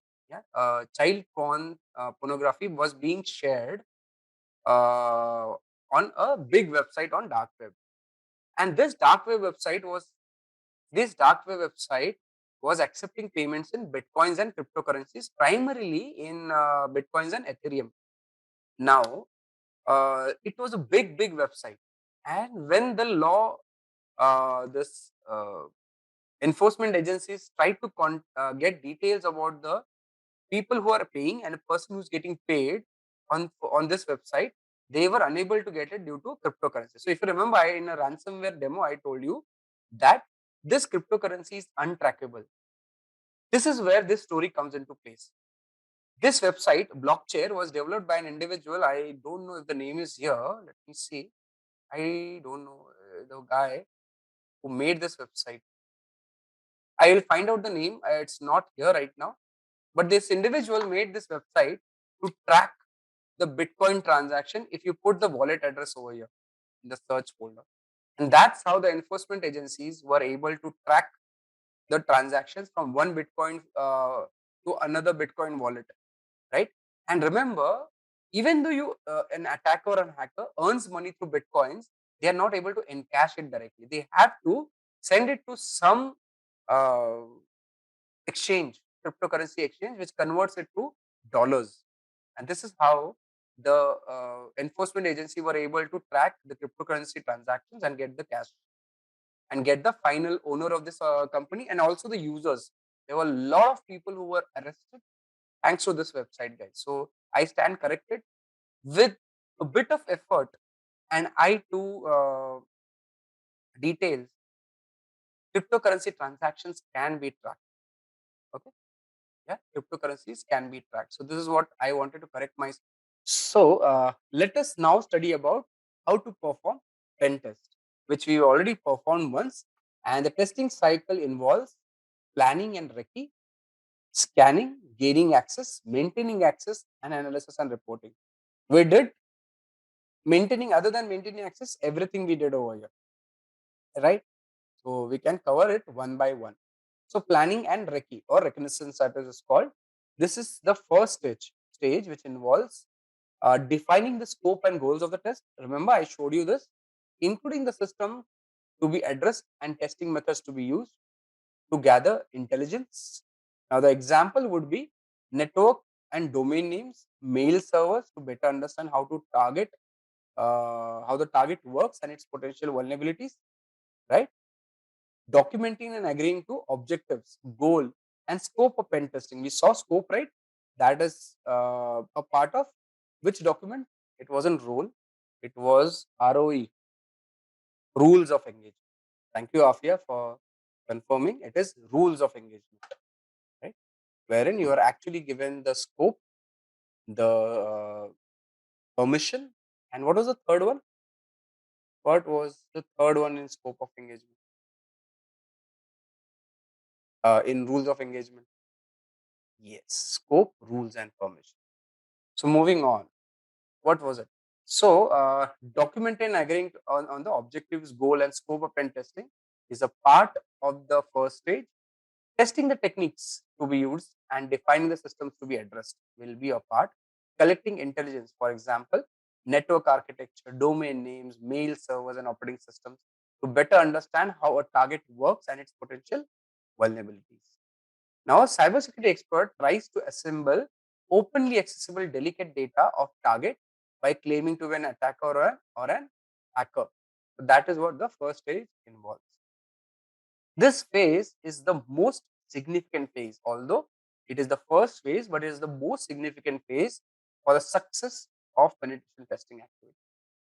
The more the security analyst knows about the target system and the business, the more chances are that they find the right vulnerabilities and exploits that could be the target of attack, right? So this is where we find out details about the target, and these details are what will allow you to move and will dictate your further actions. Right?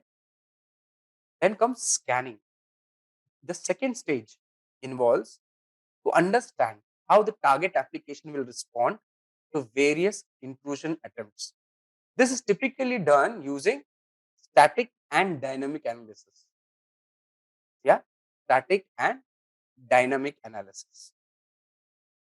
So we saw these similar terms in our ransomware analysis also, and similar terms in our testing methodologies also. So now in pen testing, put a static analysis. It is inspecting applications code to estimate the way it behaves while not being executed. Where there's, I think there's a typo wherein it says, the slide says static inspecting an application code to estimate the way it behaves while running. No, it is not while running. These tools can scan entirety of a code. Now the tools which are used for static analysis will scan the code. It will not execute it. That is static analysis.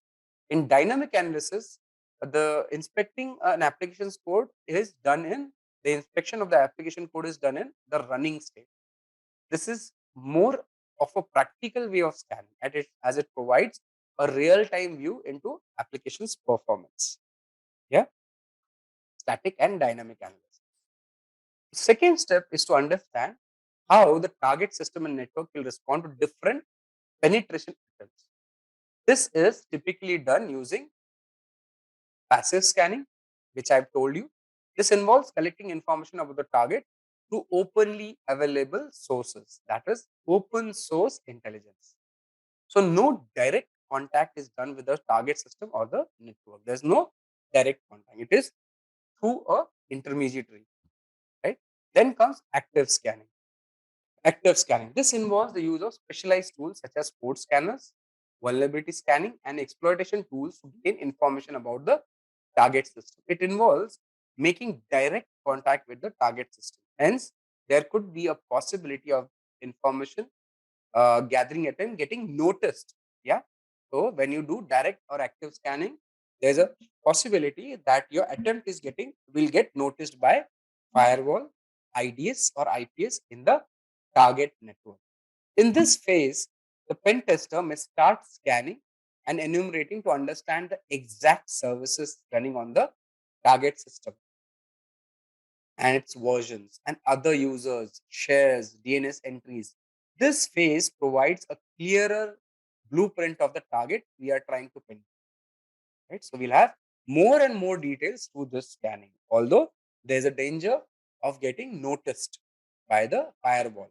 If the blue team of the organization, the defenders, are awake and are capable, they'll be able to understand the attack and maybe even stop the attack in this scenario. It is important that the attacker remains vigilant and all precautionary measures should be taken by that. So now gaining access. This is the third stage. It involves use of web application includes system, network, application vulnerabilities such as ingestion attack, cross-site attacks, and backdoor. So gaining access to this target system contains exploiting one or many of the vulnerabilities found during previous stages and possibly circumventing the security controls deployed in the target organization systems and network. Okay, guys?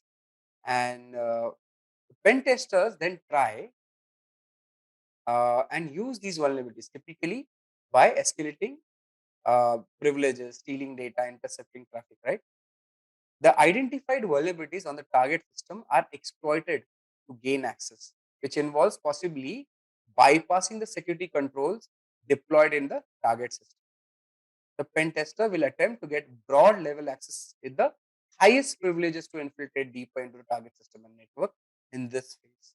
That is the gaining access phase. Then comes maintaining access. This is the fourth stage and which involves to see if the vulnerability can be used to achieve a persistent present in the exploited system long enough for a bad actor to gain the in-depth access. The idea is to imitate advanced persistent threats, the APTs, which often remain in a system for months in order to steal an organization's most sensitive data, right? Maintaining access. Moving on, the aim of this stage is to see if the vulnerability can be used to achieve a constant presence in the exploited system long enough for a bad actor to gain in-depth access. The technique is to copy advanced persistent threads, okay, which remain in a system for about 210 days average, on an average, to steal an organization's most sensitive data. It will take a lot of effort to gain high privilege level access into a target system. Therefore, the time is directly proportional to this particular requirement. Now, imagine a situation wherein the administrator of the target system reboots the system. All the hard work of the pen tester will be gone in a way. To avoid this, the pen tester will provision for persistent access into the target system so that any reboot of the target system won't affect the pen tester's access. So why do you require it? So that the attacker can stay on the system without getting lost. So the pen tester will laterally move inside the network and will make provisions for persistent access into the target system so that any restarts of the target system won't affect access. Once the activity is completed, the pen tester will clear all tools, exploits, and backdoors that were done as a part of compromise. That is also known as covering the track. It used to be one of the phases. They have shown it as a part of maintaining access or the end part of a maintaining access. Analysis reporting. This is the last stage in which the results of the pen testing are compiled into report detailing specific vulnerabilities that were exploited, sensitive data that was accessed, amount of time the pen tester was able to remain in the system undetected. Okay, this comes in the analysis and reporting. After the completion of pen test activity, a pen tester should carefully document the vulnerabilities discovered that they did to gain access to the organization system or data and the worth of compromised system to the malicious attack. A vital part of this phase is to provide recommendations for closing security gaps found in the environment. The pen tester should provide an actionable recommendation on remediating any significant vulnerability identified during the test. Lastly, the pen tester must complete the cleanup by removing any components they had added to the environment and removing or the privilege they gained. The cleanup process typically includes removing executable files, temporary files, scripts, or rootkits from target system. So returning the configuration to original situations, returning credentials or access rights to their original state, eliminating any new user accounts created for lateral movement purposes. This phase is what differentiates between an attacker and a pen tester. So once the activity is complete, the pen tester will analyze the findings and summarize all the steps. A useful report is one which can be taken by the team and action. So it is important that requisite steps and explanations and description in a understandable format are made into the report. And that's the reason a cybersecurity professional also has to be extremely good in his or her communication skills to make reports which are readable. Otherwise, the hard work which is being done by the experts, by the pen testers, may not be reflected in the report, and thereby the organization may also suffer a breach because nobody read the report or nobody understood the report. So let's move on to penetration testing methodologies. We've covered this once before. We are reiterating it. The testing methods involves external and internal.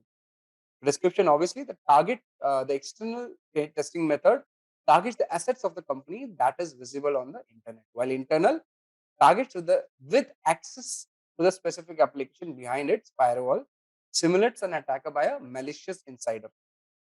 The external testing methodology example could be a web application, the organization's corporate website, email, and DNS. While internal testing method example would be a common scenario uh, wherein an employee whose credentials were stolen during a phishing attack or a disgruntled employee trying to harm the organization.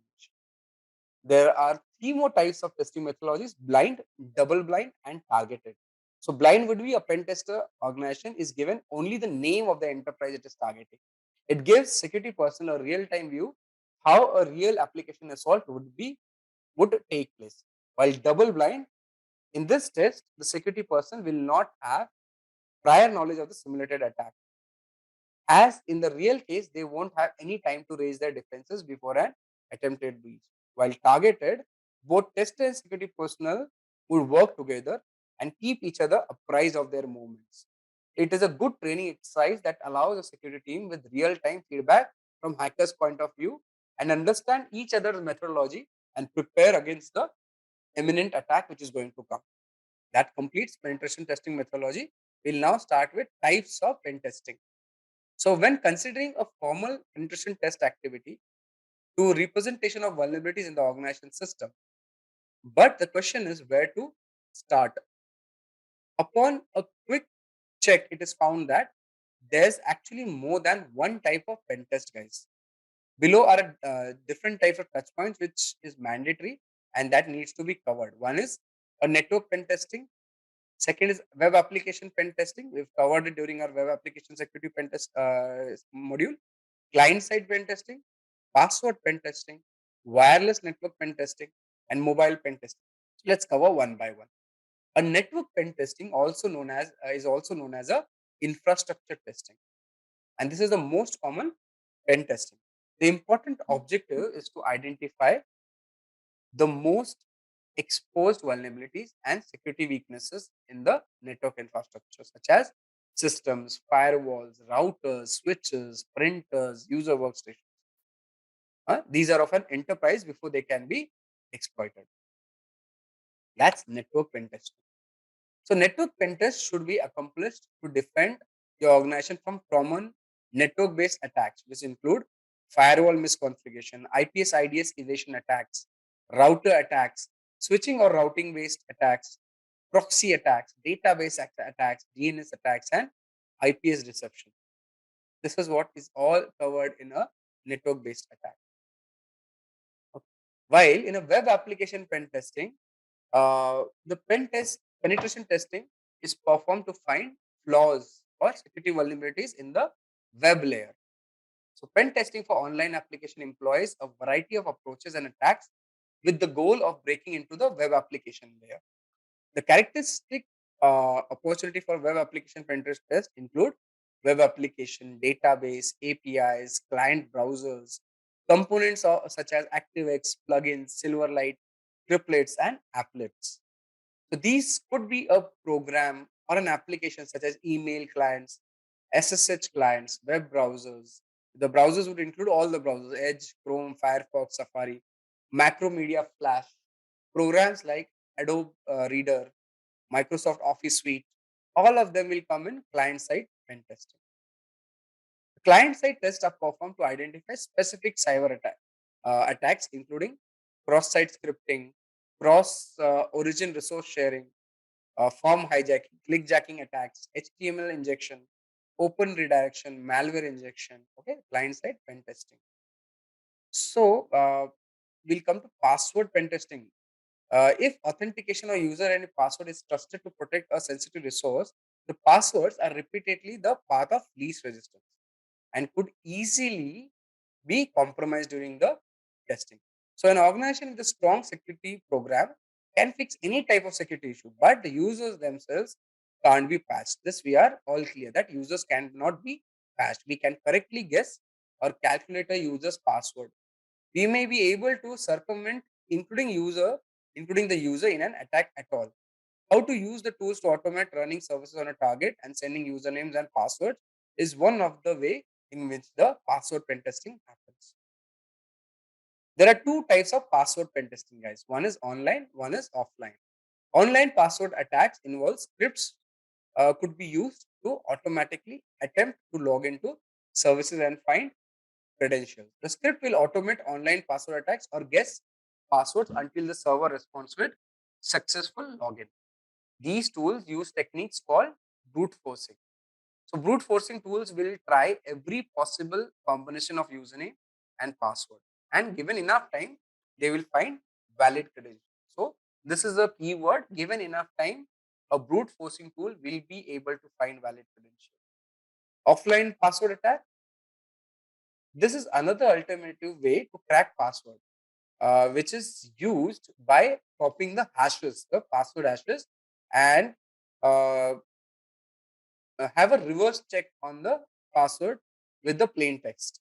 If the password is stored in one-way hash function, given an input, pen tester can compute the output using hash function. But given the output, there is no way to reliably determine the input. Hence, there is a table which is known as a rainbow table, which is maintained by various repositories. It is available in checklist also, and there are various other dark net databases which have breach passwords and logins, which can be utilized for reverse checking hashes and the passwords. Right. Coming to wireless network pen testing. So wireless penetration testing encompasses identifying and investigating the connections between all connected devices to a Wi-Fi network.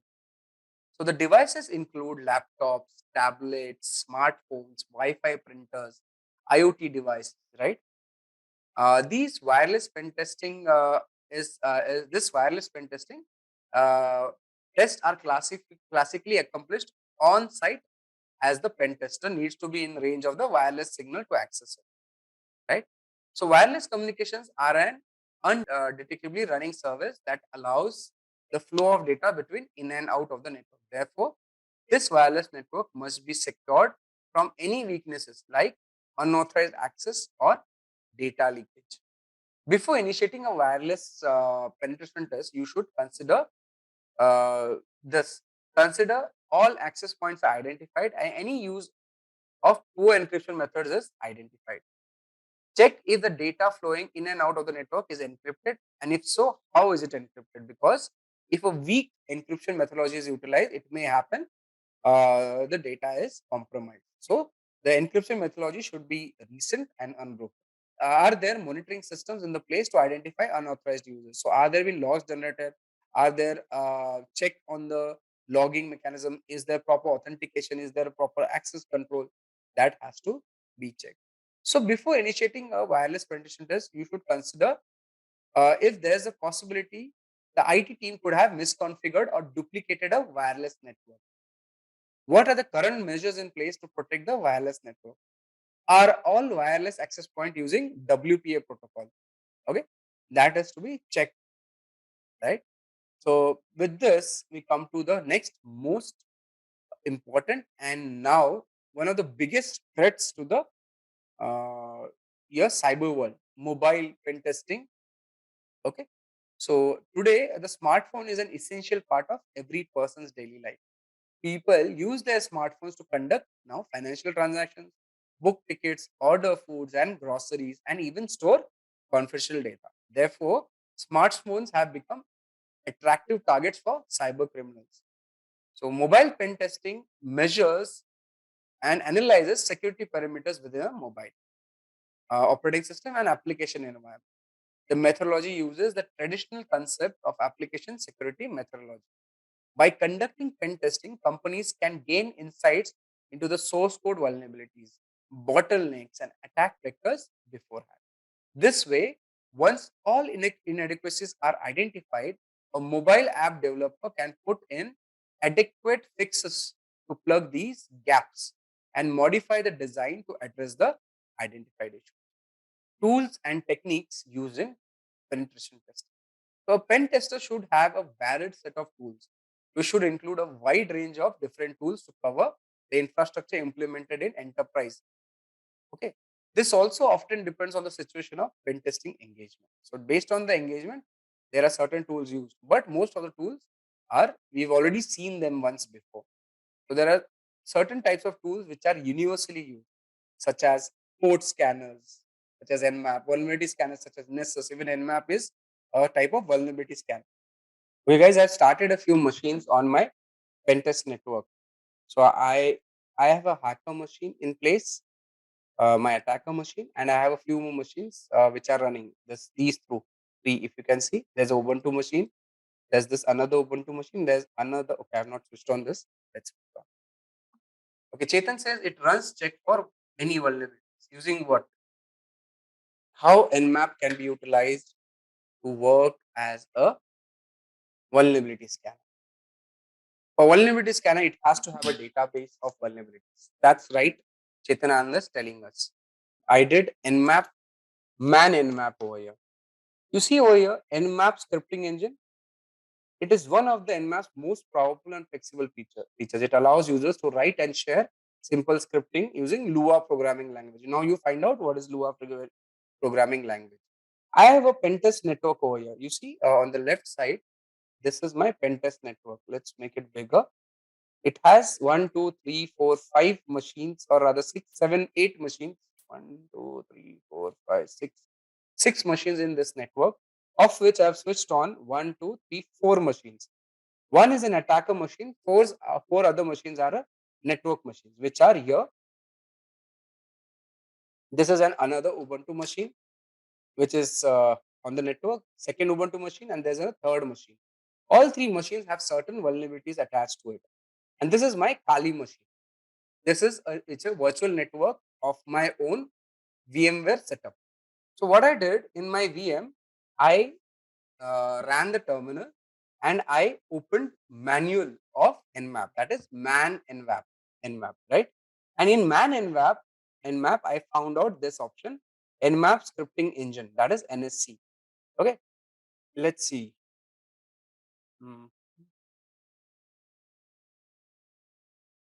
Let me get that script if I find it here.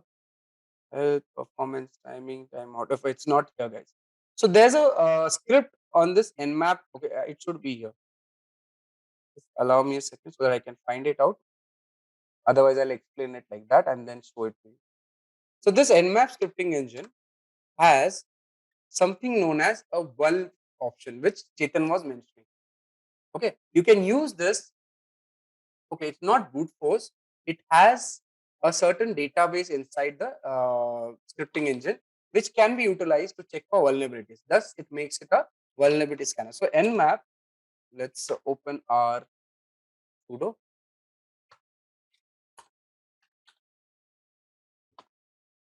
And I say Nmap, first thing first, how do you know in a black box testing, how can you do vulnerability scanning? So first thing first, I joined the network using certain method.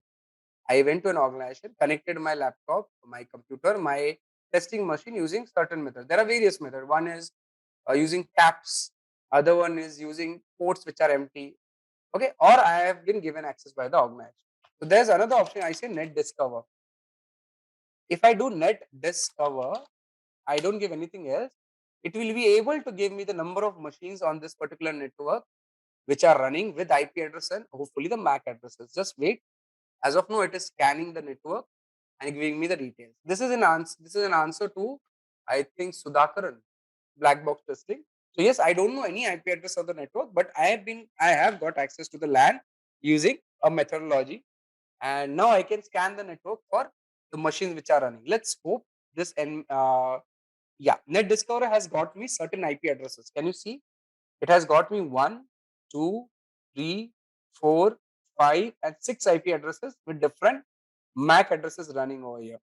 So now I have certain IP address list with me. This is one way of knowing IP address on the network. Okay. The other way is using Nmap. Nmap. Let me show you Nmap. Okay. What was the IP address? Okay. So other way is using Nmap 192.168.73.0/24. That is how I can scan the complete network. This way, I will get a list of IP addresses running on the network. That's how I also know how many users are there in the network. Can you see? It has scanned. Yes, I am connected to the LAN, and that is how I am scanning the network for all IP addresses which are alive. So I have different IP addresses connected over here. This is how I can know what machines are there. Now, how do I know? How do I do vulnerability scan for these IP addresses? You do Nmap. I want the service details. So I do S3. Then I use a script by the name of Vul, which I use say Vul, and I use the complete network over here. Let's type 192.168.73.0/24. And for the complete network, it will do vulnerability scanning using this script. That should ideally tell me. If you remember, during our one of our assisted demos in yesterday's session of exploit and vulnerabilities, I was able to tell you there was a written option which said that this machine is vulnerable to MS, what was it, 010171010. That is eternal blue vulnerabilities. This is the script which will give you the same thing for each and every machine which is running. Let's hope it gives us the vulnerability right now. And this is what makes it a vulnerability scanner. It has a database of certain vulnerabilities which are updated time and again, and it shows in this scanner. You see, pre-scan script results. So it is giving, it discovers hosts, and it has started now checking for vulnerabilities in the host. If the DHCP is not enabled, you uh, you tap the network and what do you say? You save the traffic. Basically, you there's why am I forgetting that? Hold on. What does Wireshark do? It sniffs the network. Script is one, na? It's if you tap the network and save the data running through it, you will get IP addresses. In Wireshark, don't you get it? If I run Wireshark right now, I don't know the IP addresses in a promiscuous mode or through several other means of tapping the network, I'll get the IP addresses, source and destination. Can I get it this way? So even if DHCP is not enabled, there will be people who will be transmitting data between various systems. And this is how I know the IP address is running. So I tap the data, I sniff the data and get IP address. Okay, so it is 99% done. Let's wait for a few more seconds. So this one script, this Nmap scripting engine allows Nmap to become a vulnerability scanner. It is a code scanner with multiple facilities. This is one of the options. Let's hope it gives us the vulnerability. Awaiting details. Awaiting for the scan to complete. It's still taking some time. What does Nmap send on the network? You'll see over here. It is sending. Okay. Let's wait. Wait. Wait. It is sending TCP SYN packets. It is sending TCP SYN packets. Where do I see it? Let's stop this and run it once again. Let's see. Let's stop this, run it once again, and check out what does it. You see, it is sending TCP SYN packets. You can see every IP address is being sent SYN packets. That's how it checks for the availability of a IP address, if it's on or not. Okay, close it. Okay, until the result comes up. Okay, I'll give you one more website wherein you can get vulnerable machines for testing. A website from where you can get vulnerable machines and use it on your own networks. Try hacking. There's another website by the name of Vulhub. Okay, not Vulweb. I need Vulhub. This is now owned, I think, to my understanding, by the Offensive Security, the OSCP people, and this has several virtual machines which are uploaded by a lot of people to be utilized for testing purposes by pen testers like us, by cybersecurity professionals like us. So one of those machines I would like to show you right now by the name of Troll. This is the machine. You can download it. So when you open, I am giving you one example which I have posted on my virtual network also. It is on my virtual network also. Let me see if it's on. So how can you use it? Firstly, you have to have virtual machine VMware or VirtualBox on your machine installed. You can use this download button to download the machine from here. Okay, and the descriptions are given over here. Troll was inspired by constant trolling of machines within OSCP labs. OSCP is Offensive Security Certified Professional Labs. The goal is simple: gain root. So gain root is you'll actually be testing this machine and getting a flag in it. How, and you can use virtual machine VMware. It's a Linux operating system. So details are given over here. You can use it. And how does the machine look? I'll show it to you. So when I download the machine, it looks like this. On the left side, I've used troll, and troll will look like this. It's an Ubuntu 14.04 machine, and same process for this machine also. Let me get the IP address of what machine I'm using right now. Vertically, IPA. So I have my IP address 129. I think 131 is the troll machine IP address. Let's check it out. So let's scan this machine using Nmap. This is where I opened a VMware machine. You can download any machine. You can download any machine. See, if I don't type troll over here, any machine, there is Bad Store 1.2.3. It was uploaded on 24th Feb 2023. The ISO is given over here. Descriptions are given over here. What is this machine type? And you can use it to test your testing skill. What are the private address? What are private address and public address? Does 172.131.26.22 lie in which IP? Tell me which is a public address, which is a private IP address. Sued has a question over here. He was trying to use SSH and checking out IP addresses. When he checked out the IP addresses, he got two different IP addresses. Obviously, one is a private IP address and one is a public IP address, as seen. Right? Public IP address is utilized to connect to the internet. Private IP address is given to save one of the IP address by the ISP. So one is your private and one is your public IP address. Possibly you're using a virtual machine to scan, is it? So your virtual machine has got a private IP address. You must have made it NAT, have you?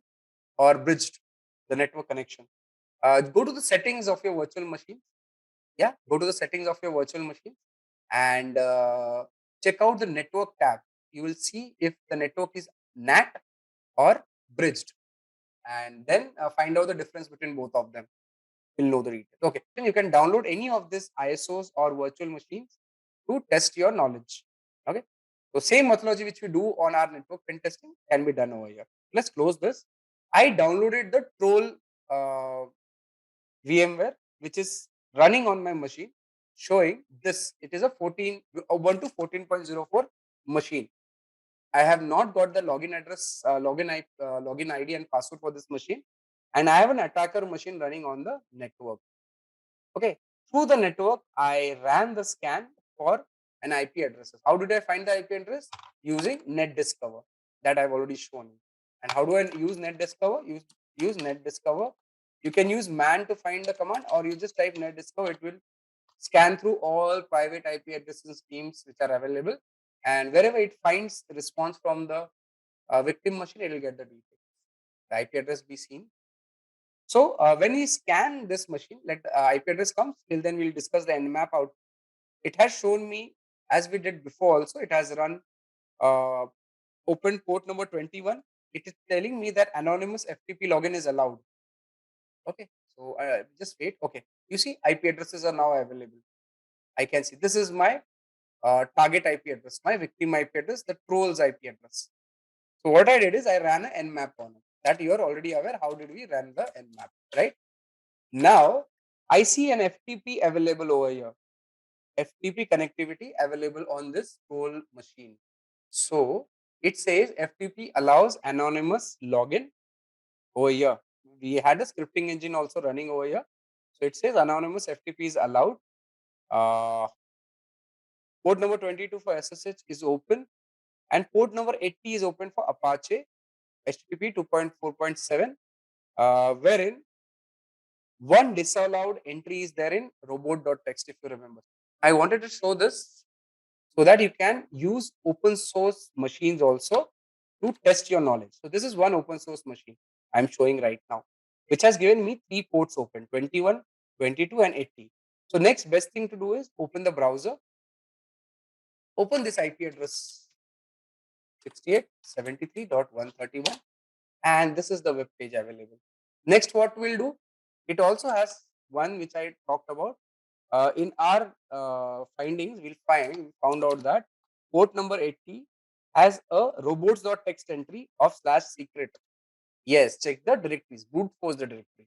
I'll check this directory as of now, secret, and I enter. It is another troll, right? So this is how you go through it. Now we can run directory brute forcing on it. So what do we do for directory brute forcing? Use GoBuster. We'll be using GoBuster.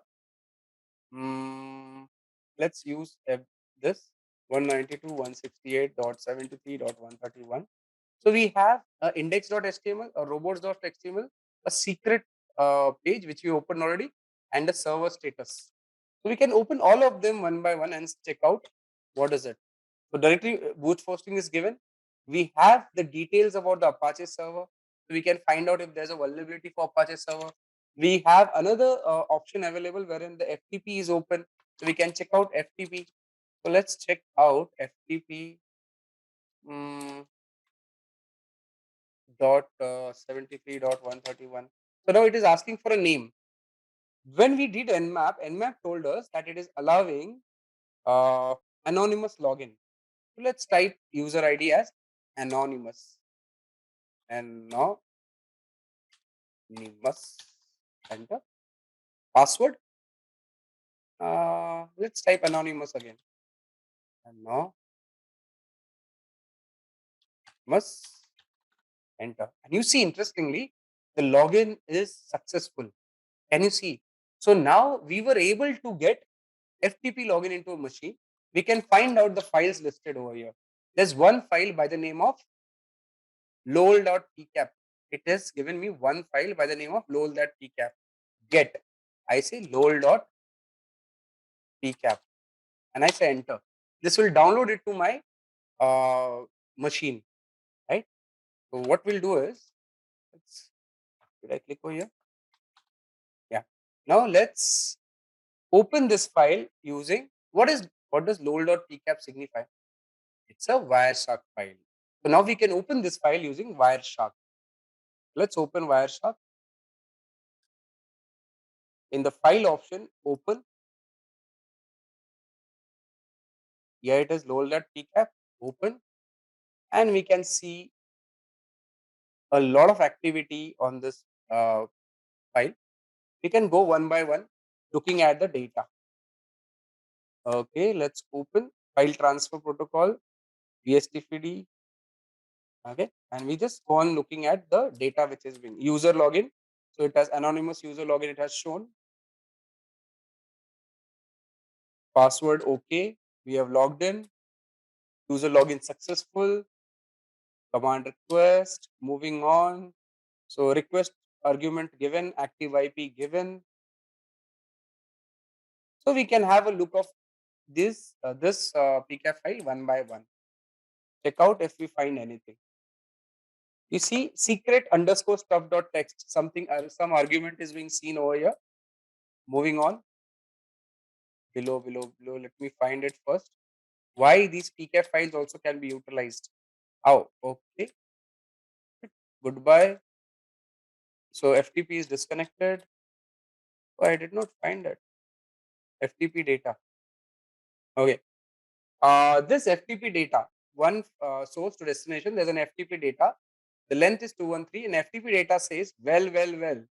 Aren't you just a clever little devil? You almost found the, what is saying? Super, what, something over here.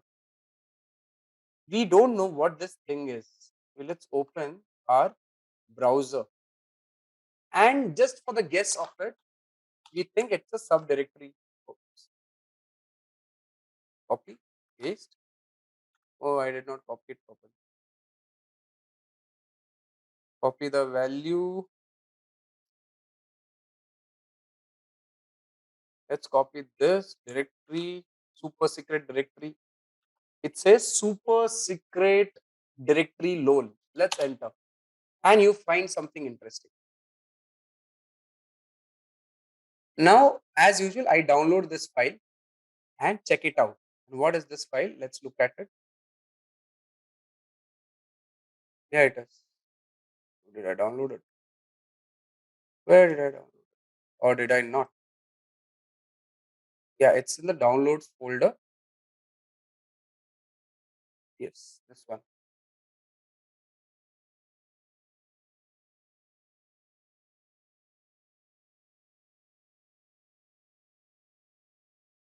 Now, this particular file, when you go to properties, you'd find that it is an executable.